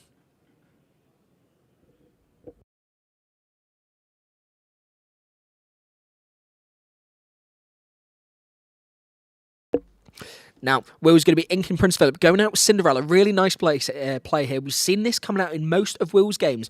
Cinderella has the effect that because he's played a princess character, he gets to ink an additional card and then draw another card at the end of the turn. Really great way to filter the deck and get to what you need. Oh, we've got a Set 10 card here. Will's just having a quick read, doesn't know what he's doing yet. And honestly, I don't know what the card does either. That's the exciting thing about this set. We get to see these brand new cards. So straight into the inkwell there. Obviously, it's visible information to the opponent, so the opponent can check that, see what the card says. Now, having a little bit of think of turn here. We do have that genie in hand. Could be smart getting the genie down. But the risk is, if Clarabelle Shift comes out, which we know Will doesn't have, the opponent doesn't know that, it's an additional card in hand which gives Will more draw. So he's got to be thinking about that and working out, is it worthwhile playing the genie? I'm not sure if he does have another 4-cost card, so he might just have to commit to it, get it out on the board. Very hesitant, try to work out what the best line of playing is, and I can't blame him. You do need to think about this. Genie does come down onto the board. We're going to take a draw in hand, additional card in hand. Luckily for him, there isn't a Clarabelle in Will's hand. However, he could top deck it. Now, we have Cobra and Genie on the board. Does he quest with the Cobra? I'd say it's safe to do so. Realistically, if Clarabelle challenges into it, it's going to do quite a lot of damage to it. I don't think they'd make that trade. I think you are safe to quest there. Now, We have the scorepad back on stream. So we are up to 3 total for the Law. 3-0 towards the purple steel player after a very bricky start. Will has drew. I don't think he's drew into the Clarabelle, which keeps Fuzzy Scoff safe just for now. Will's having a good little think. Rubbing his head, not too sure he's got the answers that he needs, which is a shame for him. But like I say, I'm on the kid's side this game. I'm really hoping he can pull it back, get something special going. Clarabelle on the board, as well as Cinderella. If he's got another card that's a princess, can play that down, can ramp an additional card, and then draw. Could be useful to get that Basil out in his hand, coming out next turn maybe, but doesn't look like he has that option available. Having a think, see if there's anything I can do. I'm not sure he's actually got an available card to play this turn, which would be a massive, massive brick for Will, and surely not after the last game where he got so unlucky against the Dogs player, who got such fantastic luck with Circles of Life. He's going to ink the Malicious Mean and Scary. MMS going to play out Clarabelle, and then he's got the shift Clarabelle, comes out onto the field. Fantastic play, exactly what he wants. Cinderella is then going to be one jump head, get additional ramp. Fantastic play. Down to 1 card in Will's hand, which means he is going to be able to get a mass of cards drew on this turn. Exactly what Will is looking for. I didn't even see it in the hand, but it takes out Giant Cobra. 4 damage on the Clarabelle. Really great turn for Will here. Opponent just shows how many cards in his hand. Will draws up to that fantastic position. A great way to come back into this game. Massive shame for the purple steel player. I didn't actually see the Clarabelle in Will's hand. Must have just been hidden before, but this is exactly what Will is looking for to dominate in this game. So moving turns. We've got 4 ink available. We can ink one more time. We know there's the Elsa in hand. He could exert the smaller Clarabelle, take out bigger Clarabelle with the Elsa, and then Genie goes into the smaller Clarabelle. Elsa comes down, exerts the Clarabelle. That looks like the line he's going for. Takes out the Clarabelle. Genie takes out the other Clarabelle here. Makes sense. Obviously, Elsa only questing for 1. Genie being able to quest for 2. Really, really useful there. Just swapping dice over so it's a little bit clearer for the stream about what damage is on there. 1 damage total on the Genie. Passing turn. Cinderella on board. We have drew into a Donald Duck. Now, having a think what we're going to do here. The difficulty here, because he does not run under the sea, Genie is a very difficult card to get rid of. But Basil comes down. Genie comes straight back into the hand. Now, the negative here is Fuzzy Sloth is able to play this out again, get an additional card next turn. Clarabelle's gone, so he doesn't need to worry about Will having an additional draw, but Basil is going to be a problem because every time it quests, it's going to get rid of a card from the kid's hand, which puts him in a poor position. He needs to get his board wider and try and get back into the game. Obviously, he's had a really unlucky start. That is not on the players. Sometimes you just do not draw what you need to, but I've got my fingers crossed that he's going to be able to top deck in something really useful. Going to be sticking another card into the ink. We have 6 ink available at this point. Hades goes into the Inkwell, new legendary. You can target a character and get rid of it. If the opponent says no, you get to draw 2 cards. Going to be spending 6 to go. Oh, wow. We have 2 brand new cards out. Looks like we have one of the Gargoyles, and I think that is potentially Boost Cheshire Cat. Brand new card. Let me have a little look on my database to see what the cards do. Really, really exciting play here. Like I say, I'm going to be have to be looking up at the exact same time to be able to see what is going on here. So, moving on to Will's turn. 2 cards back on board for Fuzzy Sloth, so at least he has a little bit of board presence. 3-1 for the score total at the minute, so it's not too much threat. We don't need to worry about Will getting ahead too much or the kid disappearing and winning the game. It's still anyone's game. However, not a lot of options available on the board. Basil's going to be questing, and then we're going to be getting rid of a card at random, discarding 1 from Fozloff's hand, rolls the 3, goes to the 1 on the left-hand side. Oh, looks like Zeus's Thunderbolt, I believe, brand new card for this set. A newer version of Zeus to be able to deal some damage onto a card. Now, I've just had a look at Cheshire Cat. This is something I've heard a lot of people talking about that said are nuts for Purple Steel and for Ruby Amethyst. It's a boost 2, so once during your turn, you may pay 2 to put the top card of your deck face down under this character, and it has the effect that whenever you put a card under this character, you may move up to 2 damage counters from chosen character to chosen opposing character. It's like Belle, but constantly on board. Now, oh, that's really good. We've got Mother Knows Best being able to send a card back to the hand. Looks like he's potentially... Nope. He goes for the Gargoyle card, back into the hand. Not a lot of resources there in Fuzzy Sloth's hand. Looking a little bit empty. Draws for turn. We have Basil, Cinderella, and Max Goof on board. Playing down Genie, taking an additional resource into hand here. We have some draw. What else can he do? Going to ink an additional card here, and then plays down the Gargoyle card back again. Very nice. Board is getting a little bit wider, but 3-3. Hand is one card in hand. This is the difficulty here. If Basil quests on the next turn, that card is going to go. Oh, he's got Strength in his hand. Going to sing the Strength. Takes out Cinderella. Fantastic play. 3 damage there straight away. Does not need to worry about Basil's effect on the discard. Now, with Max Goof on the field, he's going to be able to quest, take a card back into his hand, a song, perhaps Mother Knows Best, or I don't think he's had a You're Welcome yet, and play it for free. It then goes back into the deck on the bottom. Strong position from him here, being able to cycle back his songs. Really, really nice to see this. Now, let's have a little look. What card is likely to go back? I don't think it can be Genie, because that's going to give him additional draw. Surely Will does not want Fuzzy Sloth to get any additional draw this game. But the big issue, it's an evasive card, so it's going to be so much harder for him to get rid of. But then again, it's just going to come back. Surely we need something like a You're Welcome to be able to get rid of that, put more of a threat. Okay, looks like it's the Gargoyle card, which is going back into the Inkwell. I'm just having a little look online at the same time to see if I can find out what exact card that is there.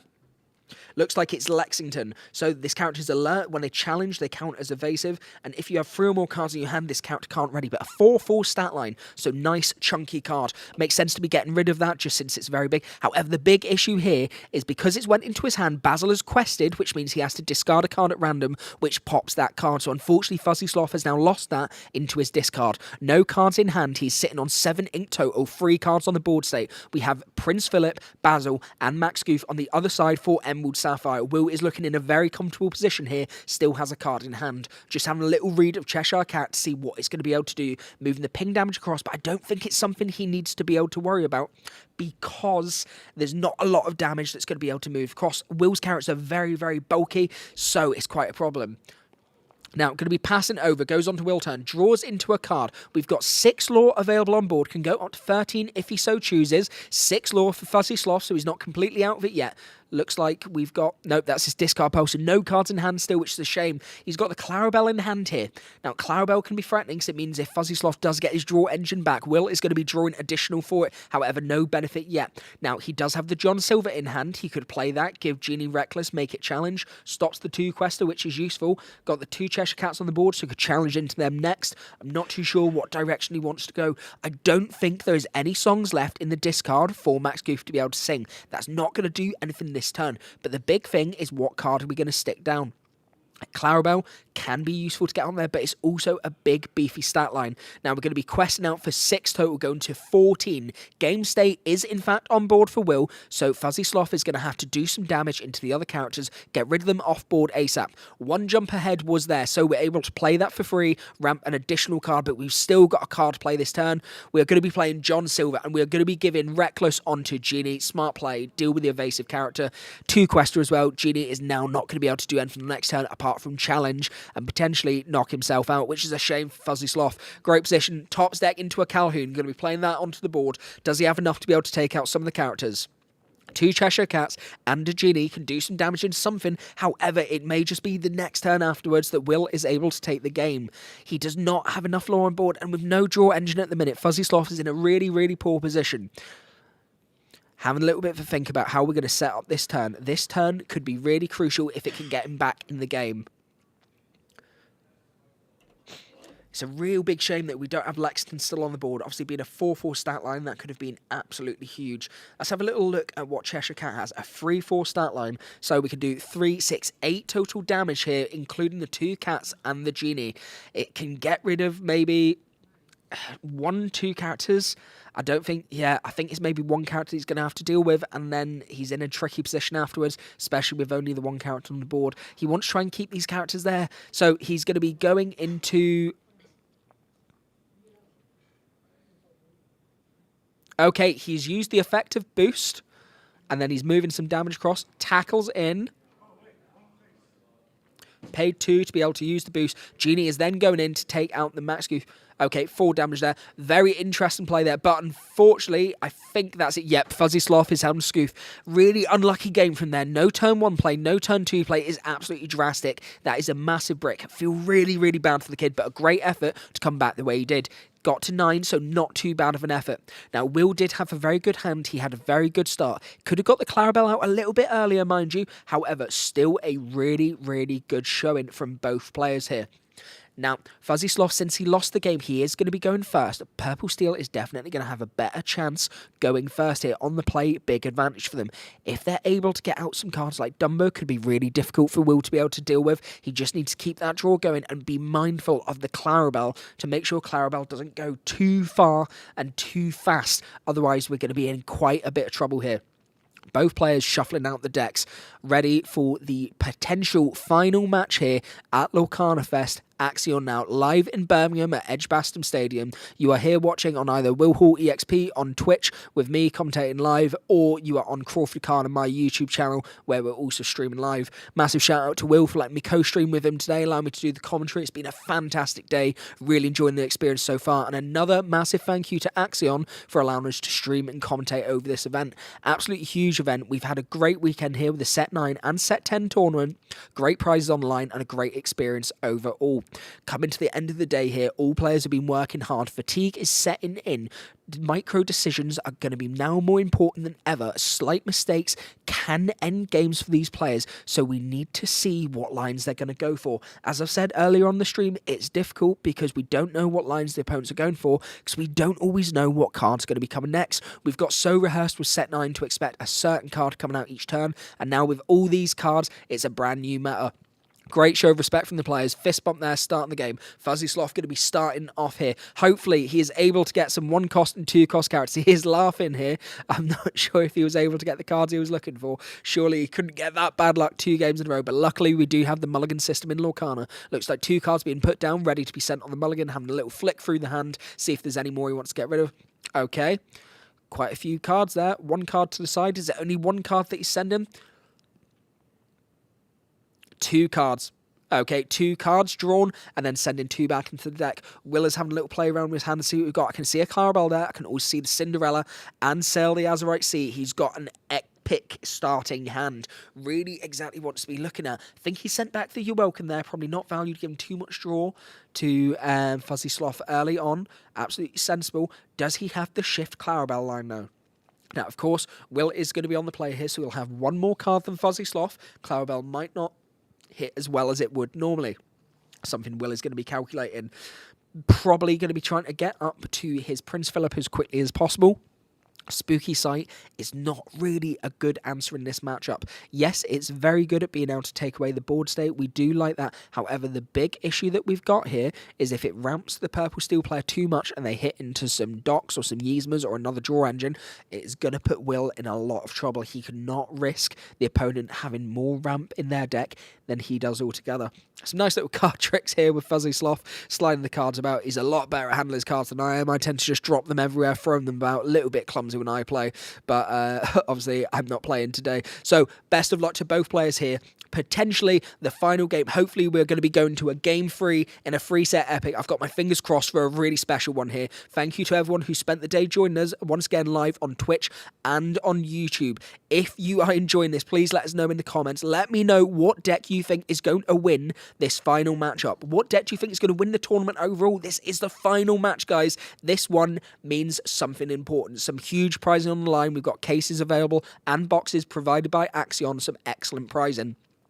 Set 9 tournament yesterday, the winners, first and second place, received a trip to Disneyland Florida and a trip to Disneyland Paris. Really strong prize there, as long as booster boxes as well as cases. So really, really exciting. I can see a Spooky Sight in the hand there. Big Clarabelle is going to be going into the Inkwell. I'm assuming that means we have another additional Clarabelle. At least Fuzzy Sloth got the hook out this time. Got the turn 1 play. Develop Your Brain is going to be played. We see a Basil as one of the cards. Basil going back into the deck. 1 card going into the hand. And Will is going to be passing turn. Card slides right to the bottom.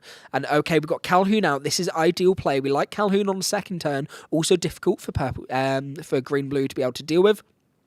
Now, Calhoun obviously gets resist, and when it banishes another character, you gain 2 lore from it. We could be going for the 1, 2, 3, 4 Sing Strength line here, which would be really good for Fuzzy Sloth. If he's able to get that off, that will be a really nice start for him. Tipo into the Inkwell, going to be drawing with Sail. I think that might mean he has a Clarabelle in hand to be able to play out for free. Going to be inking an additional card with Sail's effect. Of course, needs to be inkable, show to the opponent. Tipo allows you to put any card into your Inkwell face down and exerted. Sail, it does not need to be exerted, so you can play an additional 1-cost card out. Will's going to be hitting down the Tipo. And then he's going to be passing turn, moving over to Fuzzy Sloth. Going to be drawing off the top of the deck here. Does he have the free cost card to be able to match so far? Having a little bit of think on ink. Very quick to play here. Sticks one down and then going for the Genie. Lovely curve here. Genie gets evasive on his turn. Obviously not too many evasives in Will deck that he needs to fret about. However, being able to sing Strength is going to be really useful if Will gets another card down. Questing for 2 there, going up to 5 total. Nice lead for Fuzzy Sloth, starting well as he means to. No threat on the board, so he can feel free to quest out. And then if he has the Strength, whatever card comes down from Will, he can get rid of Cinderella coming down. This is exactly what Will wants to see on his turn. Playing a princess card, he is able to ink an additional card this turn, draw another card. One of the strongest cards from set 10 so far, the chase card of many people. But I see a dock in Fuzzy Sloth's hand. If he can empty out his board state very quickly, get that dock out, he's got some additional draw, but he does have the spooky sight that he has to be worried about. Looks like he's going to ink the Strength for Rage and Fire. Surely he sings it on the Cinderella, unless he has an additional one. Inks the Strength for a Rage and Fire. Going to be playing out Genie, drawing an additional card, seeing what resources he has. Genie, Calhoun, and Hook. Nope, Genie and Calhoun going to quest, going to 8 total. Just go over the 2 of them, go to 7. He's not valued Cinderella as a threat. Now, Baymax isn't in this deck either, so doesn't need to worry about the shift line. Quest with a Hook as well, going to 8 total. Basically saying, catch me if you can, going as quick as possible. This is a smart play because it's putting more pressure on Will. Obviously, going into the spooky site, it would be this turn that he plays it out. However, it does mean that Genie still stays on the board. That's a 4-cost character, so it's safe from it. But Fuzzy Sloth would get a lot of ink. And with Doc in hand there, if he's able to play loads of cards out with the Doc, this could be a really strong part of the game for him to completely take over. Cinderella ready and waiting on the board. Will having to think about what he wants to ink here. Fuzzy Sloth in a fantastic position. Vision comes down and John Silver comes down, giving Genie evasive. Very strong play. Giving Genie reckless. The evasive card now has to challenge, can't quest. Being a 2-quester, this is really useful. Now, Calhoun would obviously be able to take out the card there. A little bit of a mishap with the deck. They've just recut the deck there. Absolutely fine. Well done for the players sorting that out themselves. Inking a card here. 5 total ink. Having a think about what he wants to go with. And Elsa wouldn't be an awful play here. If you could get rid of the John Silver, that would be great. But it does mean he's sacking 2 cards into it. Okay, going to be singing Zeus Thunderbolt and Strength. Oh my god, what a massive play. Takes out John Silver, gone straight. And then Doc straight off the bat. What a humongous play. Drawing 2 cards into his hand. Really great position here. Genie is able to sing that. Obviously has Reckless, but it means it can still sing. It can't quest. And then we still have Hook, Calhoun. Cobra comes down. Does he discard a card to get the 2 lore?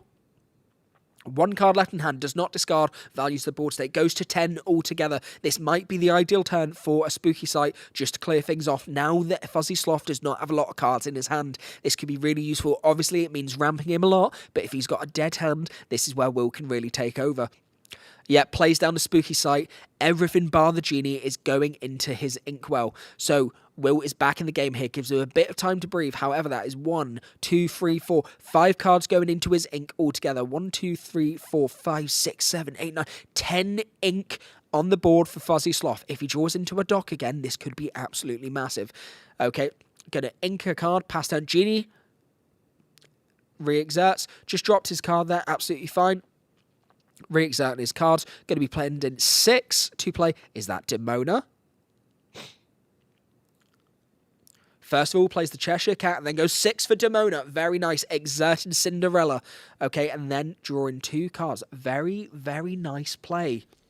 So let's have a little look at Demona's stats, see exactly what she does. One of the legendaries for this set, something they've been chasing. So when you play this character, exert all opposing characters, then each player with fewer than 3 cards in their hand draws until they have 3 cards. Absolutely nuts play, especially when he has barely any cards in his hand. Fantastic job, Fuzzy Sloth. You are keeping yourself in this game. Having a little bit of a think about what he wants to do with Genie. Surely he just quests here. I don't think it has the Reckless because he was able to get rid of the John on the last turn, singing Strength and the Zeus Thunderbolt on it. Got Cheshire Cat and the Demona on the board. 3 cards drew into the hand. He's in a really good position at 10-0.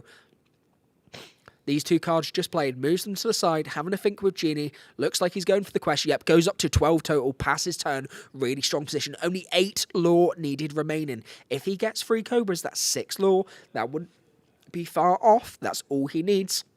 Now, Demona, of course, is questing for 2, Genie for 2, Cheshire Cat for 1. 5 lore available on the board. That would take him up to 17. All he'd need is a White Rose and a Giant Cobra to win the game. Will, of course, still on 0 and only a Cinderella on the board, which does absolutely nothing for him at this point. Cannot challenge into the Genie. Could sing "You're Welcome" if he has it, gets rid of it. But once again, gives Fuzzy Sloth 2 more cards, putting the purple steel player into a very strong position. He doesn't have Bend to My Will in my deck, so he's not able to filter that hand out. Clarabelle's not on the board, so he's not going to be able to draw from doing this. It is a difficult position. I think the writing may be on the wall here. Fuzzy Sloth may have this game. Will is in a very desperate position. You can see scratching the head, trying to have think what he can do. Looks like we've got Cinderella in hand, 2 of the same cards, and I think that's a Basil at the end. Can perhaps pop 1 card back to the hand, but it's not looking great. He's going to need to get something down. Something needs to be there. He needs board presence. But the issue is it can still be played right back down again. If he gets rid of the Genie, the Evasive, Fuzzy Sloth is getting even more draw. If he gets rid of Demona, he can get even more draw and exert cards. Cheshire Cat would maybe make sense, but you've got to value Demona is a higher stated character at 6 cost.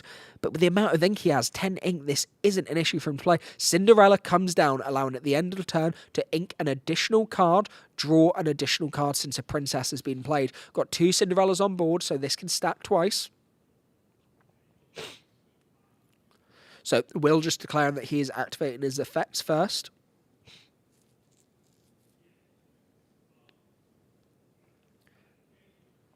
Having a little bit of a think here. Inks the additional card and then is going for the additional draw there. And then we're going to be passing turn, moving on to Fuzzy Sloth. So we have 5 lore available on the board, could get to 17. Does he have Cobra in hand? Can he take this very, very quickly? Looks like Hades there on board, can potentially pop on the Cinderellas, make it a little bit easier for him.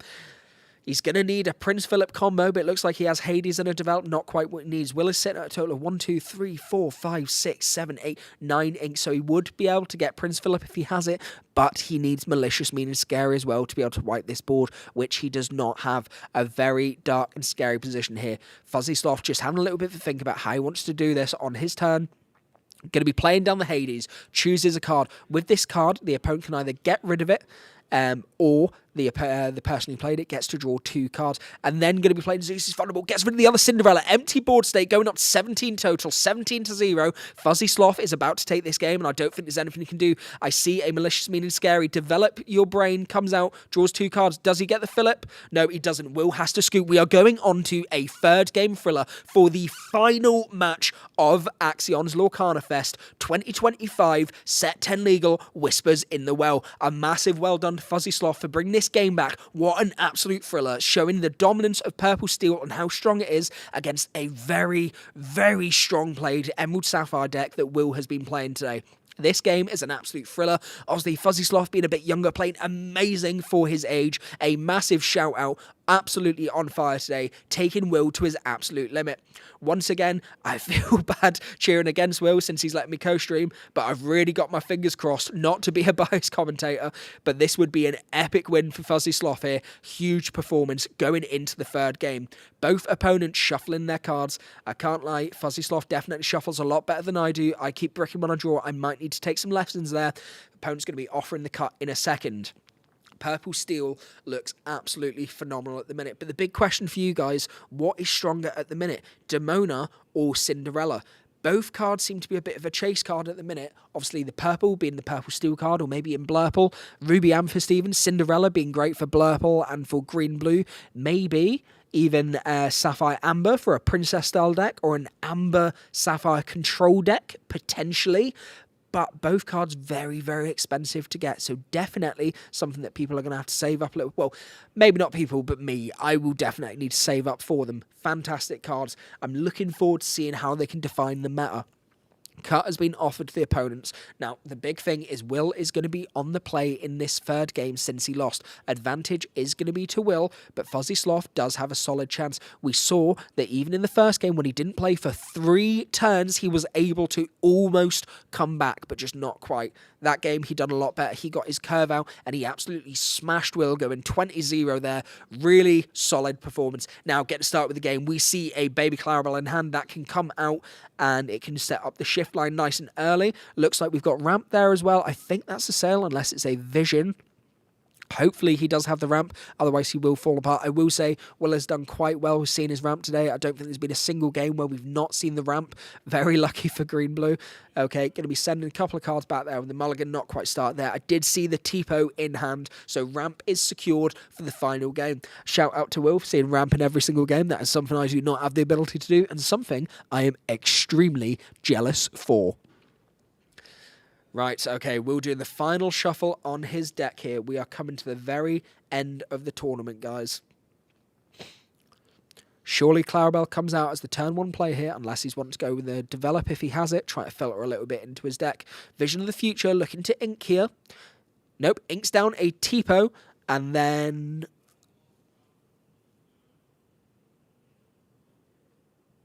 Interesting, pass his turn. Now, Fuzzy Sloth able to get his 1-cost character out there. I can't quite make out what it is. A little bit of glare on there. Potentially a Captain Hook like he had in the previous game. If he has the Sail the Azurite Sea here, you could play that out, get the Clarabelle free. That makes sense. Protect the Clarabelle a little bit longer. Fuzzy Sloth showed off his cards to the stream there. We love some gamesmanship, like a little mini DKP. Let's go, kid. Very exciting. So we're going to be inking down Vision of the Future, playing out Tipo. Additional card goes into the ramp, plays it down, and then we're going to be passing turn. We've got the You're Welcome in hand that can send something back. Captain Hook is on the field. Thanks for moving that across, Fuzzy Sloth. Good to be able to see it without the glare now.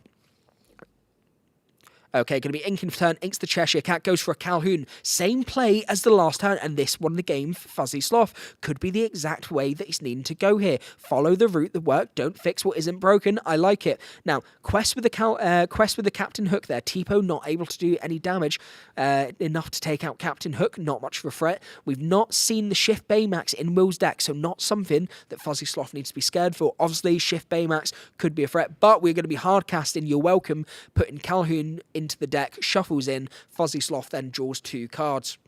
However, only a Tipo on board for Will, which isn't great. I don't think this is optimal curve, but at least he has got rid of one of the cards in the deck. Now, okay, interesting. Going to be doing 1 damage onto the Captain Hook, so if Captain Hook trades back in, then he's going to be taking himself out as well. Now, I see a Cobra in hand. Looks like we're going to be inking that Gargoyle card there, Lexington.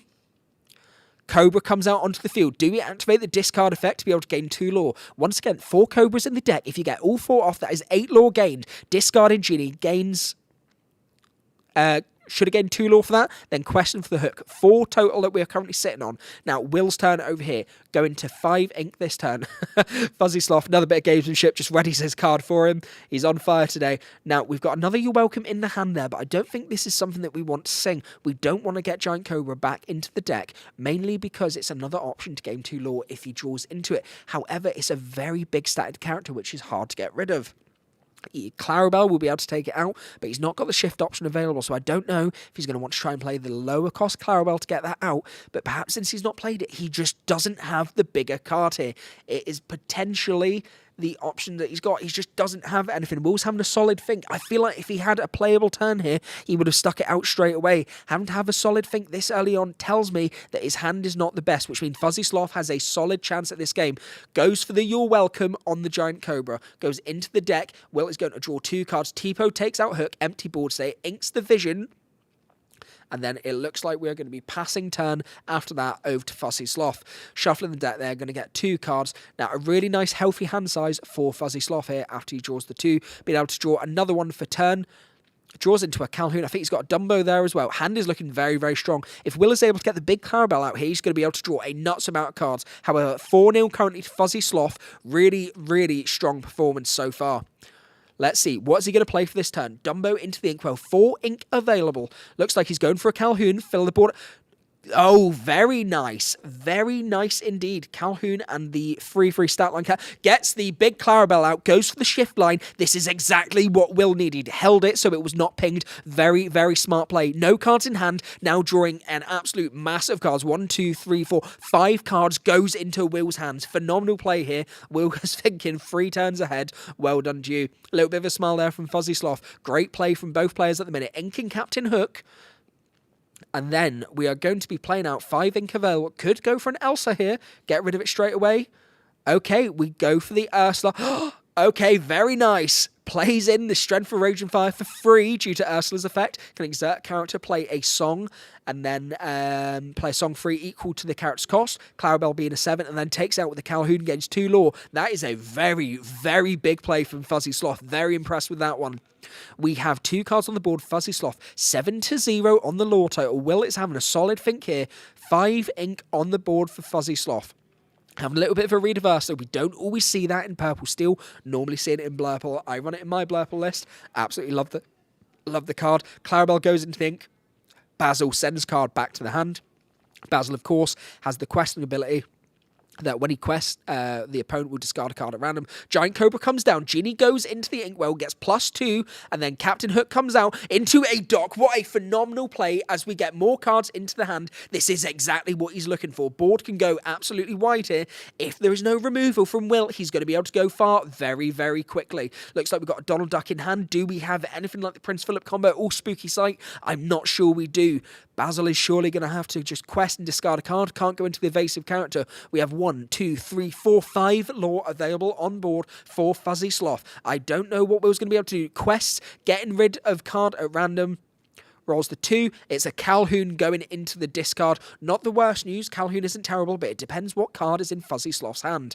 Having a little think what he can do here. Can play the cell, get some additional ramp, get an additional card maybe. Looks like he's moving the 2 to the side. See what his options are. Plays down the sail, draws into a new card. Does he get a Spooky Sight? No, he goes into John Silver. We have 5 ink available. Inks to Clarabelle. Surely John Silver comes down now, makes Genie. Yep, give it to...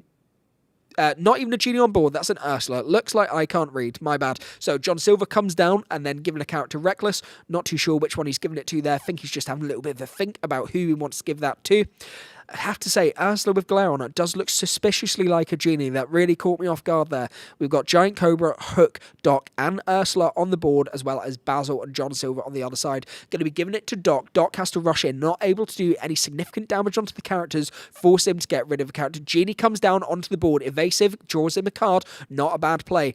Looking like we have 2 ink available. Can ink again play something else out?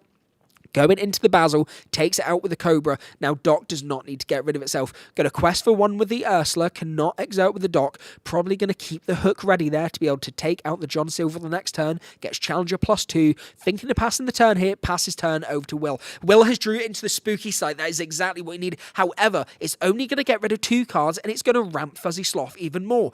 Genie is going to stay on the board and so will Ursula. A bit of a tricky position. We can play out Donald. Surely that's not 2 Spooky Sights in Will's hand there. That would be absolutely awful. Going to be questing with John Silver, giving Genie Reckless. Genie needs to challenge on the next turn. Then going to be spending, looks like the 6. Are we going for it? Going to be playing out Donald. And then paying 4 for another Cinderella. At this point, we can ink an additional card, draw an additional card. Obviously, waiting for the next turn. Hopefully, he's going to play out some more lower-cost characters under 3, which will make the Spooky Sight a little bit more valuable. Oh, we've got an enchanted card in the deck. Oh, my God. What a flex. This kid is spending big money today. He's got a better deck than me, better shuffle than me, and better skills than me. What an absolute hero. I'm not quite sure what card this is. I can't quite work it out. Will's just having a little read there, try to work out exactly what it does. Doc is going to go into John Silver, dealing 1 damage altogether. Just holding off and putting the damage counter on as we're assuming it's going. 2 cards drawn into hand, it looks like. Was it potentially a Demona? Okay, we are sending both Genie and Captain Hook into the John Silver, getting rid of the Rexless issues. Still on 12 altogether. Having another read of the enchanted cards. Thank God he's not pile shuffling here, folks. Otherwise, I might start crying. We saw some pile shuffling earlier by Andy, and I was terrified he was going to have a playset of enchanteds in there and bend all of them. But luckily, we were all good. Now, very, very steady point in the game here. Will has come back slightly.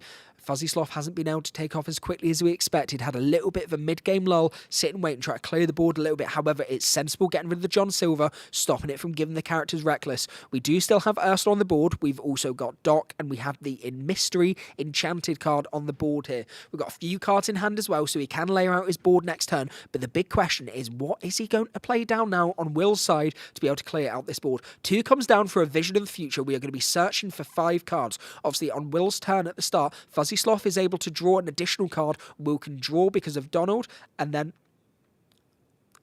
handshake going to somebody else there. Oh, just somebody visiting the stream. That's absolutely fine. Thought he was conceding the game there. I was like, surely not. So 3 cards on the board for Fuzzy Sloth's side. We have 2 cards on Will's side. Donald Duck giving each player the opportunity to draw an additional card at the start of Will's turn. We have 2, 3, 4, 5, 6, 7, 8, 9 ink available on Will's side of the board. We have a total of 7 ink available for Fuzzy Sloth. On 12 at the minute, needs to get some quick lore to try and force himself to the end of the game here. We do not want this to go on too long. I think the longer this game stays on, the more it is going to favour Will. If we can get some giant cobras into hand, get them played out, we can get here very quickly. We've only seen 1 cobra so far. There is still 3 left in the deck. If he's able to get them, he can get to 18 total. We'll only need to quest for 2 to be able to win the game, but it's a case of can he draw into them, and that is the big question. Purple Steel, as much as it has a very good draw engine, not quite on the style of Blurple, a still very strong draw engine, it does not filter cards very well. It's difficult to filter like Emerald Sapphire does with cards like Develop Your Brain or Vision of the Future. Will is having a really, really big think here about what to do. Once again, a very clutch point in the match, and a wrong play here could cost each player the game. Now, he has decided what card he's taken into his hand. 1 card into the hand, the other 4 goes onto the bottom of the deck. And now we do have a massive ink available, so we are able to do something. But the question is, what does Will want to do? Scratching his head there, obviously feeling a little bit of the pressure. This is a hard matchup here. Fuzzy Sloth playing absolutely amazingly so far. Will having a great game too. We do see the Clarabelle in hand here. That could come down onto the board, boost up Will's draw engine, get him to go into other characters. But surely we do want to see a bit of removal, stop Fuzzy Sloth from going too far ahead in the game. Few cards in hand there, just being shuffled about by Fuzzy Sloth. He might potentially be able to get some Clarabelle draw if he inks another card here. Going to be spending out all of his ink here. Looks like it's potentially the Clarabelle line that he is going to go for. Still got his hand on his ink. He's waiting, and he's goes for the Basil. Sends the enchanted card back to the hand. Okay, right, really good for Will here. Going to quest. Nope, takes out the Ursula. Takes that off the board. Donald is going to get a little bit of damage, 3 damage back onto him, 4 to 12 on to Fuzzy Sloth's turn. Now, Basil really, really good here as it can filter the hand a little bit, getting rid of some cards in Fuzzy Sloth's hand when it quests. However, we're just going to want to get these cards out as much as possible. Can see there on the game next door, Michael from Ungamable Dance has just finished his game. Really interested to see what the result is on that. Going to catch up with him soon. He's had a great form today, but today we are focusing on this mega match between Will Hall and Fuzzy Sloth. We are live at Axion in Birmingham, UK for the Set 10 event, the largest Set 10 tournament in the UK so far. This is absolutely huge with some great prizes on the line. This is Lorcana Fest live from Edgbaston Stadium. You are live on Twitch with Will Hall EXP, commentated by me, Zak, for CrawfordCana, or you are on YouTube with me at CrawfordCana. Either way, we are happy to have you on stream. Quite a few heroes now. Thank you for spending the day with us. Now, what are we going for on Fuzzy Sloth's turn here? We've still got the Doc on the board at the minute. He just wants a little look at Will's discard, see what exactly is in there. Good idea doing this, see what cards are being played. The difficulty here, counts are a little bit off since we're in a brand new meta. We're not sure exactly how many cards there are, but it's always a great idea to filter through your opponent's discard, work out what's been played and what potentially could still come out on the following turns. Something that a good player always needs to be aware of. So showing skill above his age there for Fuzzy Sloth. Really, really great job here. Will's just having a little bit of a chat now as we're focusing on the game. We are going to be inking a card for turn here. Quite a few cards in hand. Going to be... Doc is going to quest go to 13. We do have the Cobra in hand. If we play that, we go to 15 if we discard a card. We're going to be playing out that enchanted card. And are we passing turn there? Is that it? We've still got 3 ink available. We could ink again, so there's more that we can do here. But I'm not sure if he's a little bit worried about cards like Spooky Sight coming down, or maybe Prince Philip combination wiping his board. Needs to be very, very careful here. However, he doesn't know that there isn't any bends in the deck, something to be aware of. Okay, right. We have a Gargoyle card. Is that a Huntsman I see coming down? Going to need to double check that one out.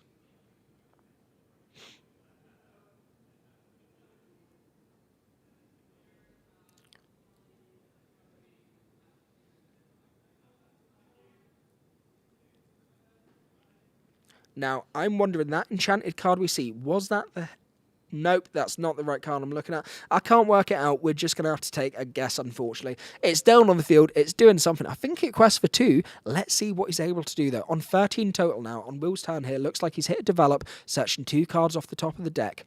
Obviously got the additional draw there from Donald. Basil in play as well, so we can quest and discard a card from Fuzzy Sloth's hand at random. 13-4 though, it is getting very, very close. 20. We know Giant Cobra is in the hand for Fuzzy Sloth, getting him ever closer. Just wants to hold on to it a little bit longer. We did see this happen in Andy's game a little bit earlier. Holding on to it was a little bit risky. If he played his Giant Cobra out earlier, he may have took the game. Going to be hitting down Sail the Azurite Sea, draw an additional card. We can now ink twice, once for turn, once Sail's effect, play out a larger character.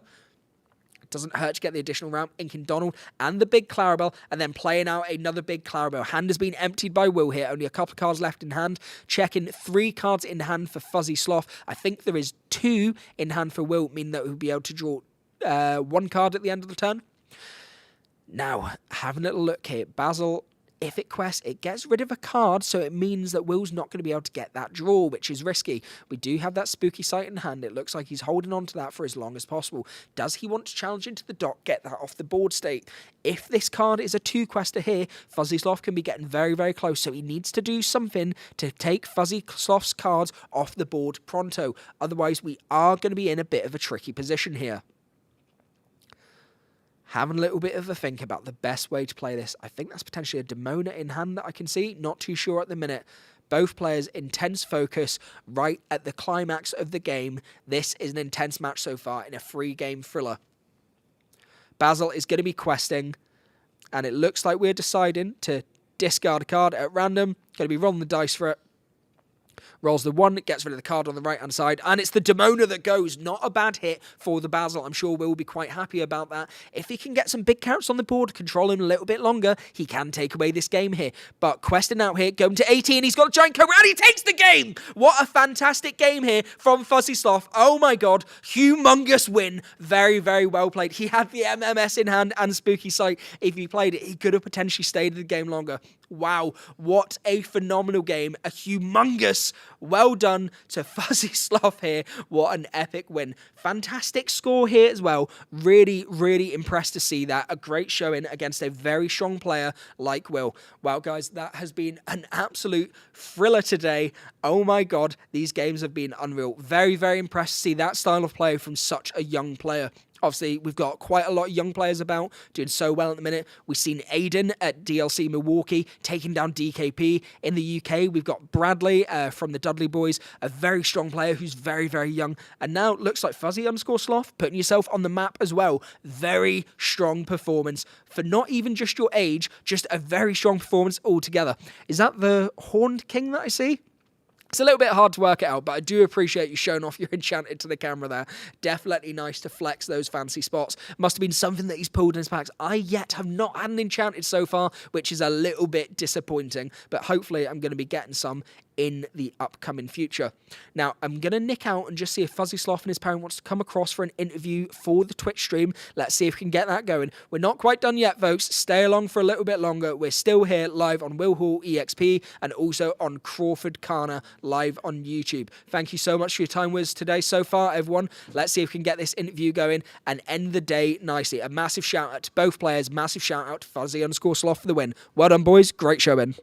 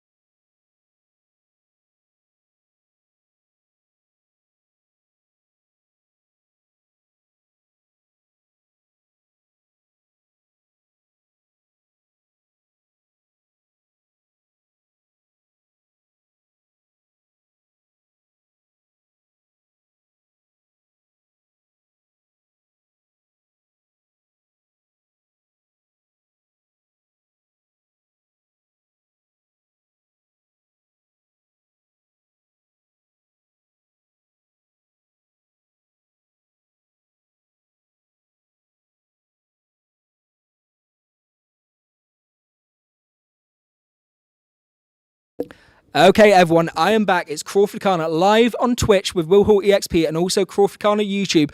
I have a very special guest in the booth for me here. This is the winner of the last game on stream. Would you like to introduce yourself, young man? Hello, I'm Jimmy, and I'm 12 years old. You heard that right. This is a 12-year-old who absolutely dominated in this game here, running Purple Grey today, Amethyst Steel. Now, this is a deck that I ran at the CCQ, so I'm a big fan of Amethyst Steel, but you played it amazingly. You had a very unlucky first game, though. Tell us about the first game. What happened there, Jimmy? Well, I mulliganed 6, keeping the Cobra, just in case it was green-blue, which it ended up being. But off the 6, I got 3 uninkable cards. It was a Doc, a Genie, and I think it was 2 Genies. And I had no 1 or 2 cost card. And it just meant my curve was really slow, and he just overwhelmed me in the first game, so I couldn't win. It was definitely very unlucky. Don't get me wrong, you've done very well to come back the way you did. You got your score up there, and that was great. I think if I didn't see any cards in my first 3 turns, I'd probably be a bit disheartened. I'd probably scoot there, but you kept going, so very impressed with that. Game 2, completely different, though. What was the difference in Game 2, apart from having opening turns there? The difference was I had the ability to constantly exert his cards and stop the Clarabelle Shift from coming out. And when he spooky sighted me, I had the Demona in hand, so I could overwhelm the board straight after he spooky sighted, which meant I could just control the board and end up questing for game the next turn. Yeah, honestly, Purple Steel feels so strong at the minute. And the good thing about Spooky Sight is if they hit it on you, you're getting so much ramp off it. We're not used to seeing Purple Steel with ramp. But you know yourself, if you can get your draw engine going, you can get so many cards onto the field. And at this point, you were just completely dominating through the game. There was not a lot that Will could actually do against you. So Green-Blue, is that a match that you're predominantly a little bit scared into, or do you think this is a good matchup for you?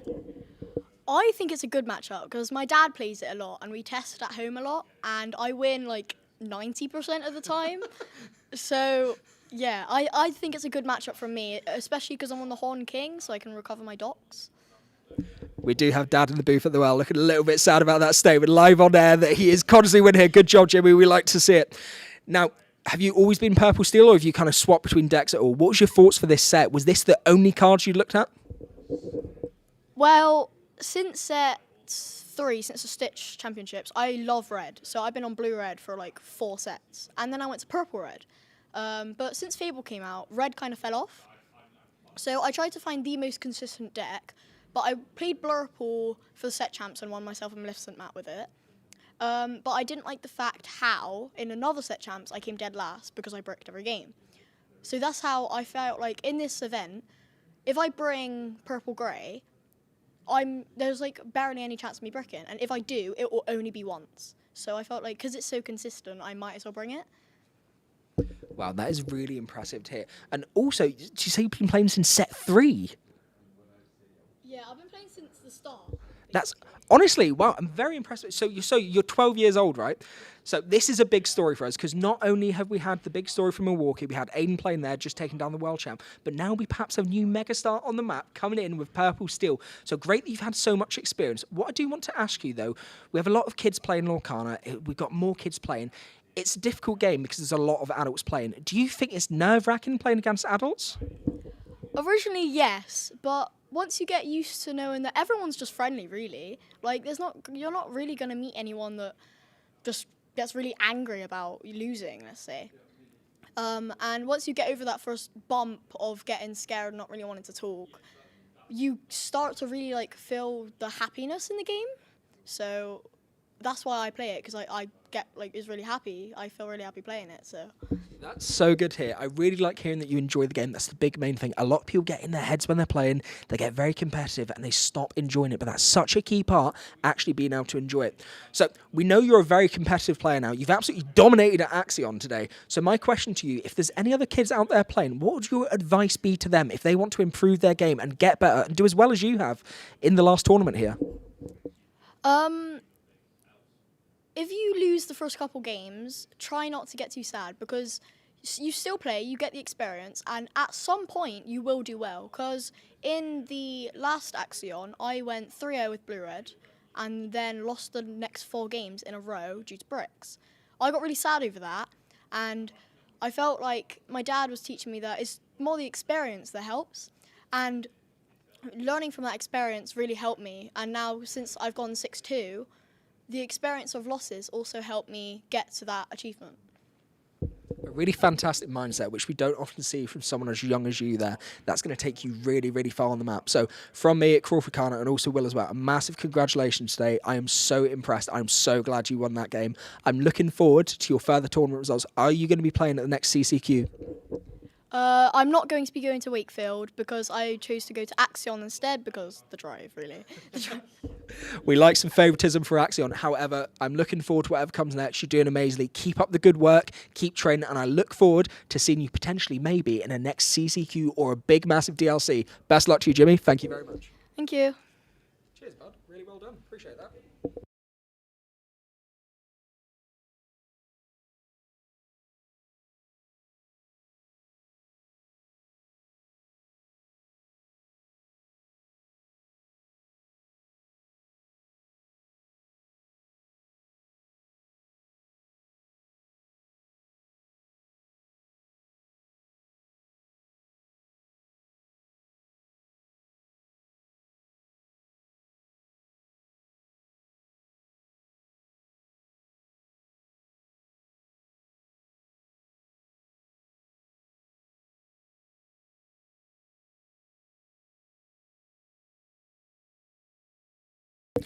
Don't go anywhere yet, folks. I've got one more surprise guest for you. I've got my pal, my amigo, my friend, Mr. Michael, FPS Madness from Unankable Dads himself, the man, the myth, the legend, who had a thriller in his last game. Michael, tell us about today, buddy.